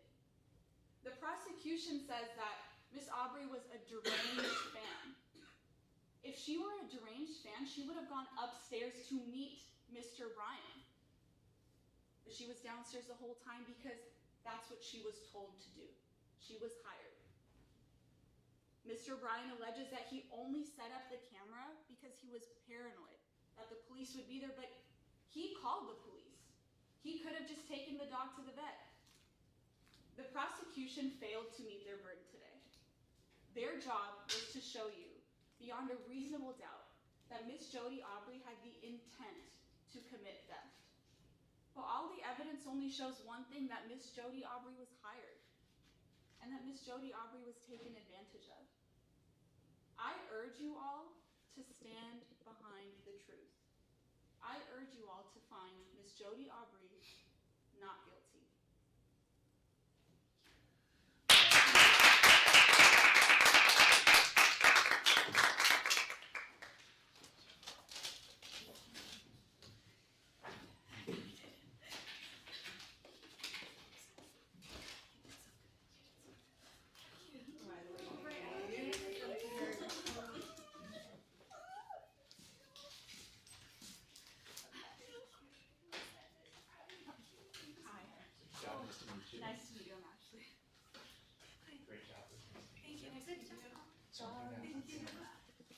so funny.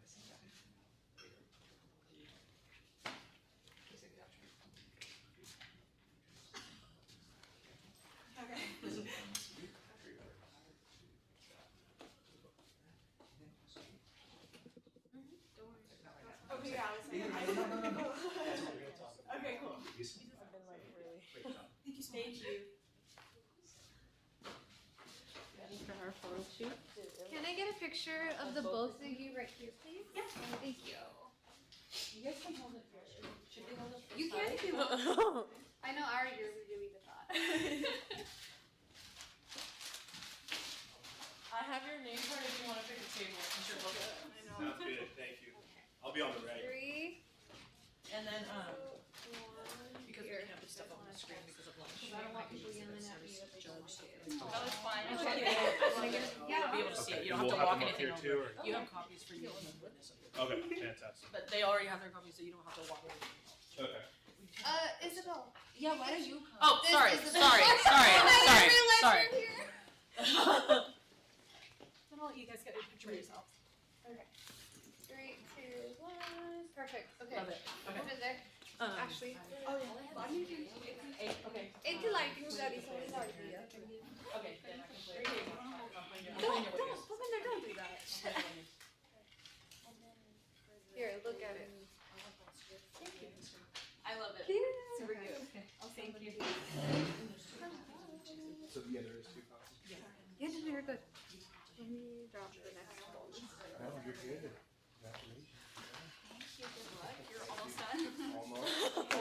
Thank you, thank you. Thank you, thank you. No, I got this recording.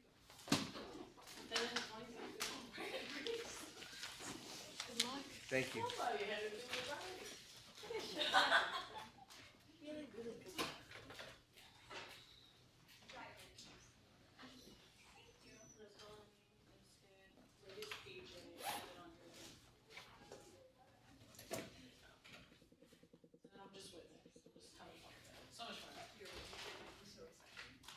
You've been doing it all day, huh? Oh yeah, but I mean it's so fun for me. I bet. For you, yeah. For me, yeah. Everybody else probably not.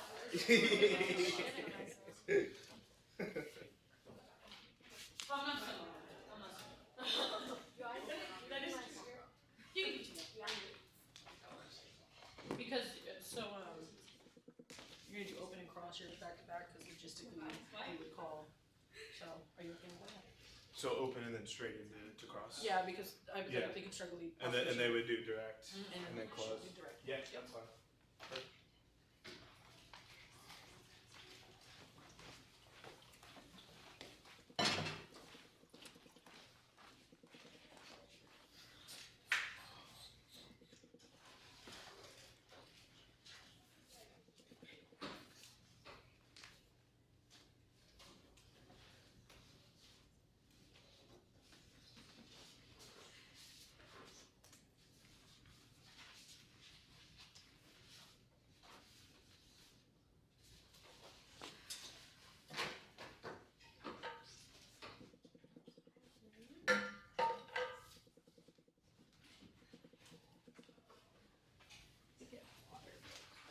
Good luck to the both of you. Thank you, thank you.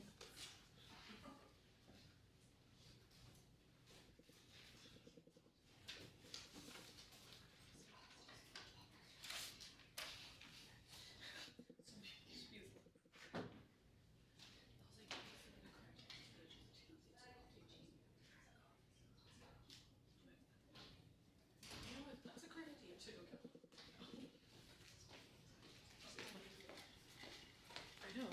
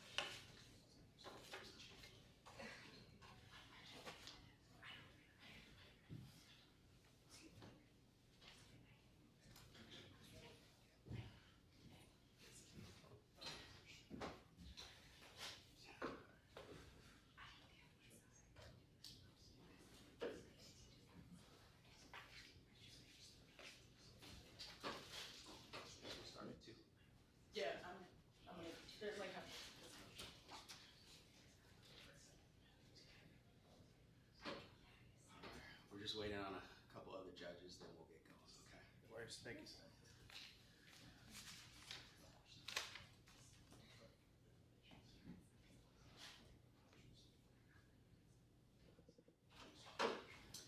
His body's on the phone, so give it like a minute or two.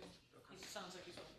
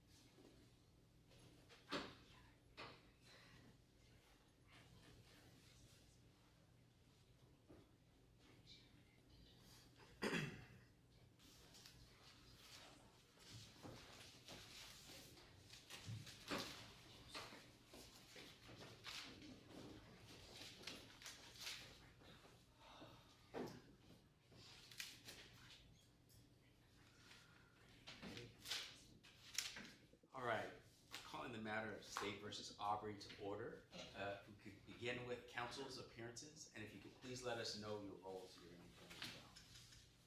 Thank you, Your Honor. Jude Coca for the defense. I'll be opening and cross-examining. Thank you. Isabel Smith for the defense. I'll be directing and closing. Okay, perfect. Thank you. Good afternoon to you both as well. Other than that, there's no other preliminary matters, so I believe at this point in time it makes sense to start with the opening. Counsel, you can proceed whenever you're ready. Thank you, Your Honor.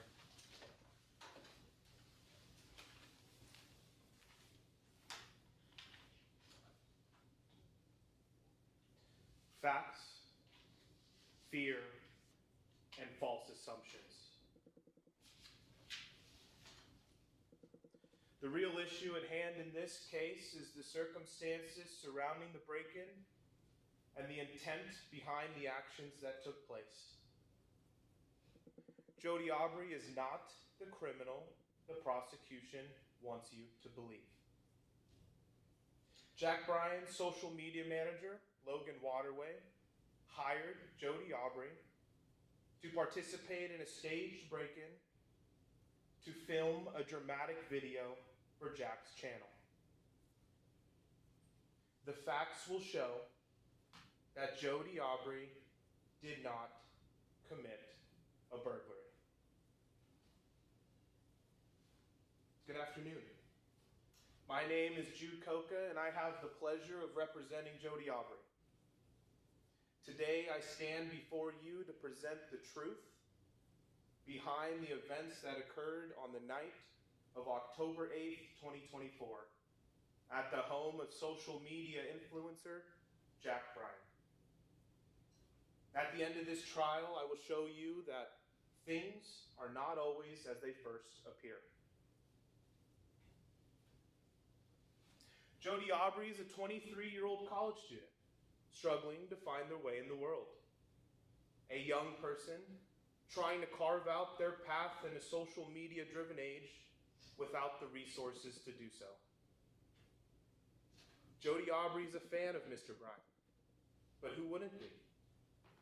Mr. Bryan is a famous vlogger and social media influencer that has worked extremely hard to amass a following of millions.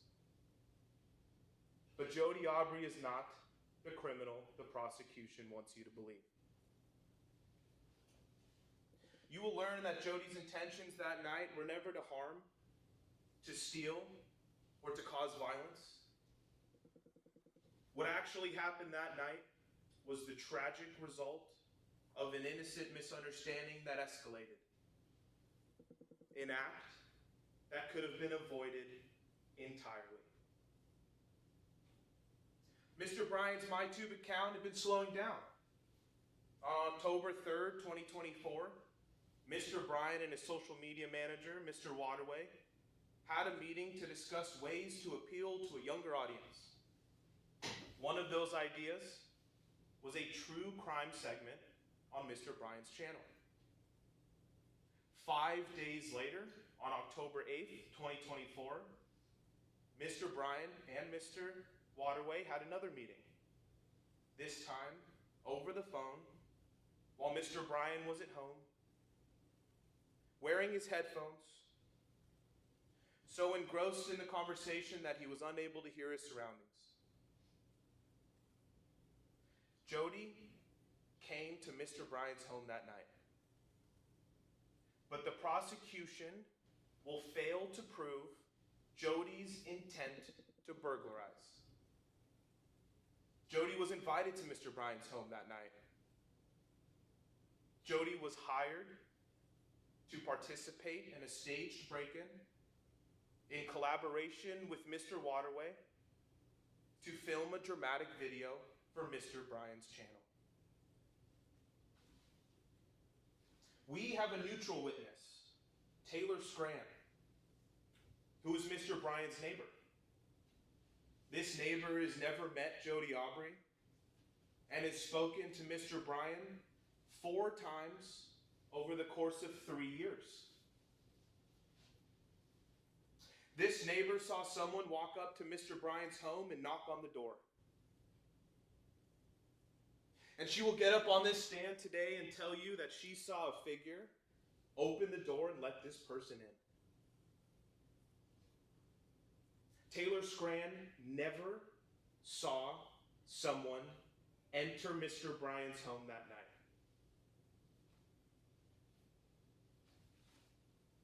I will show you the facts, which are not as clear-cut as the prosecution would have you believe.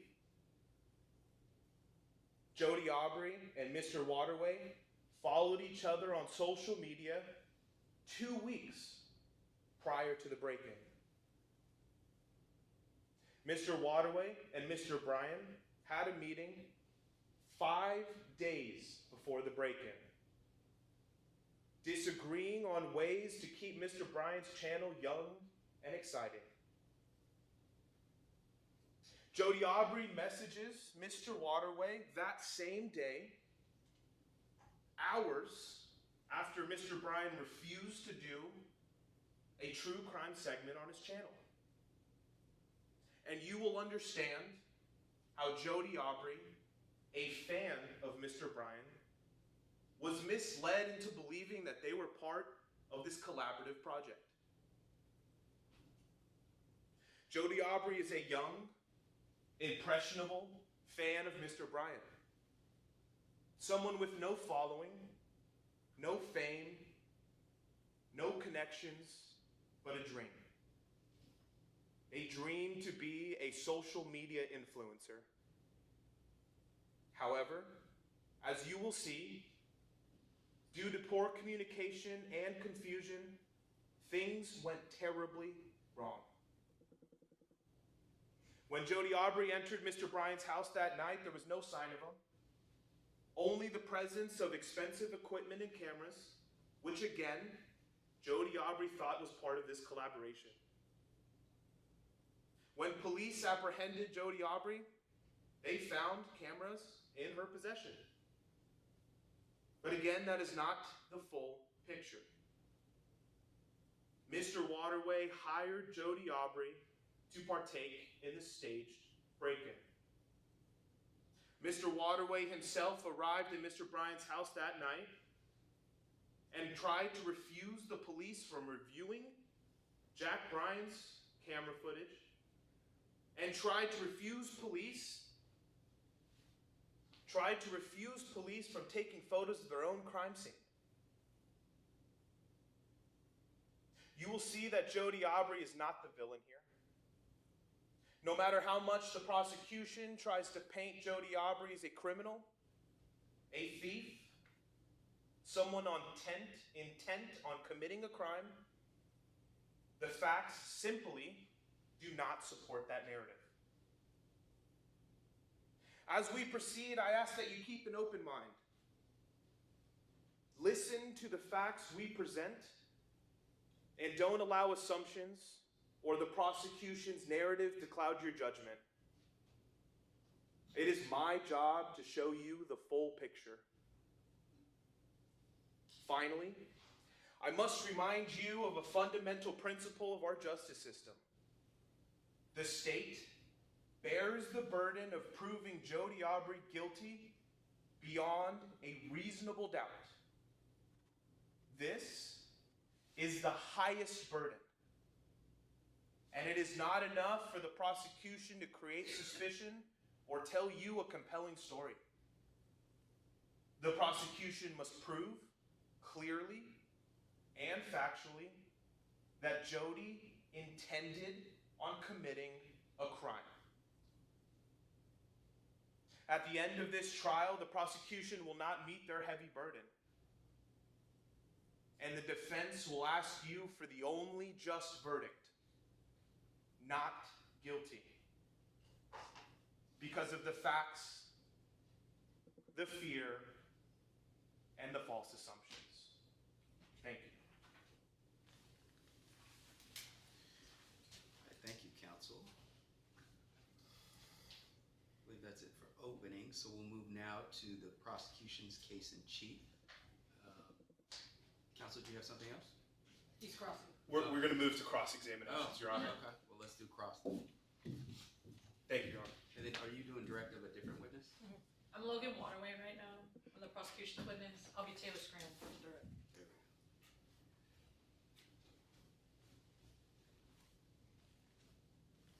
go. Mr. Waterway, I first want to ask you some questions about your relationship with Mr. Bryant. Okay.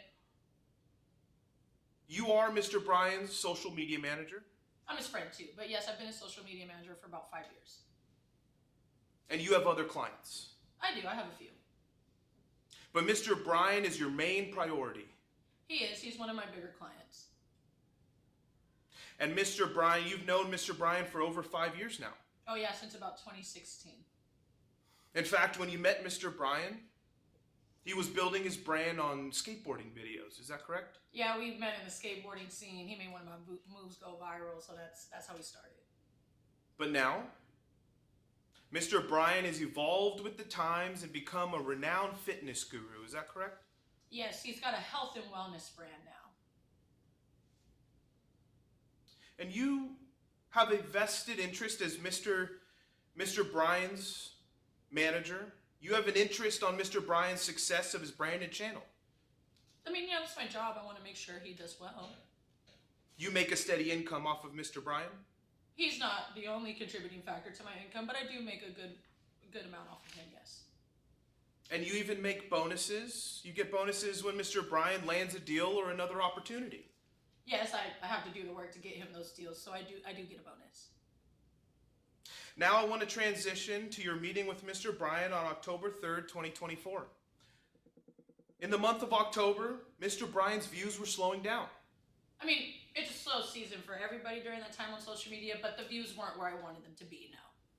To bring you back to my question, in October, Mr. Bryant's views were slowing down. They were. And you had a meeting with Mr. Bryan on October 3rd to check in on him, make sure he was okay. Yeah, I mean, and we meet frequently to just check up on his brand and stuff, so we were throwing a couple ideas around at that meeting. One of those ideas that you expressed to Mr. Bryan was a true crime segment. Is that correct? I mean, I suggested a lot of different ideas, but cooking and true crime seems to be really popular these days. Mr. Waterway, one of the ideas you shared with Mr. Bryan on October 3rd was a true crime segment on Mr. Bryan's channel. Yes, it was. Now I want to transition to some text messages between you and Mr. Bryan after your meeting with him on October 3rd, 2024.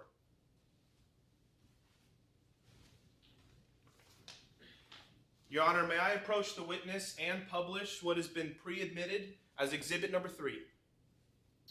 Yes. Thank you.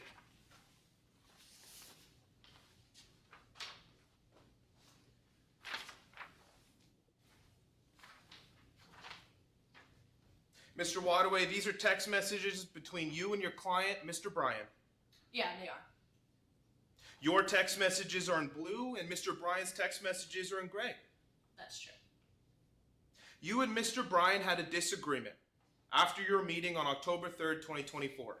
I mean, disagreement's a pretty strong word. A difference of opinions might be better fitting. Mr. Waterway, you said you need to think, you need something exciting to keep up with these newcomers, not vegetables and clean living. Mr. Bryan responds and says, I made my whole brand off of vegetables, and you made money off that too. Let's not forget. I mean, like I said, we're friends, I'm his manager. This is just how we kind of get those ideas out and work them out. Okay.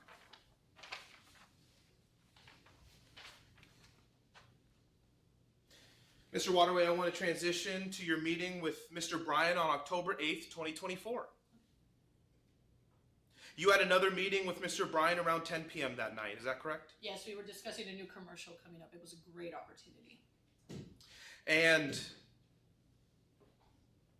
Mr. Waterway, around 10 minutes after this call began, you heard a loud bang. Yeah, I mean, I thought it was a balloon popping, but it ended up being a gunshot. And after you hear this loud bang, you hear Mr. Bryan running down the stairs. I mean, that's only what I could assume. It was very muffled at that point. It was a lot of shuffling noise, things of that nature. I was on his headphones. To bring you back to my question, you heard Mr. Bryan running down the stairs. Yes. And you hear Mr. Bryan get down the stairs and yell, what's going on? Yeah, basically. Prior to the loud bang that you heard no commotion downstairs, is that correct? No, I didn't hear anything downstairs. You never heard Bruno, Mr. Bryan's dog, barking hysterically? No, I didn't hear any barking at that point. You never heard anyone break into the home? I did not hear anything like that, no. And you never heard anyone enter Mr. Bryan's home? No, all I heard was the loud pop like a gunshot. Now I want to transition to after your phone call on October 8th, 2024. You drove to Mr. Bryan's house. I mean, I had just heard that my best friend, there was gunshots at his house. I had to get over there as soon as possible. And it normally takes you 15 minutes to arrive at Mr. Bryan's house. That's about the distance, yes. But on the night of October 8th, 2024, it only took you 10 minutes to get to Mr. Bryan's home? Like I said, I heard a gunshot. I had no idea what was going on. I just hopped in my car and I got there as fast as I could. And when you arrive at Mr. Bryan's home, you tried to stop police from reviewing Mr. Bryan's camera footage. Is that correct? I feel like stop is a very strong word. I tried to limit their interaction with the footage, yes. And you tried to stop police from taking photos of their own crime scene. Again, I wasn't trying to stop. I was trying to limit. And in that moment, I was trying to protect my client. I didn't want them to capitalize off his trauma. Is it your testimony today that you did not try to stop the police from taking photos of their own? Yes. It is your testimony. Mr. Waterway, do you understand the importance of telling the truth today? I do. You've sworn to tell the truth today. I did take an oath. And that's exactly what you've done today. I did take an oath before standing up on this stand. Your Honor, I'm referring court and counsel to the Mr. Waterway's preliminary hearing on October 9th, 2024.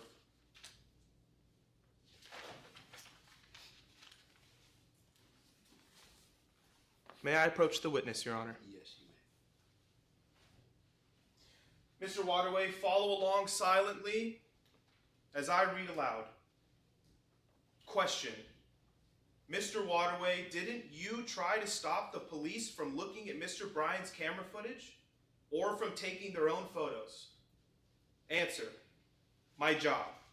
I was doing my job. Jack has millions of followers and is worth money in the blogs. I was just ensuring none of these officers took it upon themselves to get a quick payday out of my friend's tragedy. Did I read that correct, Mr. Waterway? You did.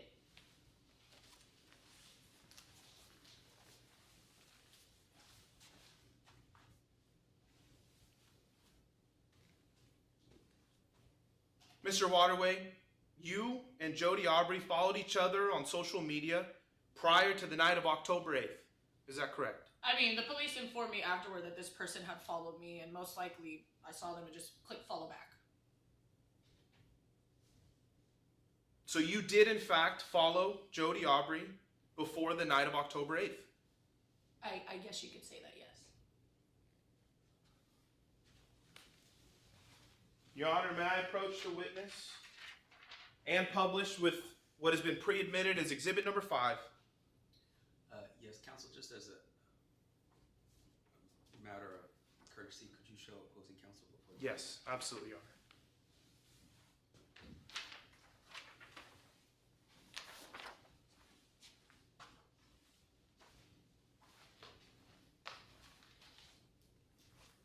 Mr. Waterway, this is a screenshot of your Instapic account, is that correct?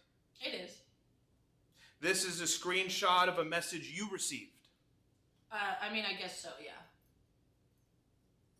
This is a message that Jody Aubrey sent to you before the night of October 8th, 2024. I mean, I was informed of this by the police afterwards, so I guess so. And you have never met Jody Aubrey?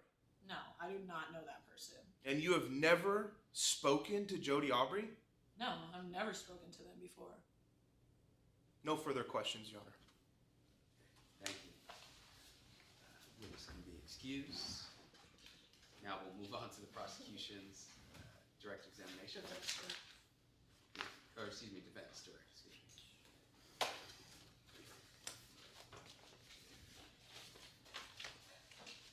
Good morning. Please state your name and your age for the court. My name is Taylor Scran, and I'm 67 years old. What is your relationship to Jack Bryan? So, I'm his neighbor. I live across the street. I've lived there for 3 years. And I also like to people watch, so I see him always walking around with his dog a lot. And where is your house in relation to Mr. Ryan's? Directly across the street. Now I want to move to the night of October 8th. What happened late that night? Well, I'm retired. So I'd fallen asleep, don't really have a set schedule, and I woke up around 9:30 p.m. I was making myself some dinner, some spaghetti, and some garlic bread. What happened after you had made your spaghetti? Well, at that point, I was ready to take out the trash, so I was taking my trash to the curb. I didn't see Mr. Bryan walking his dog at this point, which was a little weird, but I was just taking out my trash at that point. And did you see anybody else that night? I did. I saw somebody, I assume Mr. Bryan's friend, kind of walking in front of his house at that time. And over the years of you being his neighbor, has Mr. Bryan had a lot of visitors? No, not really. I mean, he stays in more than he goes out a lot. And did you notice anything about this person? Well, I did notice that they had a piece of paper in their hand, and it was just a little weird because they would look at the paper and then like look at the house numbers, and so they were like looking up and down a lot. So, as if they were looking for a specific house? That's what it appeared like, yes. Now, was this person holding anything in their hand besides the piece of paper? No, I only saw the piece of paper in their hands at that point. And what happened once this person reached Mr. Bryan's house? Well, when they walked in front of Mr. Bryan's house and I think confirmed it on the paper, they jumped up and down with joy, which was a little whatever here and there. But it seemed like they were excited to be there. And what happened next? Well, pretty uneventful. They knock on the door opens, they go in. Did you happen to see who answered the door? I can't say for certain who it was, but I'm assuming it's Jack just because nobody else lives in his house except for Bruno, so. Was it too dark for you to see? No, I mean, street bulbs were dying a little bit that night, but they were still bright, and Jack's garage light was on, and my porch light was on. Can you tell me any specifics about this person, like their appearance? They were wearing jeans, and they had a red hoodie, but I couldn't really see their face, but I know they weren't wearing a mask. And Ms. Scran, do you have any form of vision impairments?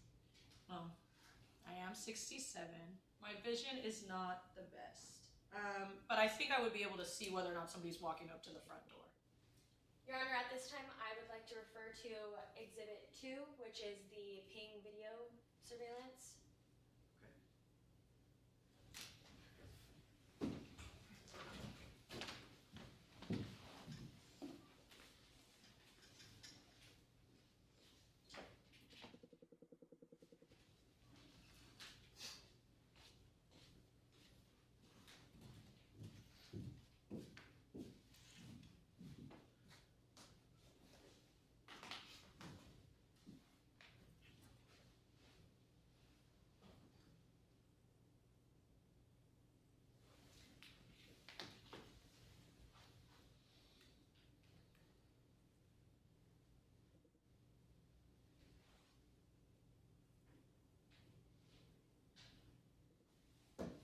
Now, Ms. Scran, what do you see in this video?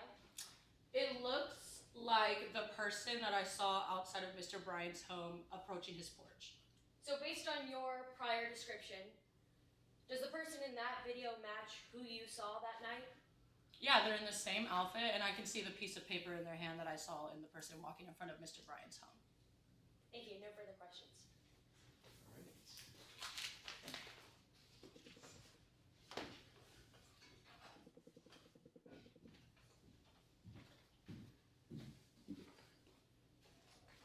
Okay, and I believe at this point in time, we move on to closing arguments.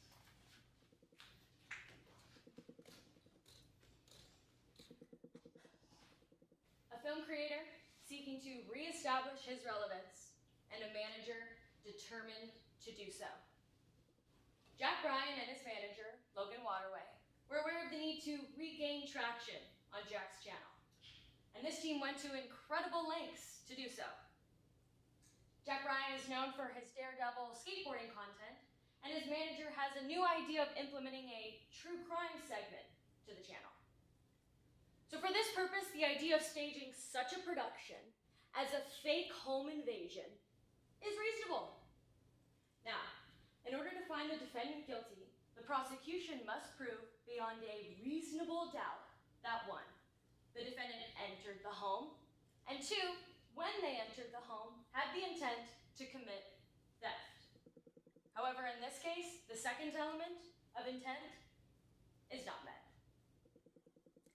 Ladies and gentlemen, we have relayed the facts, which show that this case has reasonable doubt. Starting with the timeline of Mr. Waterway, hearing a commotion on his phone call, to then arriving at the scene of the crime in such a speedy pace. Being able to cut down a 15-minute drive down to 10 minutes, plus all the necessary steps of getting off the call and putting your shoes on and getting out the door, all while also cutting down 5 minutes of pure drive time. That doesn't add up. Moving on to Mr. Bryan's neighbor, Taylor Scran, who witnessed somebody roaming the neighborhood with a piece of paper in hand, searching for a specific home, jumping up for joy once reaching Mr. Bryan's home, knocking on the door, and being let in without any form of forceful entry. That doesn't match the typical behavior of a burglar. Additionally, Ms. Scran says she witnessed someone open the door for the visitor. So how could Jody Aubrey, have broken into the house with a screwdriver without the neighbor noticing. And let's keep in mind, everyone on the stand today is here for some form of benefit, beside Miss Scran, who has had an unproblematic relationship with Mr. Bryan in the 3 years that they have been neighbors. She has no reason to lie. And when Miss Aubrey did enter the home, she knew Jack was there. All the lights were on. But she didn't know that the dog was downstairs, because that wasn't in her instructions. Earlier, Mr. Waterway explained that Jack and his dog are inseparable, even during meetings. That's what Mr. Waterway knew. That's what Mr. Waterway told Jody Aubrey. And that's why Jody Aubrey was so shocked when she saw the dog downstairs. Now, according to the police report, Jody Aubrey was able to identify Logan Waterway from inside the police car, shouting, "That is the guy that hired me." Why is this important? Because Jody Aubrey is a fan of Jack Bryan, not his manager. Earlier, Mr. Waterway testified that he does not engage with nobodies. Yet, he and Jody Aubrey followed each other on social media 2 weeks prior to the incident. So if you don't engage with nobodies, then following these nobodies is not what you do. That's a form of engagement. And not only did Mr. Waterway and Jody Aubrey follow each other on social media, there is proof of the two privately messaging on October 3rd, which just so happens to be the same night that Mr. Waterway and Mr. Bryan met to discuss Mr. Bryan's plummeting channel. Coincidence? I don't think so. Now, on top of all of this, Mr. Waterway admitted to trying to stop the police from taking the propped-up camera that was recording at the scene. He says it's to avoid Jack from being exposed, but what is he really trying to hide? An innocent person should not take the blame for a video stunt orchestrated by a manager looking to make a bonus check.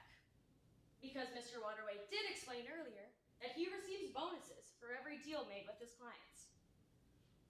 But Jody Aubrey is a young person with goals and aspirations to become a successful creator herself one day, with the belief that participating in such a scheme with Mr. Waterway could be the gateway to a networking opportunity for a bright future for herself. But instead, her freedom is at stake. Now, as you reflect on the facts and consider the magnitude of the issue at hand, I hope you let your reflections guide you to the conclusion that there is reasonable doubt in this case. And therefore, you decide a verdict of not guilty. Thank you. I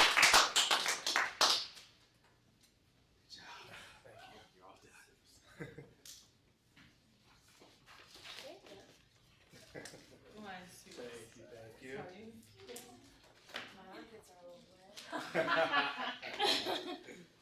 I feel like this is just so good. I know. It's like fantasy football. Yeah, right. I was like, I gotta do this what I want to see.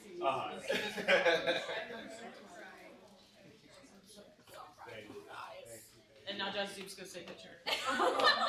Yes, I am. I'm just gonna accept. Can I get a picture of the both of you next to Isabel and Isabel? Isabel and Isabel. Isabel and Isabel. Okay, 3, 2, 1. Perfect. You both did so good. Thank you. for your Appreciate help. it. Thank you. Of Thank course you. you did. Yeah, you've been amazing. Thank you did for so all your great. help. Oops, sorry. No, you're good. You're good. Thank you. Great job. Nice meeting you. Thank you so much. Thank you. Great job. Nice meeting you. So, Yeah, thank you for Yeah. nice and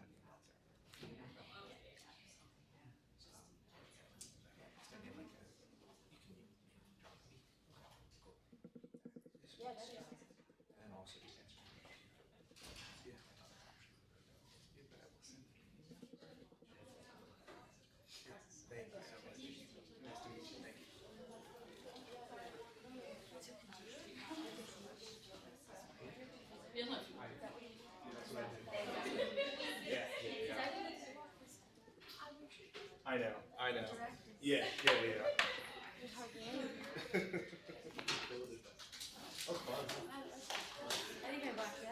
Yeah. You want to take a picture? You good? I got caught. Yeah. Isabel, will you take a picture? Did you guys want a picture Yeah, together? that'd be fantastic. Jesse's got it. I'm the camera person. You're so sweet, thank you. Sorry, I'm literally the camera person. Oh, I love that. Thank you. Okay, tell me if this is good. Imagine. Oh, perfect. Thank Yeah? you so much. Beautiful. Yes, Thank you, Jesse. Of course.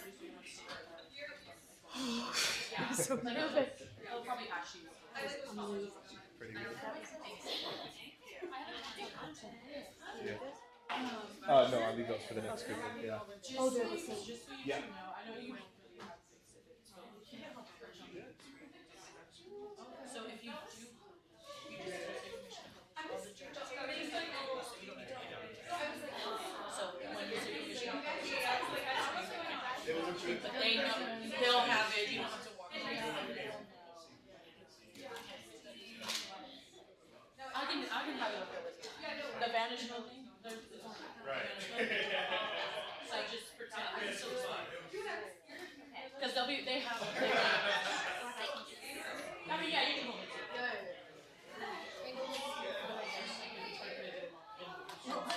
Yeah.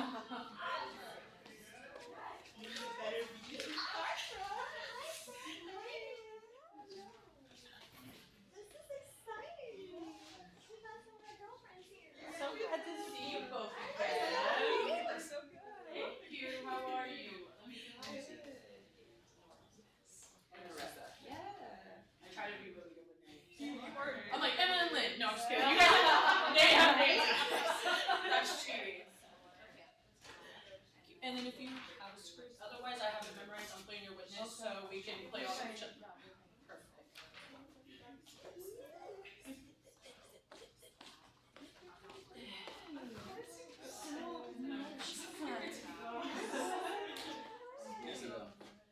Even the only one working with the students?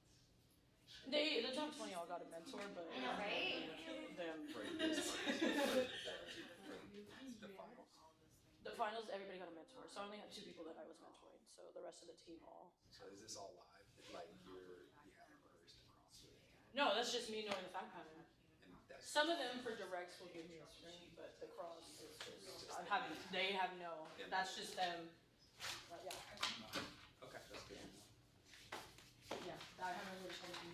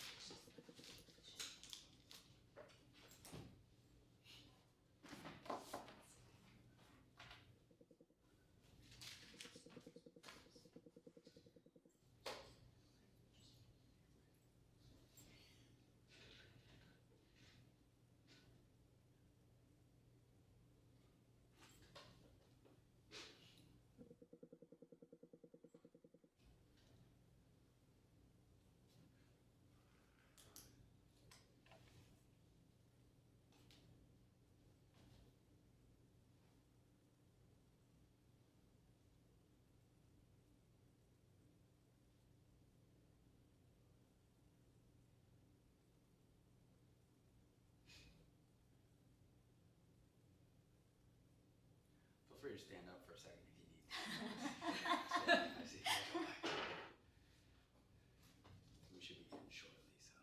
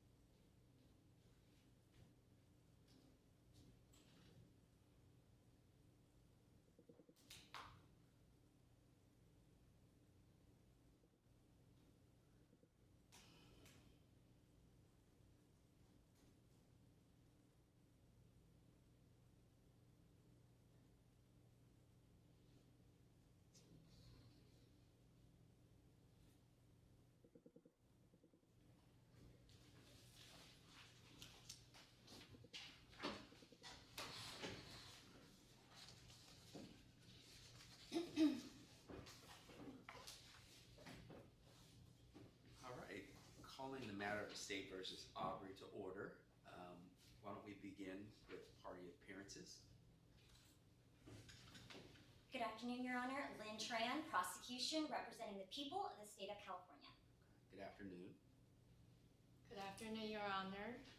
Defense Counsel Emma Bezaga representing Jody Aubrey. Okay, good afternoon. And then could you tell us what roles you're going to be playing today? I'm going to be the prosecution. I'm going to be doing opening statement and direct examination. Okay. And I'm going to do a closing statement and direct examination to Ms. Taylor Scran. Okay, perfect. Thank you. All right, with that being said, there are no preliminary matters other than that. So if we could begin with the prosecution's opening argument? Yes, Your Honor. Thank you. Whenever you're ready. Thank you. This is a very simple case. We have a successful social media influencer, Jack Bryan, who was an innocent victim of a burglary committed by defendant Jody Aubrey, who broke into Jack's house carrying a loaded handgun on her, stole his valuable equipment, shot his dog, and ran away. This is a simple case of a true crime committed by a crazed fan desperate for social media stardom. As the prosecution, we bear the burden today, and that burden is beyond a reasonable doubt. That means we have to prove two elements: entry and intent. Entry is not disputed in the case today because we have established that defendant Jody Aubrey entered Jack Bryan's house. Today, we will prove that Jody Aubrey had the intent to commit burglary at the time of entry through the evidence and the witnesses that you will hear from today. You will hear from two people: Logan Waterway, Jack's friend and social media manager. Logan will tell you that Jack's career is doing just fine. He has deals and partnerships rolling in. And Logan, he's in the social media business. He follows people, people follow him. And Jody is just one of his many 36,000 followers. You'll also hear from Taylor Scran, the 67-year-old neighbor who lives all the way across the street and claims that she saw someone let Jody in that night and assumed it was Jack Bryan. Bear in mind elderly neighbor who lives all the way across the street. And she will tell you she has vision issues. She'll tell you she has hearing issues. And she's talking about an incident that took place in the evening when it was dark on a night when the street light bulbs were dying. And she herself wasn't too sure whether it was Jack, as it was too far for her to be certain. Before we talk about the night of the incident, let's take a step back and learn who is Jack Bryan and who is defendant Jody Aubrey. Jack is a 27-year-old popular social media influencer and vlogger. Jack has built a career for himself in the health and wellness space. He's built an empire. He has deals coming in, he has partnerships coming in, and Jack is beloved by millions of followers. Who's Jody Aubrey? A 23-year-old college student, huge fan of social media vloggers, including Jack Bryan himself. And in fact, Jody aspires to be just like Jack, a social media star. But here's the thing. Jody has no equipment to do so. Jody has no following. And Jody has no extra funds or resources to pursue this social media career that she so desperately dreams of. This was her chance to get the equipment and the resources that she needed to kickstart that career. On the night of the incident, Jack's upstairs on a call with his manager, Logan. When minutes into that conversation, someone breaks into Jack's house. And that person? Defendant Jody Aubrey. Jody broke in carrying a loaded handgun on her.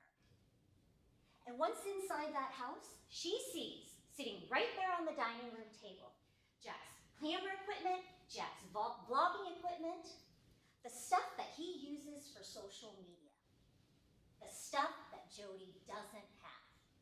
So she begins to grab those items when she hears Jack's dog Bruno barking. And when Bruno entered that dining room, what does Jody do? Jody lifts that loaded handgun she had on her, pointed it right at Bruno, shot him. She had a loaded handgun on her. She shot the dog. This wasn't staged. This was real. Meanwhile, Jack's upstairs talking with Logan when Logan suddenly says, "Jack, what the hell is that?" That's when Jack took off his earbuds, hears his dog wailing, and runs downstairs. And there, Jack sees his front door open, his dog lying on the floor bleeding, and his camera equipment gone. Jody had broken in, stolen his stuff, shot his dog, and ran away. And then when the police caught her, she had the stolen equipment on her. And now she tells this story that she was hired to do this by Logan Waterway as a staged break-in for social media. Logan will tell you under oath that he has never met Jody, he does not know Jody, and that she is a deranged fan that just made up this story. Members of the jury, there was no plan here. There was no scheme here. There was no staged for social media.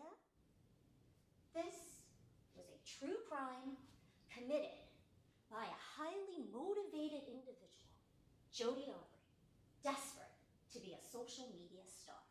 So much so that she would go to the great lengths of, again, breaking into Jack's house, carrying a loaded handgun on her, stealing his camera equipment, and shooting his dog. This is a very simple case. And at the end of this trial, members of the jury, I ask you to find defendant Jody Aubrey guilty of burglary. Thank you. And that'll take us to direct exam. I believe at this time, is this going to be the people also? Yes. All right, you can call your witness. Your Honor, I'd like to call Mr. Logan Waterway to the stand.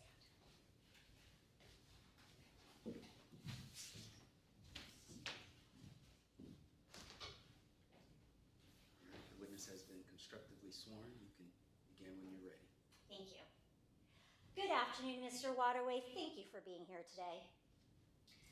Mr. Waterway, let's start with your relationship with Mr. Jack Bryan. How do you know Jack Bryan? Well, me and Jack first became friends back in 2016, but I've also been his social media manager for about 5 years now. And what do you do for Jack as his social media manager? I basically work with him to help him elevate his brand, get him deals and partnerships, stuff along that nature.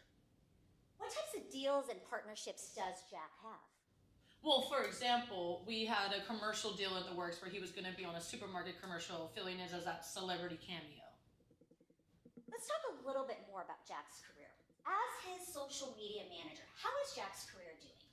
I mean, it's fine. Like I said, he's got 2.2 million followers, you know, brand deals are rolling in. His solid, it's fine.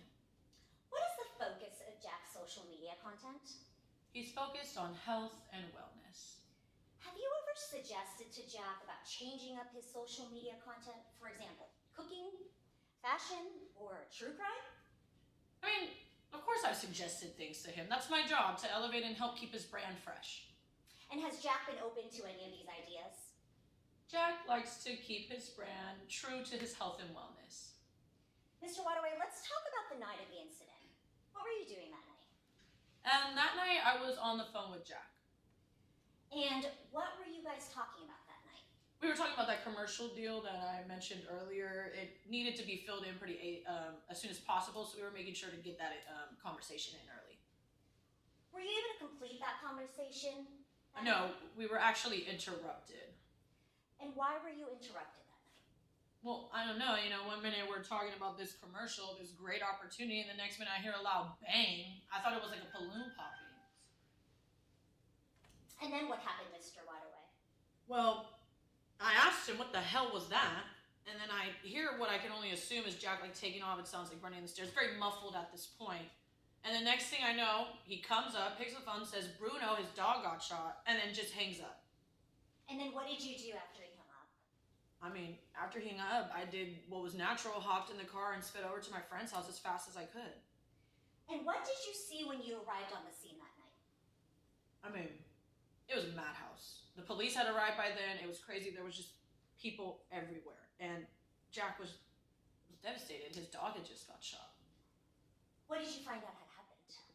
I found out that some crazy person, some fan, had broken into Jack's house, stolen his stuff, and then shot his dog. I mean, it was wild. So you said you found out that someone had broken into his house. So given that it was a break-in, what were the police doing on the scene that night?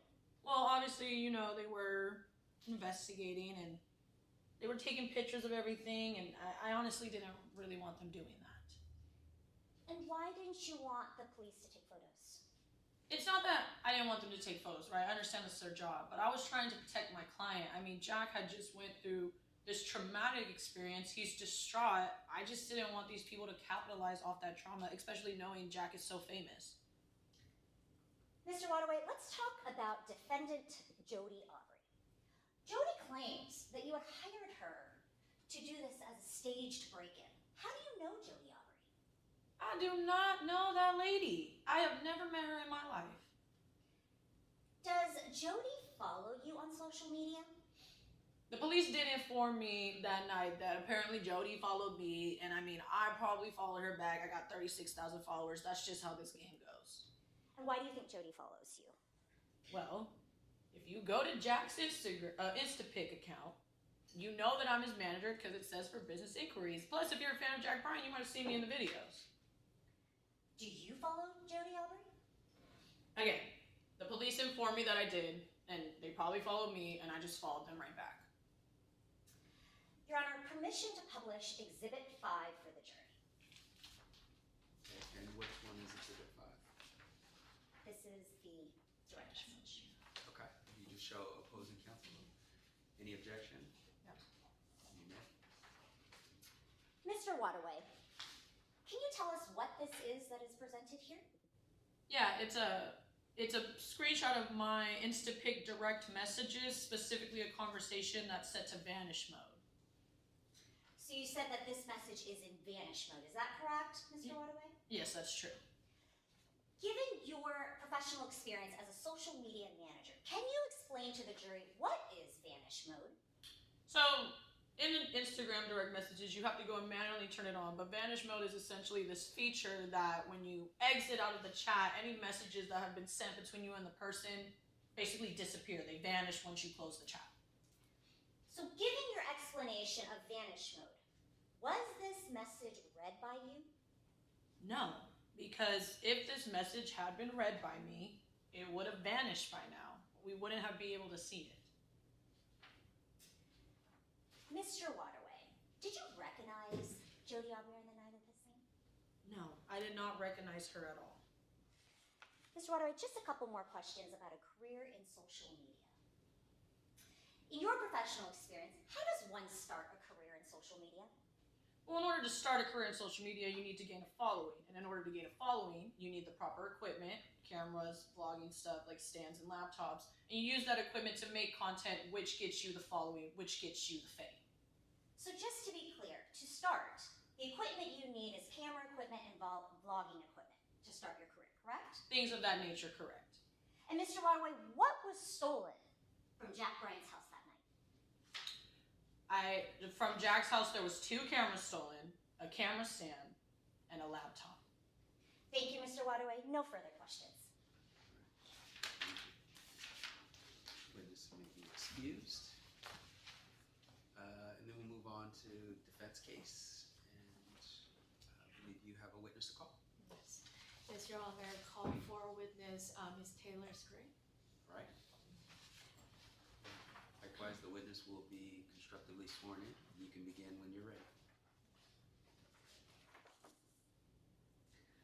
Hi, good afternoon. Can you please first state your name and your current occupation for us, please? So my name is Taylor Scran, and I'm retired, but I used to be a yoga instructor. I own my own studio for 20 years. That's very nice. How long have you been living in this neighborhood?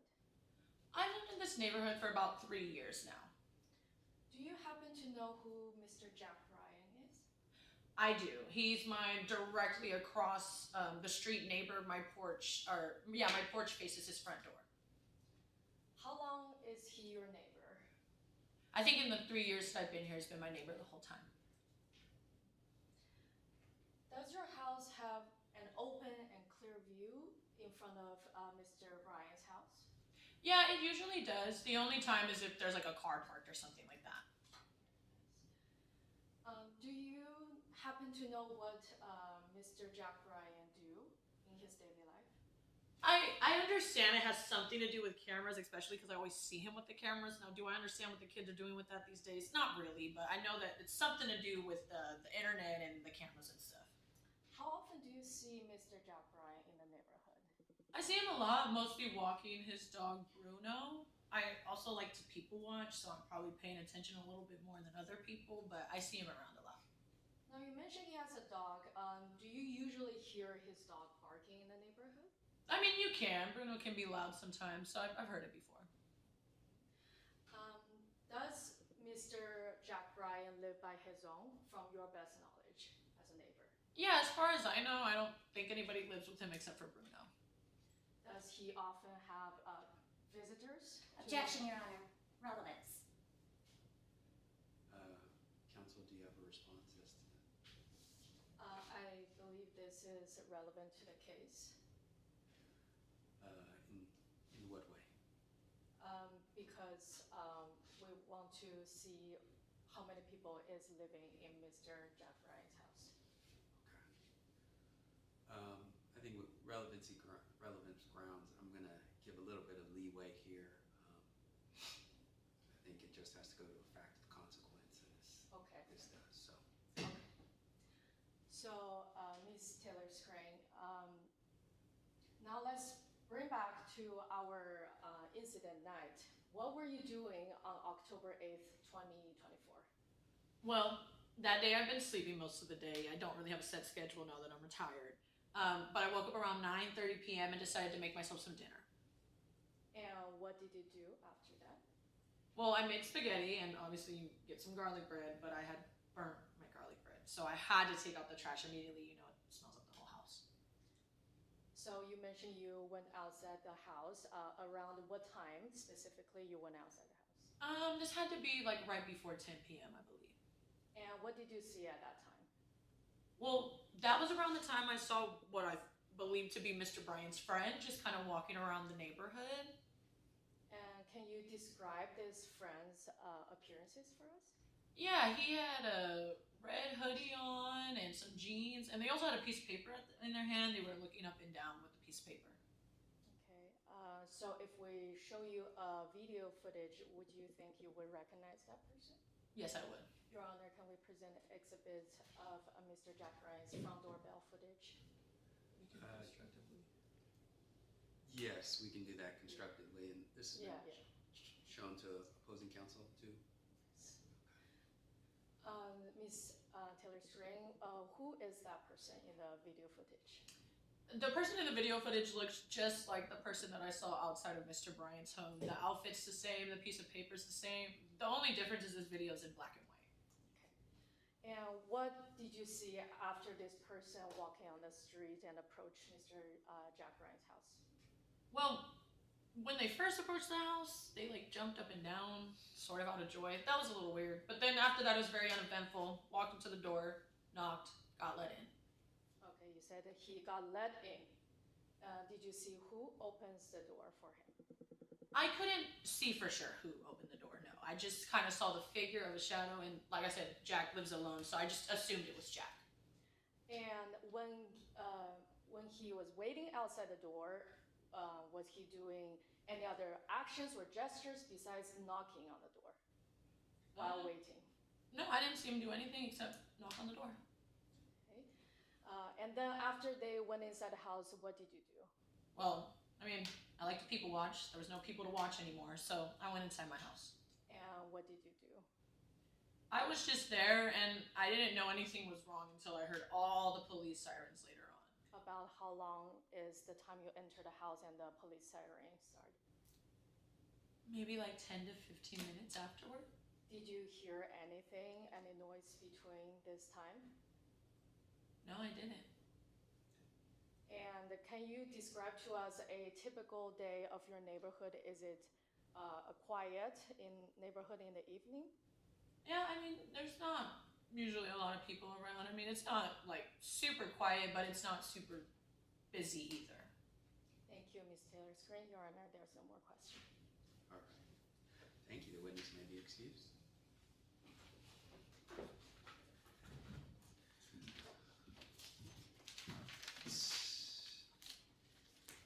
This takes us to the closing argument, and I believe at this point in time, defense, you're ready to go. You can proceed. Thank you. Ladies and gentlemen, today we have witnessed a thoroughly staged incident designed purely for the sake of social media fame. Mr. Jack Bryan, a prominent social media vlogger, has attracted more than 2.2 million followers on his personal Instapic account.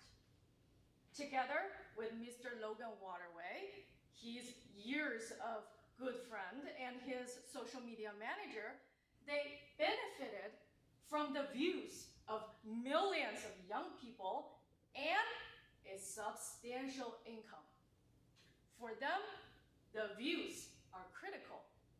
A decline in views means a significant loss of income, potentially reaching to thousands of dollars per month for them. In the testimony today, Mr. Logan Waterway openly acknowledged in the text messages between him and Mr. Jack Bryan that they needed something fun and exciting to attract the young viewers' attention because there has been a decline of views. And this, ladies and gentlemen, is precisely why they conspired this staged burglary, for more views. Now, let's consider the numerous inconsistencies in Mr. Logan Waterway's testimony today. He testified that he had never met or contacted Jody Aubrey. However, as you have seen today, Mr. Logan Waterway, who owns 36,000 followers on his personal InstaPic account, followed back Jody Aubrey, whom essentially a nobody compared to him or Mr. Jack Ryan on social media.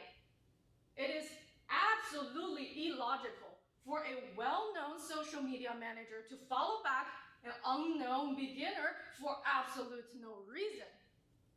Additionally, Jody Aubrey indeed contacted Mr. Logan Waterway in the private messages on social media account. However, not regular private messages chat, but through vanish mode. Ladies and gentlemen, there's only one situation when you contacted someone through vanish mode. That is when you are trying to discuss something in secret. You're trying to hide something without leaving a trace of evidence. And on top of all that, in the police report, it indicated Jody Aubrey instantly recognized Mr. Logan Waterway as the person who hired him the moment Mr. Logan Waterway arrived on the scene. The reality is simple. Mr. Logan Waterway recruited Jody Aubrey to enact this so-called burglary, and Mr. Jack Ryan consented to the plan for more views, and Jody Aubrey agreed with it for more exposure. However, something happened inside the house. There's a missed gunshot, and police were called.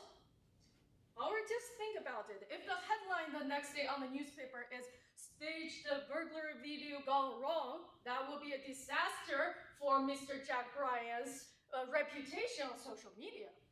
That's why they all blame everything to this beginner, to this social media nobody, Jody Aubrey, the defendant.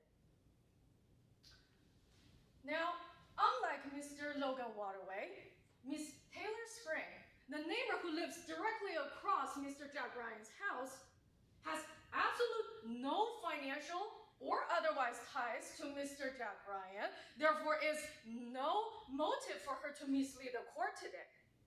As she testified today, her house has a clear and open view in front of Mr. Jack Bryan's house.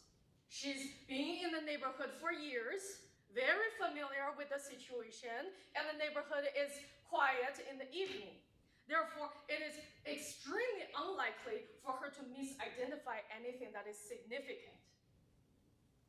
And she testified that she had witnessed firsthand that Mr. Jack Bryan opens the door and welcomed Jody Aubrey into the house after he knocked on the door, rather than Jody Aubrey forcibly breaking into the house.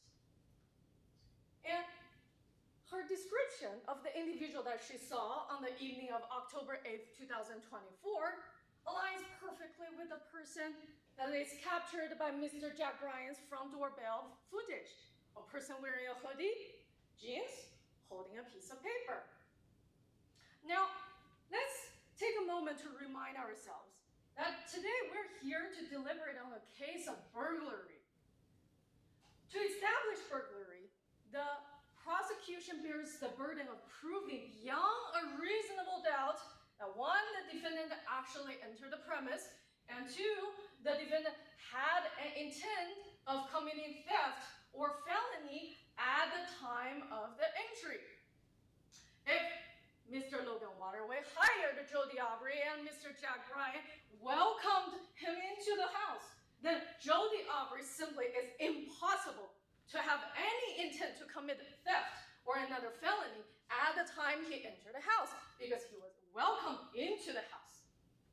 If we examine the evidence closely, the truth is clear that the narrative of Mr. Jack Bryan and Mr. Logan Waterway's so-called burglary is a complete lie. How did Mr. Jack Bryan or Mr. Logan Waterway or Miss Taylor Scran remain so oblivious that they did not hear any dog barking hysterically downstairs in a quiet evening? And how did Mr. Jack Bryan remain so oblivious that he could not hear a supposed gunshot that is happening at his own house that Mr. Logan Waterway allegedly to tell him, I quote, "What the hell was that?" And thirdly, why did Mr. Logan Waterway prevent the police from reviewing the camera footage inside of Mr. Jack Bryan's house, which is an evidence that's supposedly to assist or benefit the police to investigate this burglary if there was nothing for them to hide? The reality is simple. Jody Aubrey was hired by a fame-hungry social media influencer and his manager to enact this staged burglary. And he entered this house with one and only explicit intent of shooting a pre-arranged video for more views and more exposures as a young college student.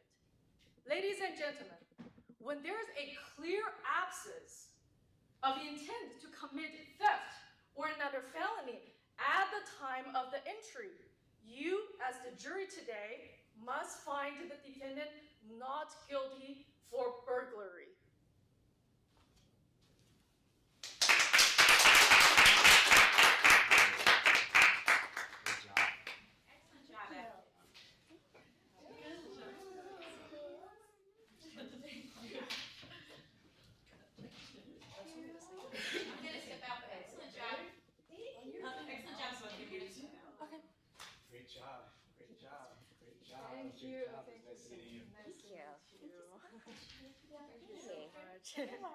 Your answer is really good. I know.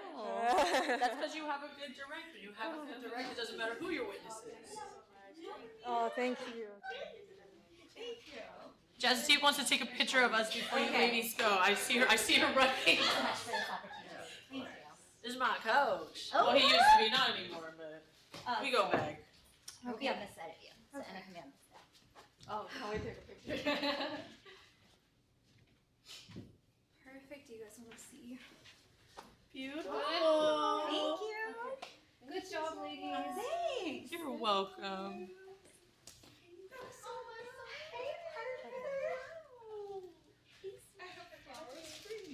That was so impressive. Oh my God. Oh my goodness. Thank you. Oh, Me? Oh, total surprise. Yes, I didn't know. I'm like, she's going out with her Valentine's. Jody Aubrey's innocent. Oh my gosh. You did really good. You too. Oh my, look at her. Guilty. No, you said good. I'm just not good. You did really Oh my good. goodness. We were like, Oh, Yeah. oh my God. How to respond to that? But that's very good. Yeah, that was Prepare all sorts of situations. Right, I told her that was improved. It's all your universities. Yeah, You guys are awesome. can't wait for this. So great. Thank you. Thank you. You guys are such good friends and good classmates. Oh my This goodness. was such a sweet surprise. We were saying Two more. I know. But I messed up because the last two I goals will were always remember this. so their content's gonna be a little the same, but I mean, it's defense. Last two. Oh my God. You definitely have to let us know for sure. Oh my gosh, ladies.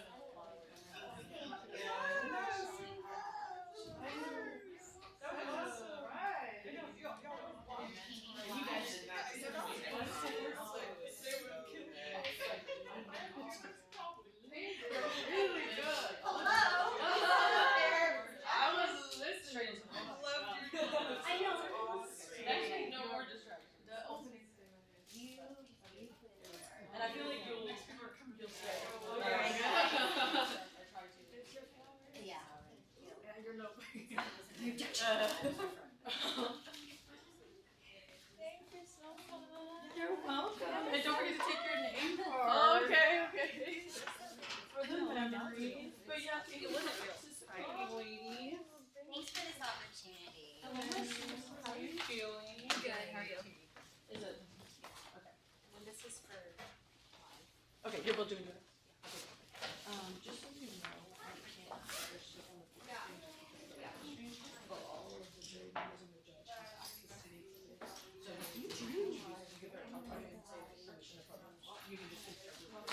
No. Does anybody get a video at any point? I did. You both did. But I have Oh, to- in closing? I have to. Did you leave this? Oh, yeah, this. So this is done, and then my next. Thank you again. Oh, Appreciate the opportunity. Thank you. I can have my laptop there and watch it on my Thank you, Your Honor. Should I have No, yeah, wait, you can show the jury. I'll just have my laptop. Yeah. Okay. And then, Isn't they'll find out through email? yeah, tomorrow night. Okay. Tomorrow night. Thank you. I verbatim say. We'll talk soon. You're welcome. Of course, you put in the hard work too. That's what makes it worth it.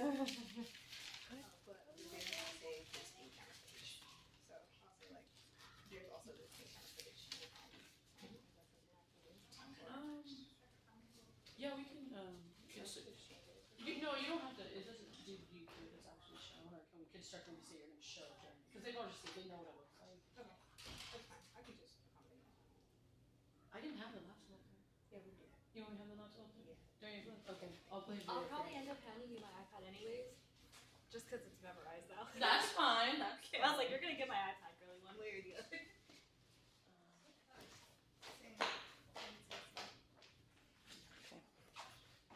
The mics.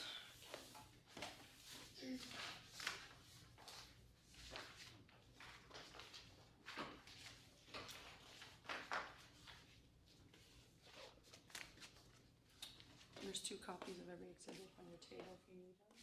And the speaker will. Thank you.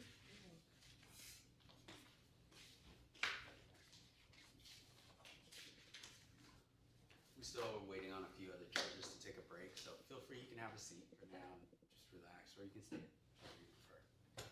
You're such a sweet judge, right?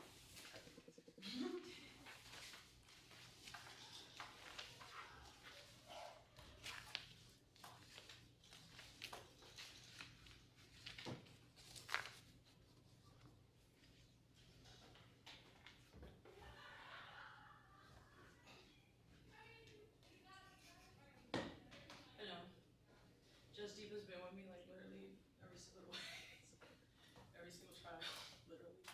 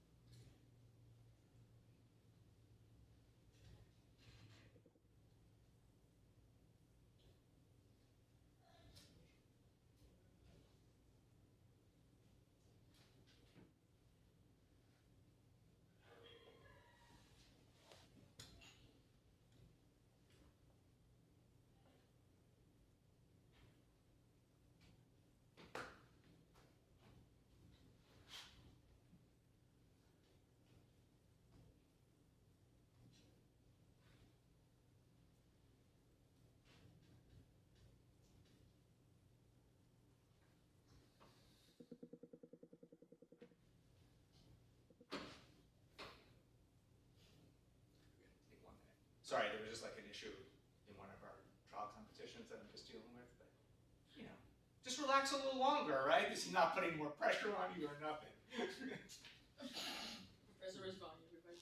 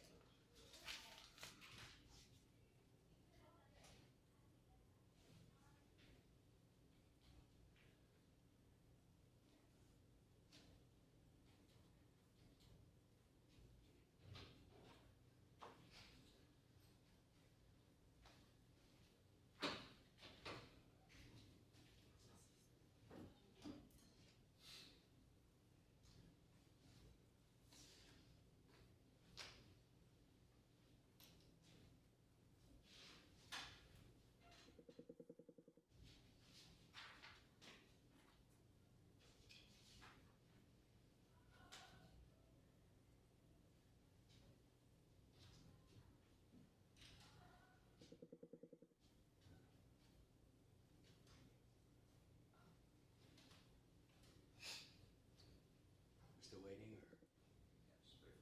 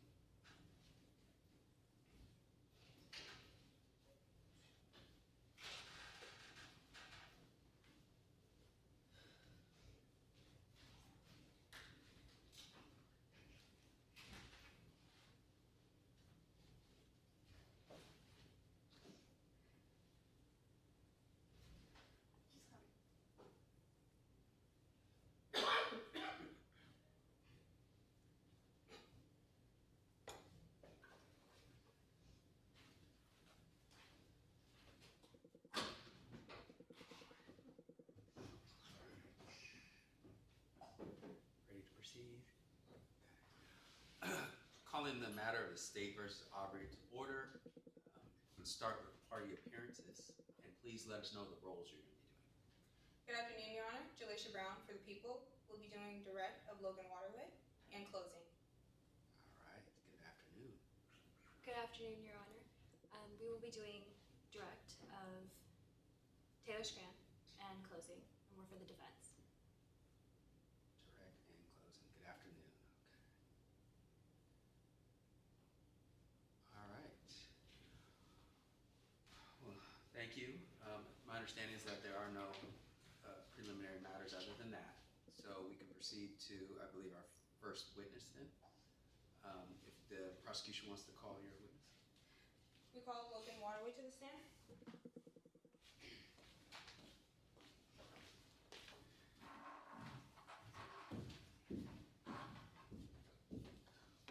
The witness has been constructively sworn in, so please proceed when you're ready.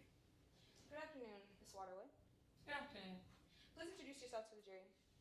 My name is Logan Waterway, and I'm 31 years old. I'm also a social media manager. What do you do as a social media manager? I help my clients create content and build their brands up, such as through partnerships and deals. How long have you been in this role? I've been doing this role for about 5 years now. Who do you typically manage as a manager? I'll manage any influencers and content creators, but my biggest priority is Jack Bryan. How long have you known Jack Bryan? I've been friends with Jack since about 2016, but I've been his social media manager only for the past 5 years. How would you describe your relationship with Jack Bryan? I mean, we are friends first. We grew up on the skateboarding scene together, everything of that nature. But he's also, we have that business relationship since I am his manager, so I protect that integrity of his brand. How would you describe Jack's character? He's an honest, clean guy. He's super creative, always looking for new ways to expand his brand, his health and wellness vibe. As his manager, how's his career been? I mean, it's pretty good. He's got 2.2 million followers. We're getting brand deals and partnerships coming in. I mean, obviously social media has its up and downs, but Jack's career is doing just fine. I'd like to talk about a specific time within Mr. So around October of 2024, how's his career doing? Again, it was fine. Highs and lows happen, but October's just a slow season in general. And so we were just, kind of trucking along at that point. Was that concerning for you as his manager? Well, obviously, I want to keep it on the radar, but I know it was going to pick up at some time, so I wasn't too worried about it. Did you suggest anything in regards to his career? I did. The slow season? I did pitch a couple ideas at that time. What were some of those ideas? Well, one of my biggest suggestions was like a big brother mentor type thing, like a content house where Jack would be like the older brother type, basically emphasizing clean living and healthy living to the younger influencers that were coming up in the world. And what was Jack's typical audience group? 16 to 24-year-olds, and usually males were his audience group.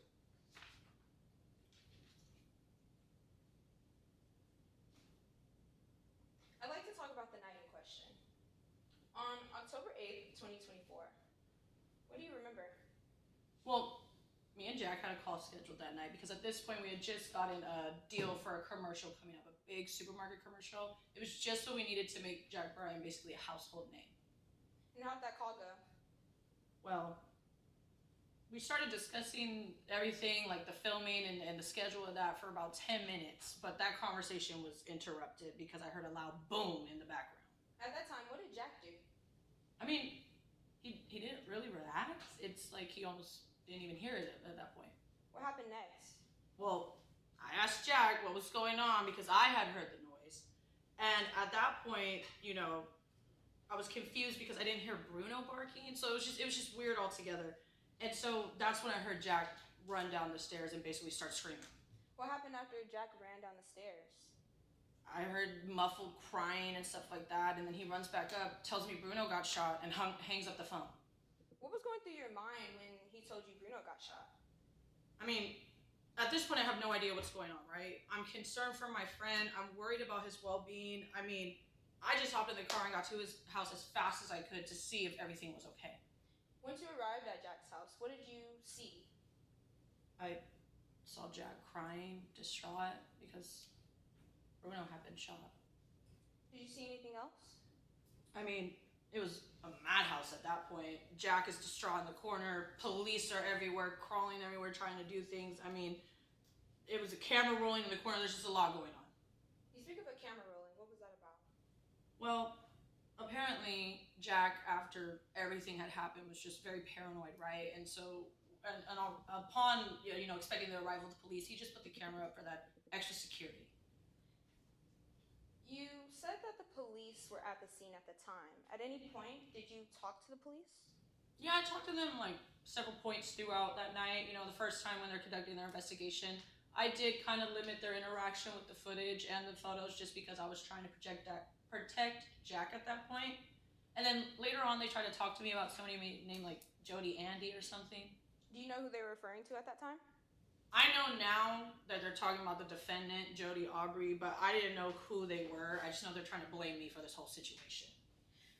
Referring court and counsel to what is marked as Exhibit 5. Let the record reflect that I have shown Exhibit 5 to opposing counsel. Yes. Your Honor, may I approach the witness? You may. Miss Waterway, I'm handing you Exhibit 5. Do you recognize Exhibit 5? I do. How do you recognize Exhibit 5? It's a screenshot from my direct messages on my Instapic account. Is it a fair and accurate representation of that screenshot from your messages? Yes, it is. Thank you. Your Honor, the people request to move Exhibit 5 in evidence. Okay, any objection? No. All right, let's move to the evidence. Who is that message from, Ms. Waterway? Well, it says it's from Jody A. Did you recognize the account at that time? I mean, I'm sure I received it, but I have no idea who this is. Don't have a name, don't have a picture, so I don't really know. But now, the police have informed me that it's the defendant. Is there maybe a reason why you don't know who may have messaged you? I mean, I'm a social media manager. I have 36,000 followers. And my name is also in Jack Bryan's bio for his business inquiries. I get a lot of messages. I just can't keep up with them all the time. At the time, were you following that account? The police informed me that I was, yes. Why? I mean, it's my job, right? Social media. So I follow back people that have a presence or are trying to create one. They most likely followed me and I followed them back. As of today, what is your understanding of that account? That this is the defendant's account and that they were trying to reach me, I guess. Prior to this burglary, have you ever spoken to the defendant? Prior to and afterwards, I have never spoken to Jody Aubrey. Thank you. No further questions, Your Honor. Please be excused. With that done, I think we'll move on to the defense directly. Does defense wish to call witness? Your Honor, defense would like to call Ms. Taylor Scran to the stand. Likewise, the witness will be constructively sworn in. You can begin when you are ready. Good afternoon. Please introduce yourself to the jury. Hello, everybody. My name is Taylor Scran, and I'm 67 years old. What is your occupation, Ms. Scran? Well, I used to be a yoga instructor for 20 years, my own studio and everything, but now I'm retired. And what do your days look like now that you're retired? Well, I don't really have a set schedule anymore, so I kind of get to do what I want, and I spend a lot of my time people watching. So, as you say you people watch, what are some things that you've noticed in your neighborhood? I've noticed a lot of different things in my neighborhood, but specifically, I saw everything that happened on October 8th, 2024. I saw Mr. Bryan's friend walking up to his house. Who is Mr. Bryan? Mr. Bryan is my neighbor. Prior to asking you questions about the events that occurred on October 8th, I would like to talk to you about your health. How is your hearing? My hearing's good. When I'm focused on doing something, sometimes my ears tend to pick up what I'm doing, and maybe I don't hear outside stuff, but otherwise it's pretty good. How is your vision? My vision's good. I am a little older, so sometimes it can be difficult to see, but not too bad. I can still see distances and still see people. So what do you mean when you say that it could be a little bit difficult to see? Well, you know, at night, if it's dark, it's hard for me to see colors that well. But otherwise, it's not that hard, and I can still see pretty well everything in front of me. How far would you say you can see? I mean, I'm not too sure, but if I'm on my porch, I can directly see Jack Bryan's house across from me. I will now be asking you questions about the night of October 8th. Please describe what happened the night of October 8th. Well, not too much had happened for me. It was pretty uneventful except for my garlic bread burning, so I was just going out to take out the trash. And what did you see when you were taking out the trash? Well, I looked across my porch, and I saw this young person walking down the road. They had a paper in their hand, and they were looking at the paper and then looking up at the street numbers. Describe the figure that you saw holding the piece of paper. It was definitely a younger person, probably in like their 20s. I couldn't really see their face or anything like that, but they were wearing a red hoodie and some jeans. What time did you see this person? It was around like 10 p.m., a little before that. Where were they going? It looked like they were heading to my neighbor, you know, Mr. Jack Bryan's house. To me, it looked like, you know, they knew where they were going. When they were heading to Mr. Bryan's house, did they approach in a different manner, or was it just a normal walk? No, they walked up to the front door. They knocked. Somebody let them in. They walked inside. Who let them into the house? I can't say for certain who it was, but I did see the shadow of a figure, so I know it's a person. And I know Jack Bryan lives alone, so I just assumed it was Jack. Why do you think it was Mr. Jack Bryan? Well, I mean, nobody lives there with him except for Bruno, and Bruno can't open the door, so again, I just assumed it was Jack. How clearly did you see Jack that night? I mean, I could clearly see the figure, even though the street light bulbs were dying. They weren't so dim that night. His garage light was on, my porch light was on, so I could see pretty well. Directing court and counsel to what has been pre-marked for identification as Exhibit 2. Let the record reflect that I am showing opposing counsel what has been pre-marked for identification as Exhibit 2.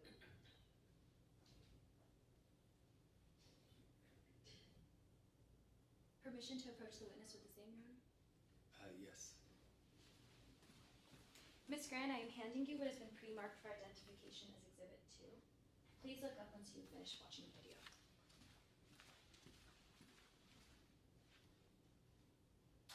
Do you recognize this? Yes, I do. How do you recognize it? This is what I saw on Mr. Bryant's porch on the night of October 8th, 2024. Is this a fair and accurate representation of what you saw that night? Yes. Your Honor, permission to move Exhibit 2 into evidence? Any objection? No, Your Honor. All right, let's move it. How would you say the person's demeanor was when they walked up to the porch? I mean, they're walking pretty normally. They're not running or trying to hide or anything. Why do you say that? Well, they literally walk up to the front door in a normal manner. And then after that, after this footage ends, I see them knock and I see them get let in. And after that, it was pretty uneventful, so I just went inside. No further questions, Your Honor. All right, thank you. This is excused. And this takes us to closing arguments. I believe that people have the floor now. Feel free to set up the well and begin when you're ready. Thank you, Your Honor.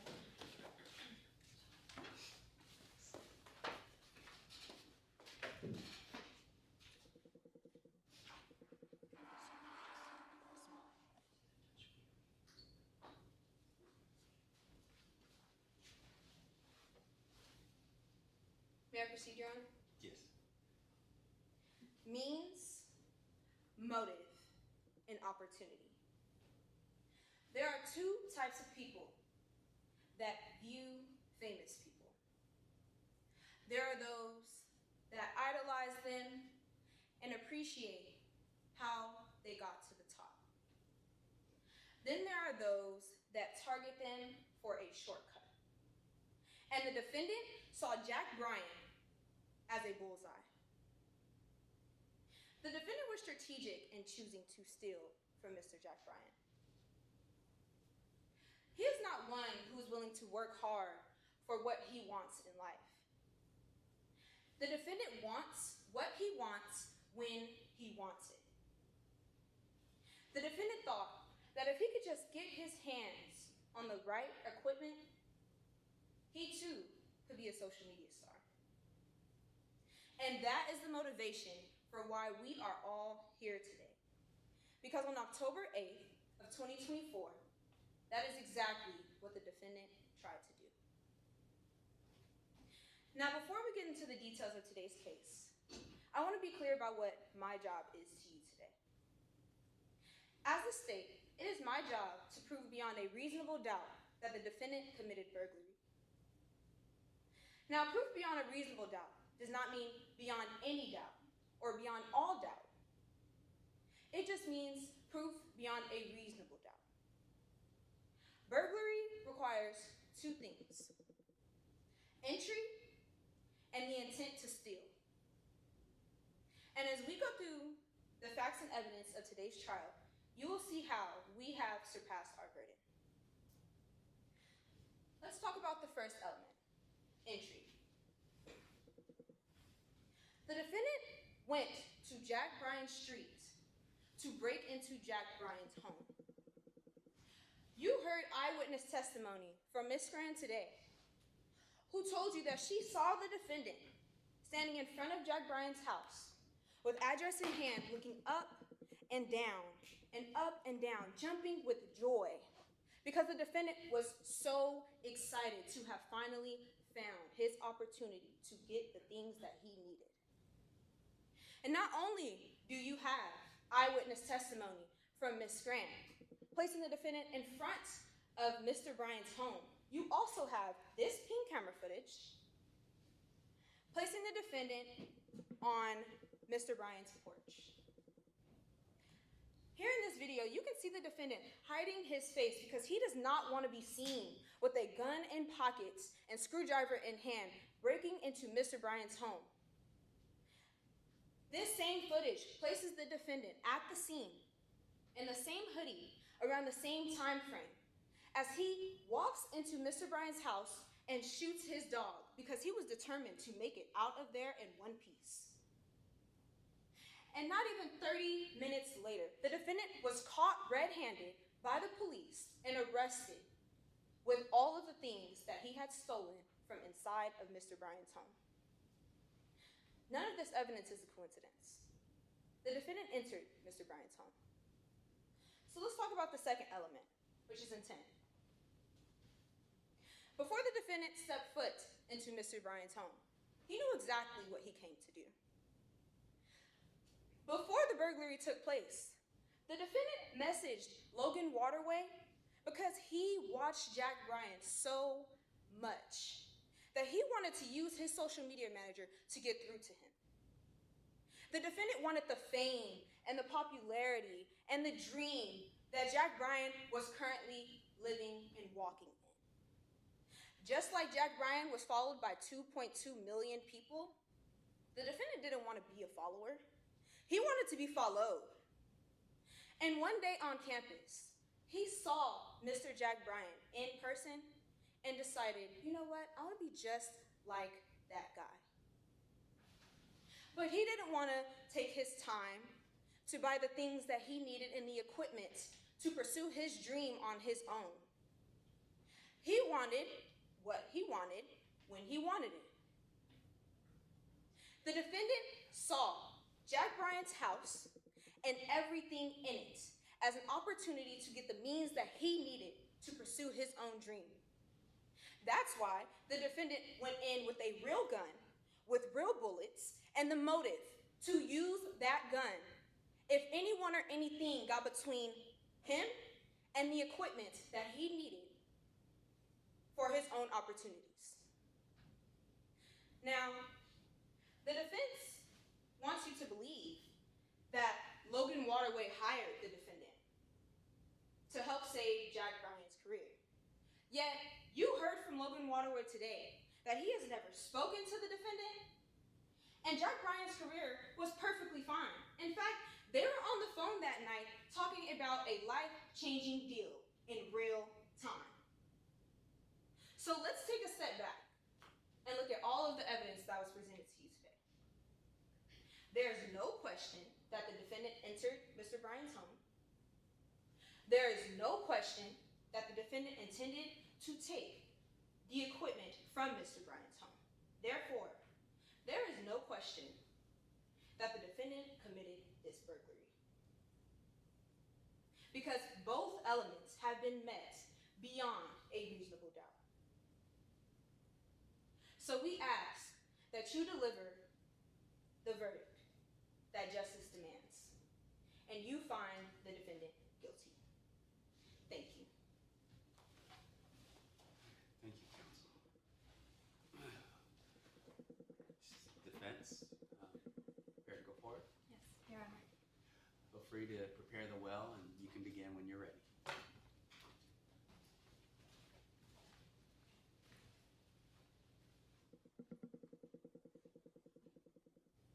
This is a business deal gone wrong.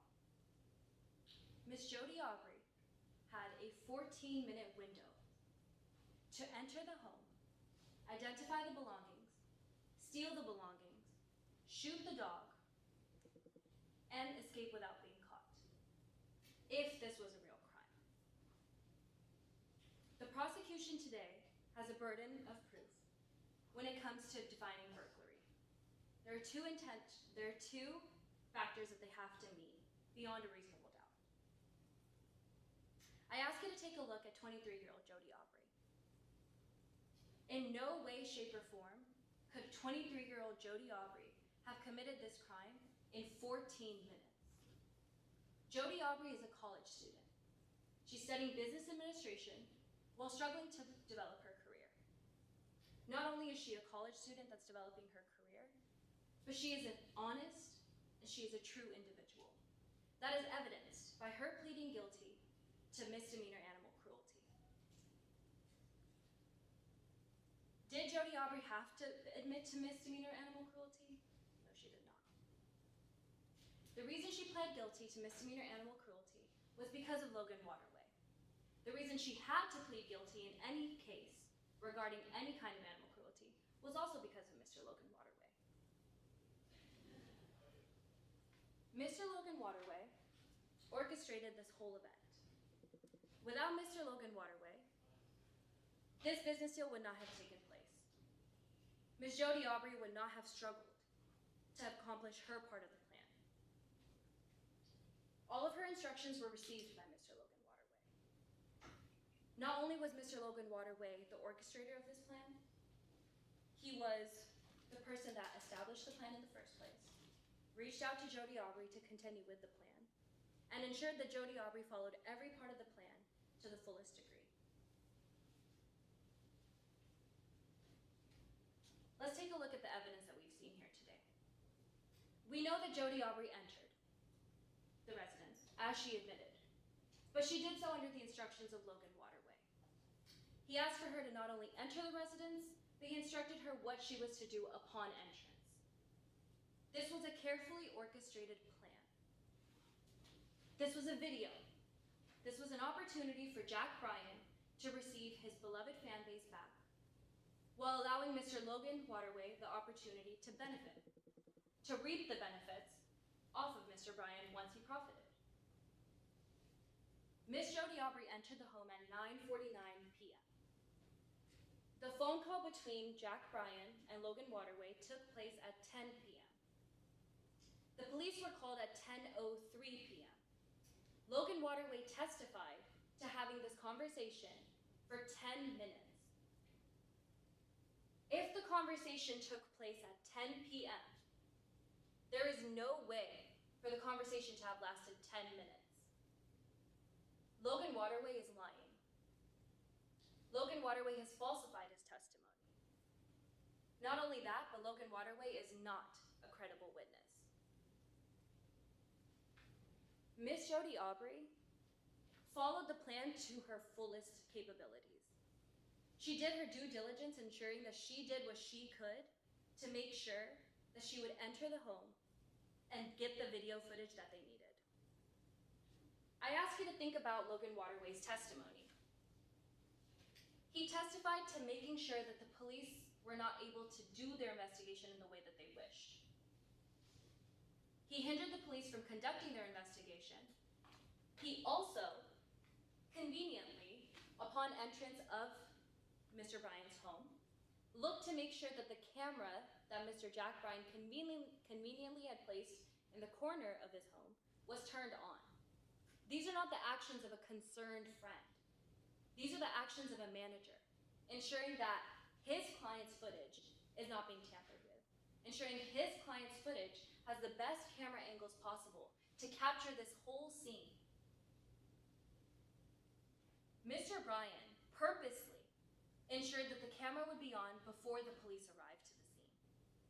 Rather than fretting about what was going on with his dog, what was happening with his home, why his door was left unopen, he focused his attention on the camera.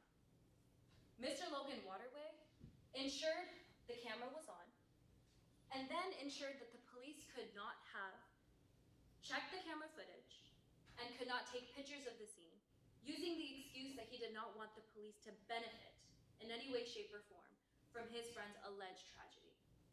This is not a crime. This is a carefully orchestrated and a carefully concocted plan, drafted by Mr. Logan Waterway and Mr. Jack Bryan. Miss Jody Aubrey is a college student. She's not an expert burglar, she's not a robber, and she's not a thief. For a novice to be able to commit this crime in 15 minutes and escape without being caught until they were 3 blocks down the street, it's impossible. And we've established here today that Logan Waterway's testimony is not accurate. Not only that, but he testifies to having never met and never interacted with Jody Aubrey. But there are messages that prove otherwise. Not only are they regular messages, but they are messages that are in vanish mode. If this was a college student reaching out to a social media manager in order to boost her career for the very first time, no student in this day and age would reach out on vanish mode. That is highly unlikely. I also ask you to look back at the evidence of Mr. Bryan not hearing the gunshot.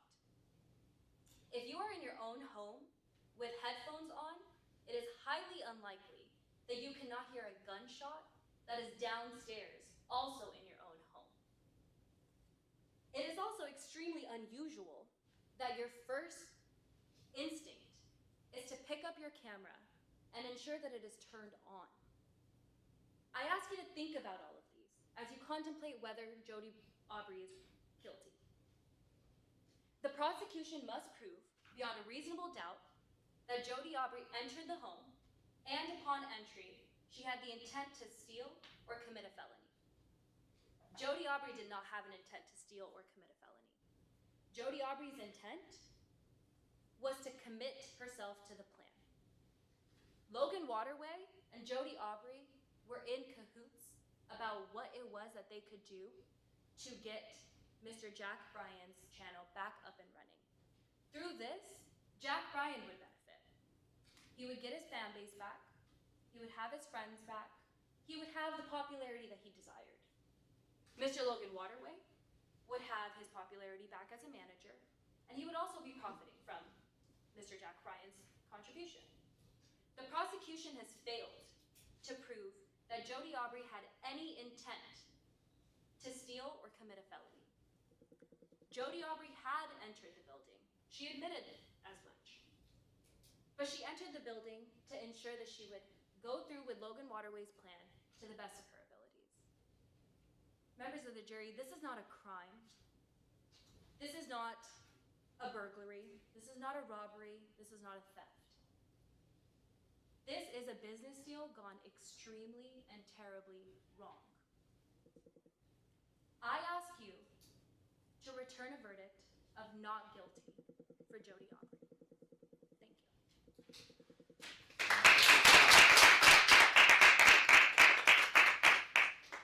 Good job, everyone. Good job. Oh, thanks.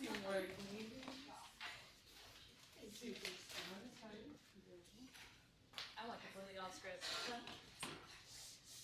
I mean, me too, but. Oh, yeah, it was fun. Just deep wants a picture. I'll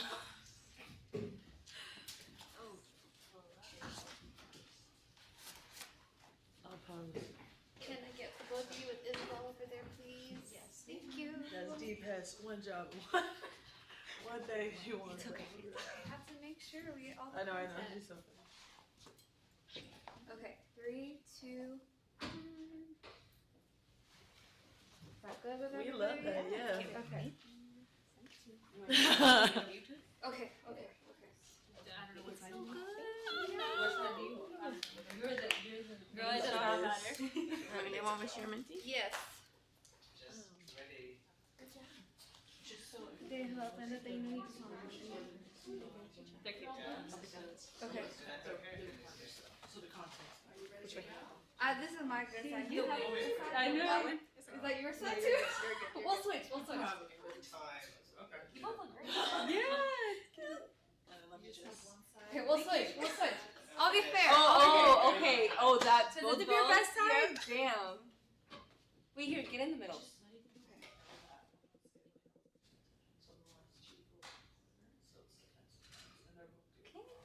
Okay. Good job. You did so good. That was so good. I was like, the second I got up there, I was like, what script? What's the script? I was like, you made me memorize this for one. I completely forgot. Well, see, we don't know what's on your paper. Yeah. Thank So as long as you keep going. Right, we didn't know. No, I knew exactly what I was saying. I knew exactly what I was saying.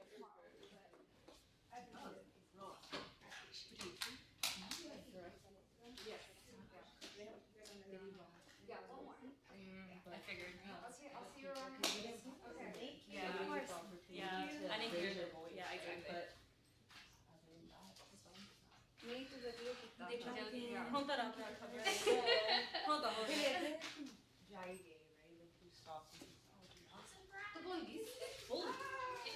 Oh, man. Direct was boo boo. Like this? I said, what's It's fine. I was like, no. But it's you knew the fact that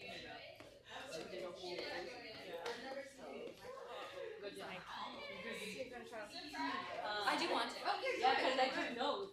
You already talked. Oh God! She's not You did so good. Next time start practicing earlier. Next time listen to me. Next time, how about you come? Next time do what you're supposed to do. No, okay. You did a really good job. Okay. We're done. Yeah, Right? now go On do the the bus with- adrenaline, work with it a little bit. Now you can chill. You're all hyped. Are you guys staying for the rest of it? There's one more. One more. Oh yeah. Yeah. Okay. Text. I'll text you. Okay. Bye. Nice meeting you. Nice meeting you. Bye.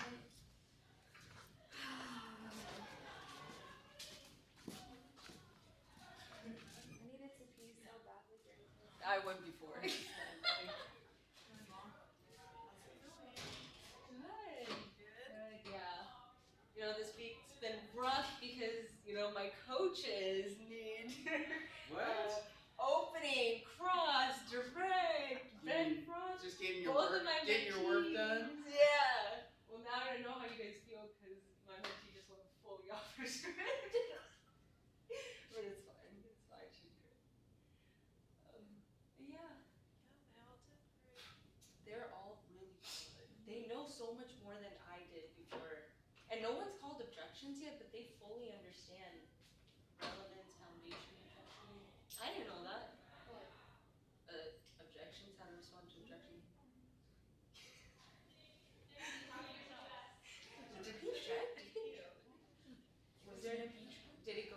Is it like that? Because I heard about the You're like, I was there. How many is the rest? If they attempt it, yeah. Right. NTC hasn't updated me yet. If NTC can hear me, update me. They haven't updated me.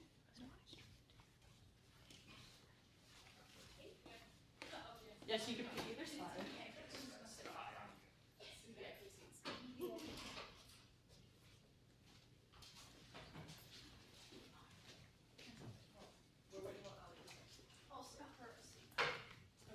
They have all the exhibits. Oh.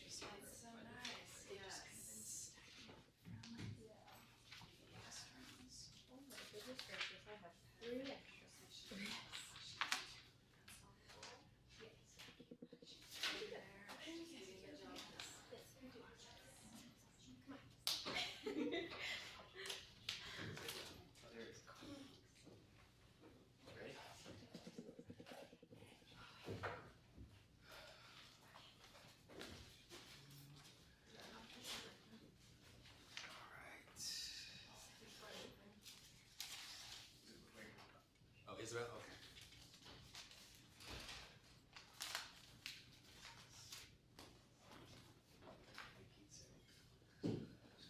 Counsel, we're just waiting on our witness, and then once she gets here, we'll get started. Yes, Your Honor. So formal. I was like, when are we officially starting?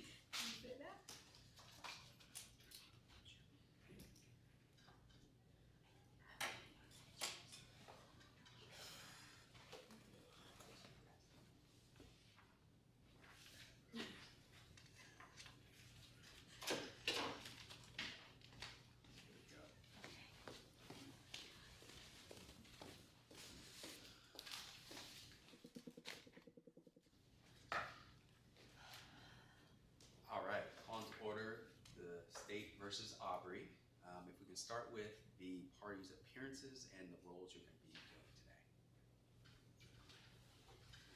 Your Honor, my name is Alyssa Evans. I'm representing Jody Aubrey, the defendant. Good afternoon. Good afternoon. And what roles are you going to be doing? I am performing the opening statement and cross-examination.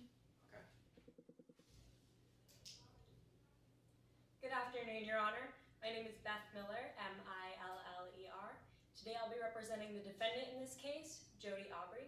I'll be conducting the cross-examination as well as the closing statement. Okay. And I take it the two of you are going to be crossing the same witness then, it sounds like? We will be, Your Honor. All right, not a problem. With that said, I don't think there's any other preliminary matters, so. Your Honor, we do have one small preliminary matter. We do have a folder for both members of the jury and Your Honor with pre-admitted exhibits as well as the verdict form and jury instructions. It was recently brought to my attention that you do have the actual exhibits. However, if you do want the copies of the jury instructions and the jury forms, then we have those as well for you here. I appreciate that. I do already have a copy though. Yeah, I appreciate that. And if I do need that, I'll let you know. Okay. Sounds good. Thank you, Your Honor. All right. With that said, why don't we begin with the defense opening? Thank you, Your Honor.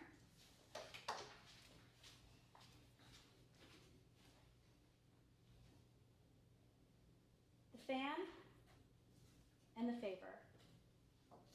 Members of the jury, the prosecution just told you a story, but the true story is about the fan and the favor. The story of a willing fan and a simple favor in exchange for a promise of fame. On the night of October 8th, 2024, Jody Aubrey arrived at the door of Mr. Bryan's home for one reason and one reason only: to uphold a favor. Members of the jury, my name is Alyssa Evans, and today I have the privilege of representing the defendant, Jody Aubrey. So let's take a step back and discuss what it is that brought us here today. Or more specifically, who it is that brought us here today. Jack Bryan was what the industry called an overnight sensation. What started with cool skateboarding tricks quickly grew into a well-respected platform, one that provided Mr. Bryan with a comfortable, exciting life. But you see, Mr. Bryan's successful career as a social media influencer was slowly but surely coming to a halt. Skateboarding tricks and healthy living were no longer cool or relatable to an aging fan base. Mr. Bryan had to get with the times, or simply get lost. He was concerned. His social media manager, Logan Waterway, was concerned as well. In fact, you will hear that the two were so concerned, they were desperate. So desperate that they decided to stage a break-in in Mr. Bryan's home. Surely that would create a buzz, right? But they needed someone to do it for them. Someone like a willing fan. Someone they could exploit. Someone like Jody Aubrey. You see, Jody Aubrey was a longtime follower of Mr. Bryan who had supported his rise to fame. She'd even gone to see him in a seminar he had done at her university. She wanted nothing more than to become a successful social media influencer like Mr. Bryan herself. Who better to help her achieve that dream than Logan Waterway? Armed with Miss Aubrey's desire to start a platform of her own, Mr. Bryan and Mr. Waterway devised a plan. A simple plan. Get the fan, ask the favor, wait for the fame. The fan and the favor. Members of the jury, here's the evidence that will prove what will happen on the night of October 8th, 2024. There are text messages between Mr. Bryan and Mr. Waterway that will show that Mr. Bryan was losing followers And in Mr. Waterway's own words, he had an idea for how he could get those followers back. These messages will show that Mr. Waterway was suggesting ideas to Mr. Bryan for new and exciting things that he could do with his platform. He even suggested true crime. We will present evidence showing that Jody Aubrey and Mr. Waterway followed each other on Instapic just 2 weeks before the incident. Further, Jody Aubrey reached out to Mr. Waterway on Instapic just 5 days before the incident. Taylor Scran, Mr. Bryan's neighbor across the street, will be here today, and she will tell you that she witnessed a hooded figure walk up to the door of Mr. Bryan's house and be let inside without a struggle. We will also present to you the police report from the night of the incident, in which Jody Aubrey, through the window of a moving police car, was able to identify Mr. Waterway as the man who had hired her to stage a break-in for a vlog. A vlog that you will see was recorded by Mr. Bryan the night of the incident.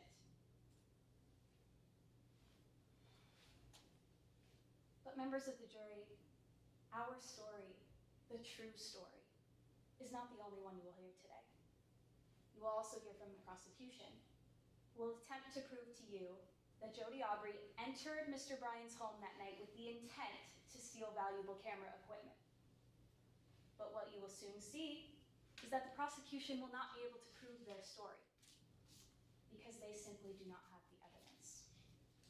They will present to you only one witness from that night, Mr. Waterway, Mr. Bryan's successful social media manager and longtime friend, who you will see is completely biased toward him and his career.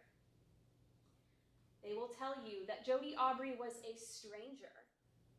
But as I just told you, Jody Aubrey and Mr. Waterway followed each other on Instapic 2 weeks before the incident, and she had reached out to him 5 days before. They will tell you that Jody Aubrey entered Mr. Bryan's home with a screwdriver. But what you will see is when the police found Jody Aubrey that night, they found no screwdriver on her. In fact, they found no screwdriver at all. The police never found any evidence of forced entry whatsoever. What the evidence will show you is that Jody Aubrey was hired as a fan for a favor to stage a break-in in Mr. Bryan's home to make him relevant once again. Now, members of the jury, the prosecution has told you that they have the burden of proof in this case, the highest burden of proof. They must lay the foundation, building their theory brick by brick, until they have proven to you beyond a reasonable doubt that there can be no other reasonable explanation for why Jody Aubrey was at Mr. Bryan's house that night. And in doing so, they must prove that our theory is consequently completely unreasonable. But members of the jury, what you will see is that not only is our story reasonable, it's reasonable doubt. You will see that our story is the truth. But most importantly, you will see that Jody Aubrey never intended to commit a burglary that night. In fact, the only intent Jody Aubrey possessed was the intent to start a platform of her own, something that was promised and exploited by none other than Jack Bryan and Logan Waterway. Members of the jury, at the conclusion of this trial, I will ask you to return a verdict. The only fair and just verdict in this case. A verdict of not guilty. Thank you. All right, thank you, counsel. Thank you, Your Honor. Okay, so I believe that leads us to our cross-examination, which attorney's going to go first. I can go first. Yep. I'll be going first, Your Honor. All right. At this time, I'll be crossing Miss Logan Waterway. All right, thank you. Ms. Waterway. witness has been constructively sworn in. You can begin when you're ready, okay? Thank you, Your Honor. Good afternoon, Ms. Waterway. Good afternoon. I want to start by talking a little bit about your relationship with Mr. Bryan. You've known Mr. Bryan for about 5 years now. I've been his social media manager for 5 years, but I've known him since 2016. Well, in that role as his social media manager, you profit off of Mr. Bryan's success. I mean, yeah, that's part of my job, so I guess so. And in terms of your clients, you'd agree that Mr. Bryan is your main priority. Yes, he is. But lately, Ms. Waterway, Mr. Bryan's views have been slowing down, haven't they? I mean, it's a slow season just in general on social media, but they're not where I want them to be, yes. So just to be clear for the members of the jury, his views were in fact slowing down. On my tube, yes. Your Honor, at this time, I'd like to publish exhibit number 3 for the jury. Yes, is that the video? That is some text exchange between Ms. Waterway and Mr. Bryan. Okay, any objection? No, Your Honor. And Your Honor, I'd also like permission to approach the witness with the exhibit just so that she'll have it a little closer to reference. Yes. Here you go, Ms. Waterway.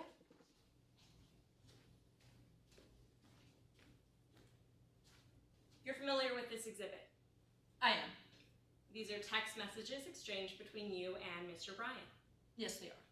And in those text messages, you tell Mr. Bryan that he needs to do something exciting. Those are the words that I say, yes. To keep up with the newcomers? Yeah, we have to keep up with the times, evolve. That's part of my job, is making sure his content stays fresh. Right, and you didn't want him to lose out. I did not want him to lose out. He's worked so hard to build this brand up. But you had an idea for that. I had several ideas for it, yes. Let's talk about what those ideas were. You know that Mr. Bryan's house was broken into on October 8th. Yeah, it was a terrible night. I'll never forget it. On discuss the break-in a little bit more. You went to Mr. Bryan's house that night? Well, we were on the phone first, but once I heard that his house was broken into, I immediately ran over there, yes. So when you did arrive to Mr. Bryan's home, police asked you if you knew my client, Jody Aubrey. Yeah, they asked me about this person, didn't know who they were, and that was basically the end of that. Right, you didn't know who they were, and you told them that. I did. Your Honor, at this time, I'd like to publish for the jury exhibit number 4. And as a reminder, this is a police report from the night of the incident. Okay, any objection? No objection, Your Honor. Okay. Permission to approach the witness with exhibit number 4? Yes.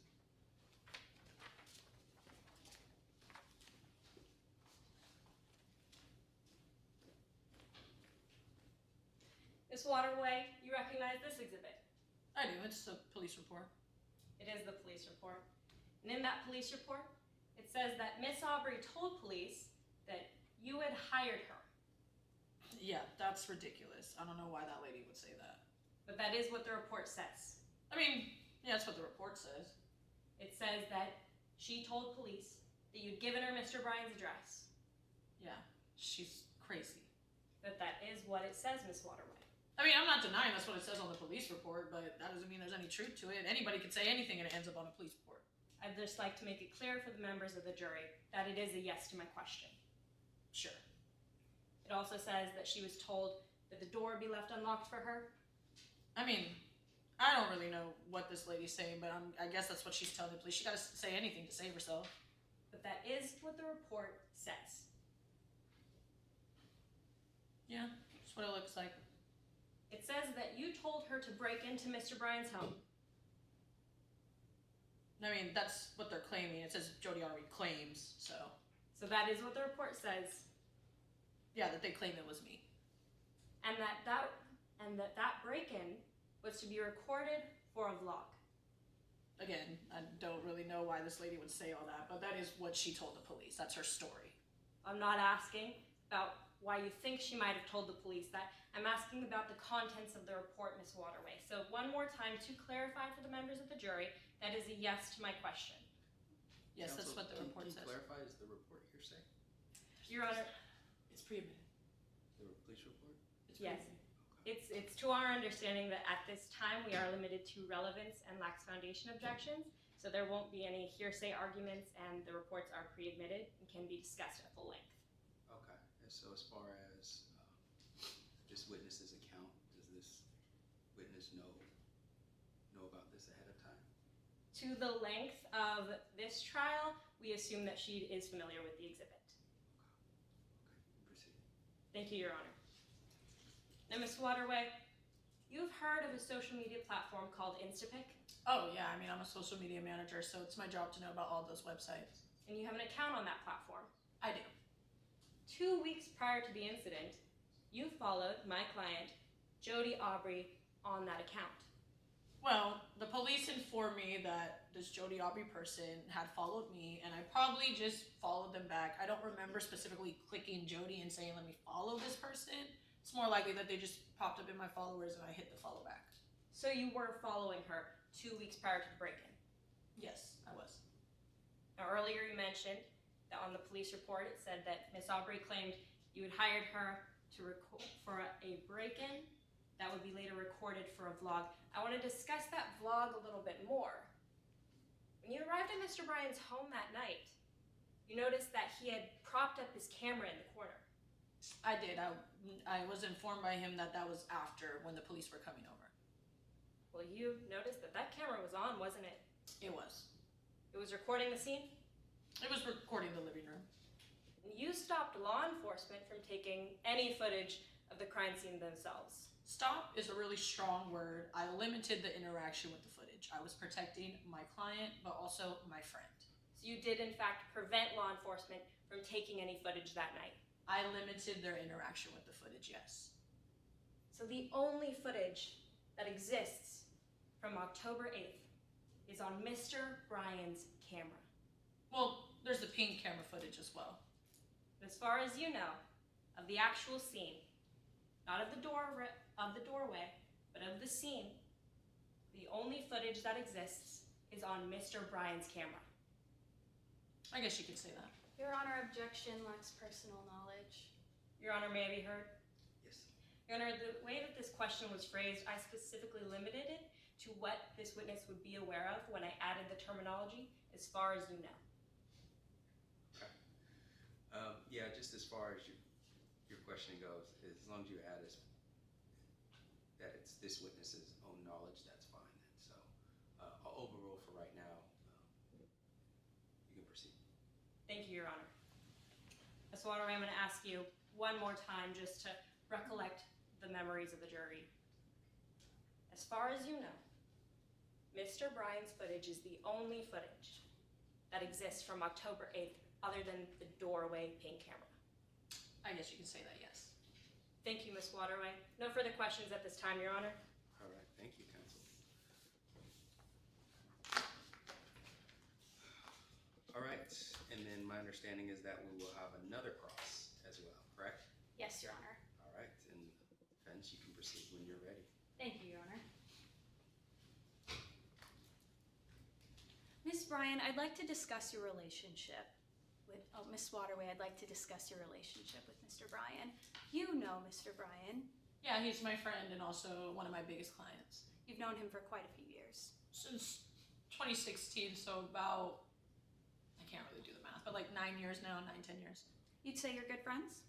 One of my best friends. But eventually you became Mr. Bryan's social media manager. Yeah, once he started to take off, I wanted to help him manage that, and I had seen all the hard work he put in, so I started managing him. And you've been managing his accounts for about 5 years now. Yes, I have. Of your clients, you'd say Mr. Bryan is your main priority? He definitely is, yes. Mr. Bryan has the most viewers of all your clients. Yes, he is definitely the most famous one. Now, I'd like to move on to Mr. Bryan's career. You'd say that Mr. Bryan was losing viewers recently. I mean, we had a bit of a slow season, but he still got 2.2 million followers, so it wasn't the worst thing to happen. Specifically, he was losing viewers on his MyTube account. Yes, on his MyTube account, the views weren't where I wanted them to be. You were concerned that he was losing viewers to younger MyTubers. I mean, that's just kind of how the game goes. You know, the people, the content creators grow up, newcomers take their place, but we were just evolving with the times. That was our goal. Your Honor, permission to approach the witness and publish what has been pre-admitted as Exhibit 3. Yes, just make sure you show opposing counsel. Thank you, Your Honor. Let the record reflect that I am showing opposing counsel. Permission to approach.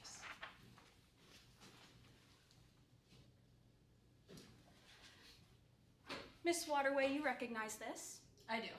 It is a photo of some text message exchanges between you and Mr. Bryan. It is. Your messages are in gray. Yes. Mr. Bryan's are in black. That's true. Right. Now, directing your attention to the third message, you said that you were worried that Mr. Ryan was losing viewers to, quote, all these young kids. I mean, yeah, like I said, that's kind of how the game goes. You grow up, you get replaced, but I mean, it's not something that has to happen, so we were coming up with a solution. Now, redirecting your attention to the first message, you said you had an idea for something new and exciting that Mr. Bryan could start with his platform. Yeah, I wanted him to do a content house. I wanted him to play the big brother type and kind of promote that healthy, clean living to the new influencers. But in these text messages, you only said you had an idea. Yeah, I hadn't actually like full on told Jack the idea by that point, no. Now, I'd like to move on to your relationship with Jody Aubrey. You know Jody Aubrey. I don't know who that person is. Well, isn't it true that you followed Jody Aubrey on Instapic 2 weeks before the incident? Well, I mean, the police informed me that I had, but do I remember going and finding this person? No. But just to confirm, Jody Aubrey is in your following list. Yes. And Jody Aubrey sent you a DM on Instapic about 5 days before the incident. I mean, again, I didn't know about any of this, but police informed me, so I guess they did. Your Honor, permission to approach the witness and publish what has been pre-admitted as Exhibit 5. Any objection? No objection at this time, Your Honor. Please. Thank you, Your Honor. Let the record reflect that I am showing opposing counsel. Permission to approach.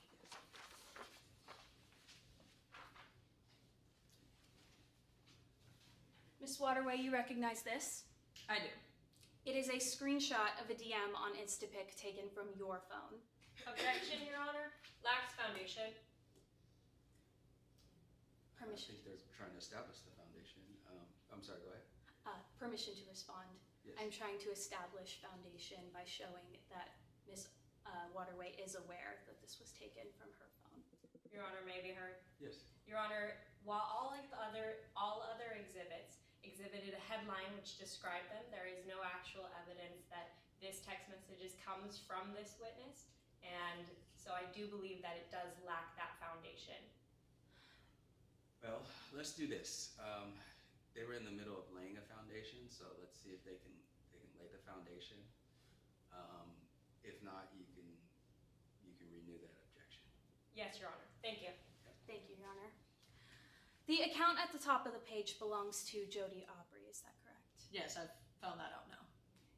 And in this photo, it shows Jody Aubrey DMing you on Instapic. Yeah, this is my account. This was in my message request when the police looked through my Instapic. Okay. You're familiar with direct messaging. I mean, I'm a social media manager, so I have to know about all aspects of this thing. Then you're familiar with vanish mode. Yeah, I don't really use it particularly, but I know what it is. The vanishing mode has been activated on this message, is that true? Yeah, I guess this person must have activated it when they tried to message me. You understand that vanishing mode is a manually activated feature. Yes. And you understand that vanish mode allows messages to be erased as soon as they are seen by the recipient. Well, not as soon as they're seen. You gotta close the chat first, but they do disappear at some point. After they have been seen. Yes. Now, let's fast forward to the night of the incident. You arrived at Mr. Bryan's house about 10 minutes after you hung up the phone. Yeah, I mean, once I heard Bruno got shot, I bolted over there. And upon your arrival at Mr. Bryan's home, you noticed he had a camera set up in his living room.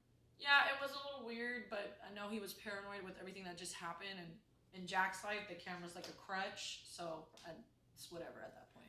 This camera was recording? It was. And Mr. Bryan told you that he was recording for security purposes. Yeah, like I said, he was a little paranoid about the whole situation that had just occurred, so he wanted to just have that extra security.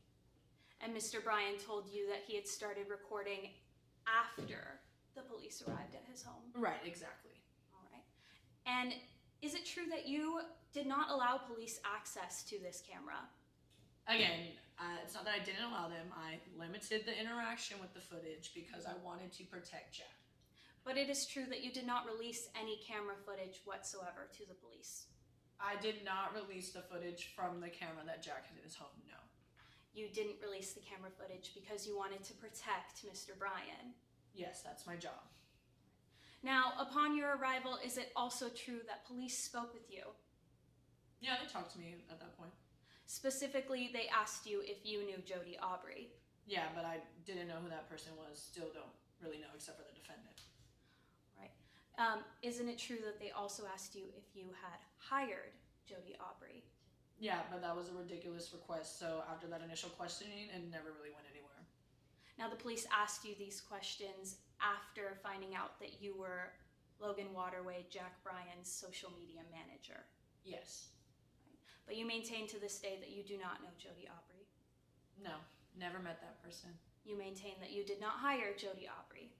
I definitely do. And you maintain that there was no staged break-in for a vlog.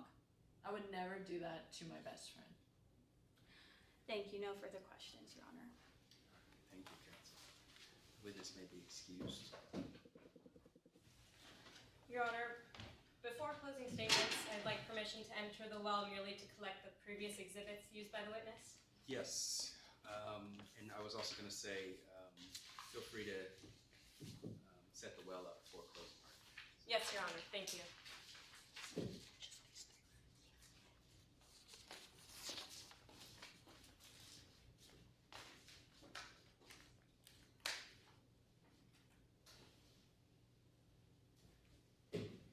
Your Honor, permission to enter the well for the duration of closing? Yes, I mean, feel free to move around the well and feel free to set it up, and then we can begin whenever you're ready, okay? Thank you, Your Honor. Yep. The fan and the favor. Members of the jury, I'd like to remind you of why we're here today. On October 8th, 2024, Jody Aubrey walked up to the home of one Mr. Jack Bryan. She put a sheet of paper over the camera at the front of the door, opened it, and walked right in. We're here to answer the question why she was there in the first place. You heard two explanations, one from us, the defense, and one from opposing counsel, the prosecution. But we, the defense, didn't have to prove anything to you today, because the burden of proof started and ended with the prosecution. It was their responsibility to prove to you two elements beyond a reasonable doubt. First, they had to prove that Miss Aubrey entered Mr. Bryan's home. And second, they had to prove that she did so with the intent to steal or commit some other crime. Now that first element, it's not in dispute today, but the second element is. And that makes this case about intent. At the start of this trial, prosecution attempted to prove to you that Miss Aubrey went to Mr. Bryan's home on October 8th to steal from him. But they didn't bring you a confession. They didn't bring you evidence of premeditation. In fact, they didn't bring you any actual evidence at all. They brought you nothing but a theory and a witness, Miss Logan Waterway. This brings me to the second part of today's trial, when we told you what actually happened. You heard today how Mr. Bryan's career as a social media influencer was dwindling. And Miss Waterway, his social media influencer, his personal friend, she depended on Mr. Bryan's success for her own profit. She had to find some way to get the name Jack Bryan in the headlines again, and what better way to do it than a scandal?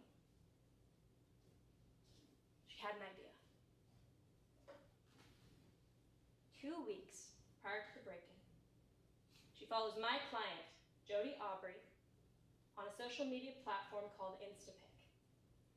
And Miss Aubrey, she's a college student, she's interested in life as an influencer, and Miss Waterway is a talent manager. It was the perfect opportunity to lure a fan into doing her a favor. Specifically, to break into Mr. Bryan's home that night so they could record it, post it, and watch as the views rolled in. It was simple. The fan and the favor. So what did we bring you to prove our theory?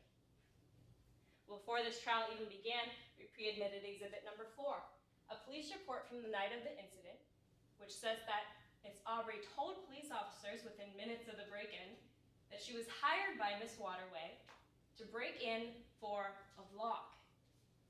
Miss Waterway took the stand today and told you that when she arrived at Mr. Bryan's home that night, he had propped up the camera and started recording the scene. And that Miss Waterway herself stopped law enforcement from taking any footage themselves, giving to the 2 of them sole possession over the only footage from October 8th. Makes sense when you think about it. Exclusivity is key to viewership after all. There was more in that report. It also said that Miss Aubrey was immediately able to identify Miss Waterway as the person who hired her, that she'd given her Mr. Bryan's address, and she told her that the door would be left unlocked. Now that's important, members of the jury, because later on in this trial, Mr. Bryan's neighbor, Taylor Scran, took the stand. She told you that she watched when Miss Aubrey walked up to Mr. Bryan's home, knocked on the door, without resistance, without struggle, walked right in. She even remembers seeing somebody on the other side of the door welcoming Miss Aubrey inside. It was simple. Hit the fan, ask the favor, and wait for the fame. The fan and the favor. Members of the jury, when you think about these 2 explanations, you have to remember that this case is about intent. And we, the defense, did not have to prove anything to you, because when the prosecution brought this claim against my client, they accepted the responsibility to prove beyond a reasonable doubt that their theory was the one and the only reasonable explanation of the facts. And consequently, they had to prove that our theory was completely unreasonable. But that's not what happened in trial today. They took one look at the facts in this case and saw what they wanted to see. They did the bitter equivalent, taking a bad photo and then blaming the camera when they didn't like the view. Because if they had looked up from their lens, they would have seen that on October 8th, Jody Aubrey went up to Mr. Bryan's home, put a sheet of paper over the camera at the front of the door, opened it, and walked right in. Not to steal, not to commit a crime, not for any other reason than the simple fact that she was asked to. The prosecution did not meet their burden today because Miss Aubrey was a simple fan doing a simple favor. That is why we ask you to find in favor of our client, Jody Aubrey. Thank you.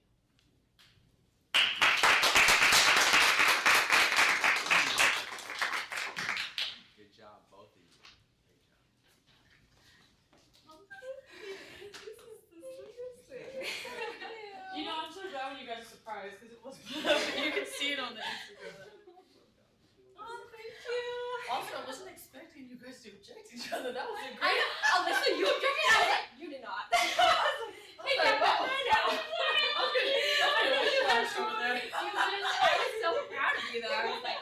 On the last question? I was like, yeah, no, good. No, we love Jax, it. because we're doing the same thing. I know, right? I was like, what would prosecution think right now? I'm never gonna tell you no, but that was just so creative. Yeah. Oh, goodness. Yeah. Justine wants to take a picture of it. Okay. Oh, gotcha. Here. Fix my closing camera. You do your opening was amazing. Oh my gosh. I'm rehearsing. Oh, are you ready ready for for I thought you were taking a picture.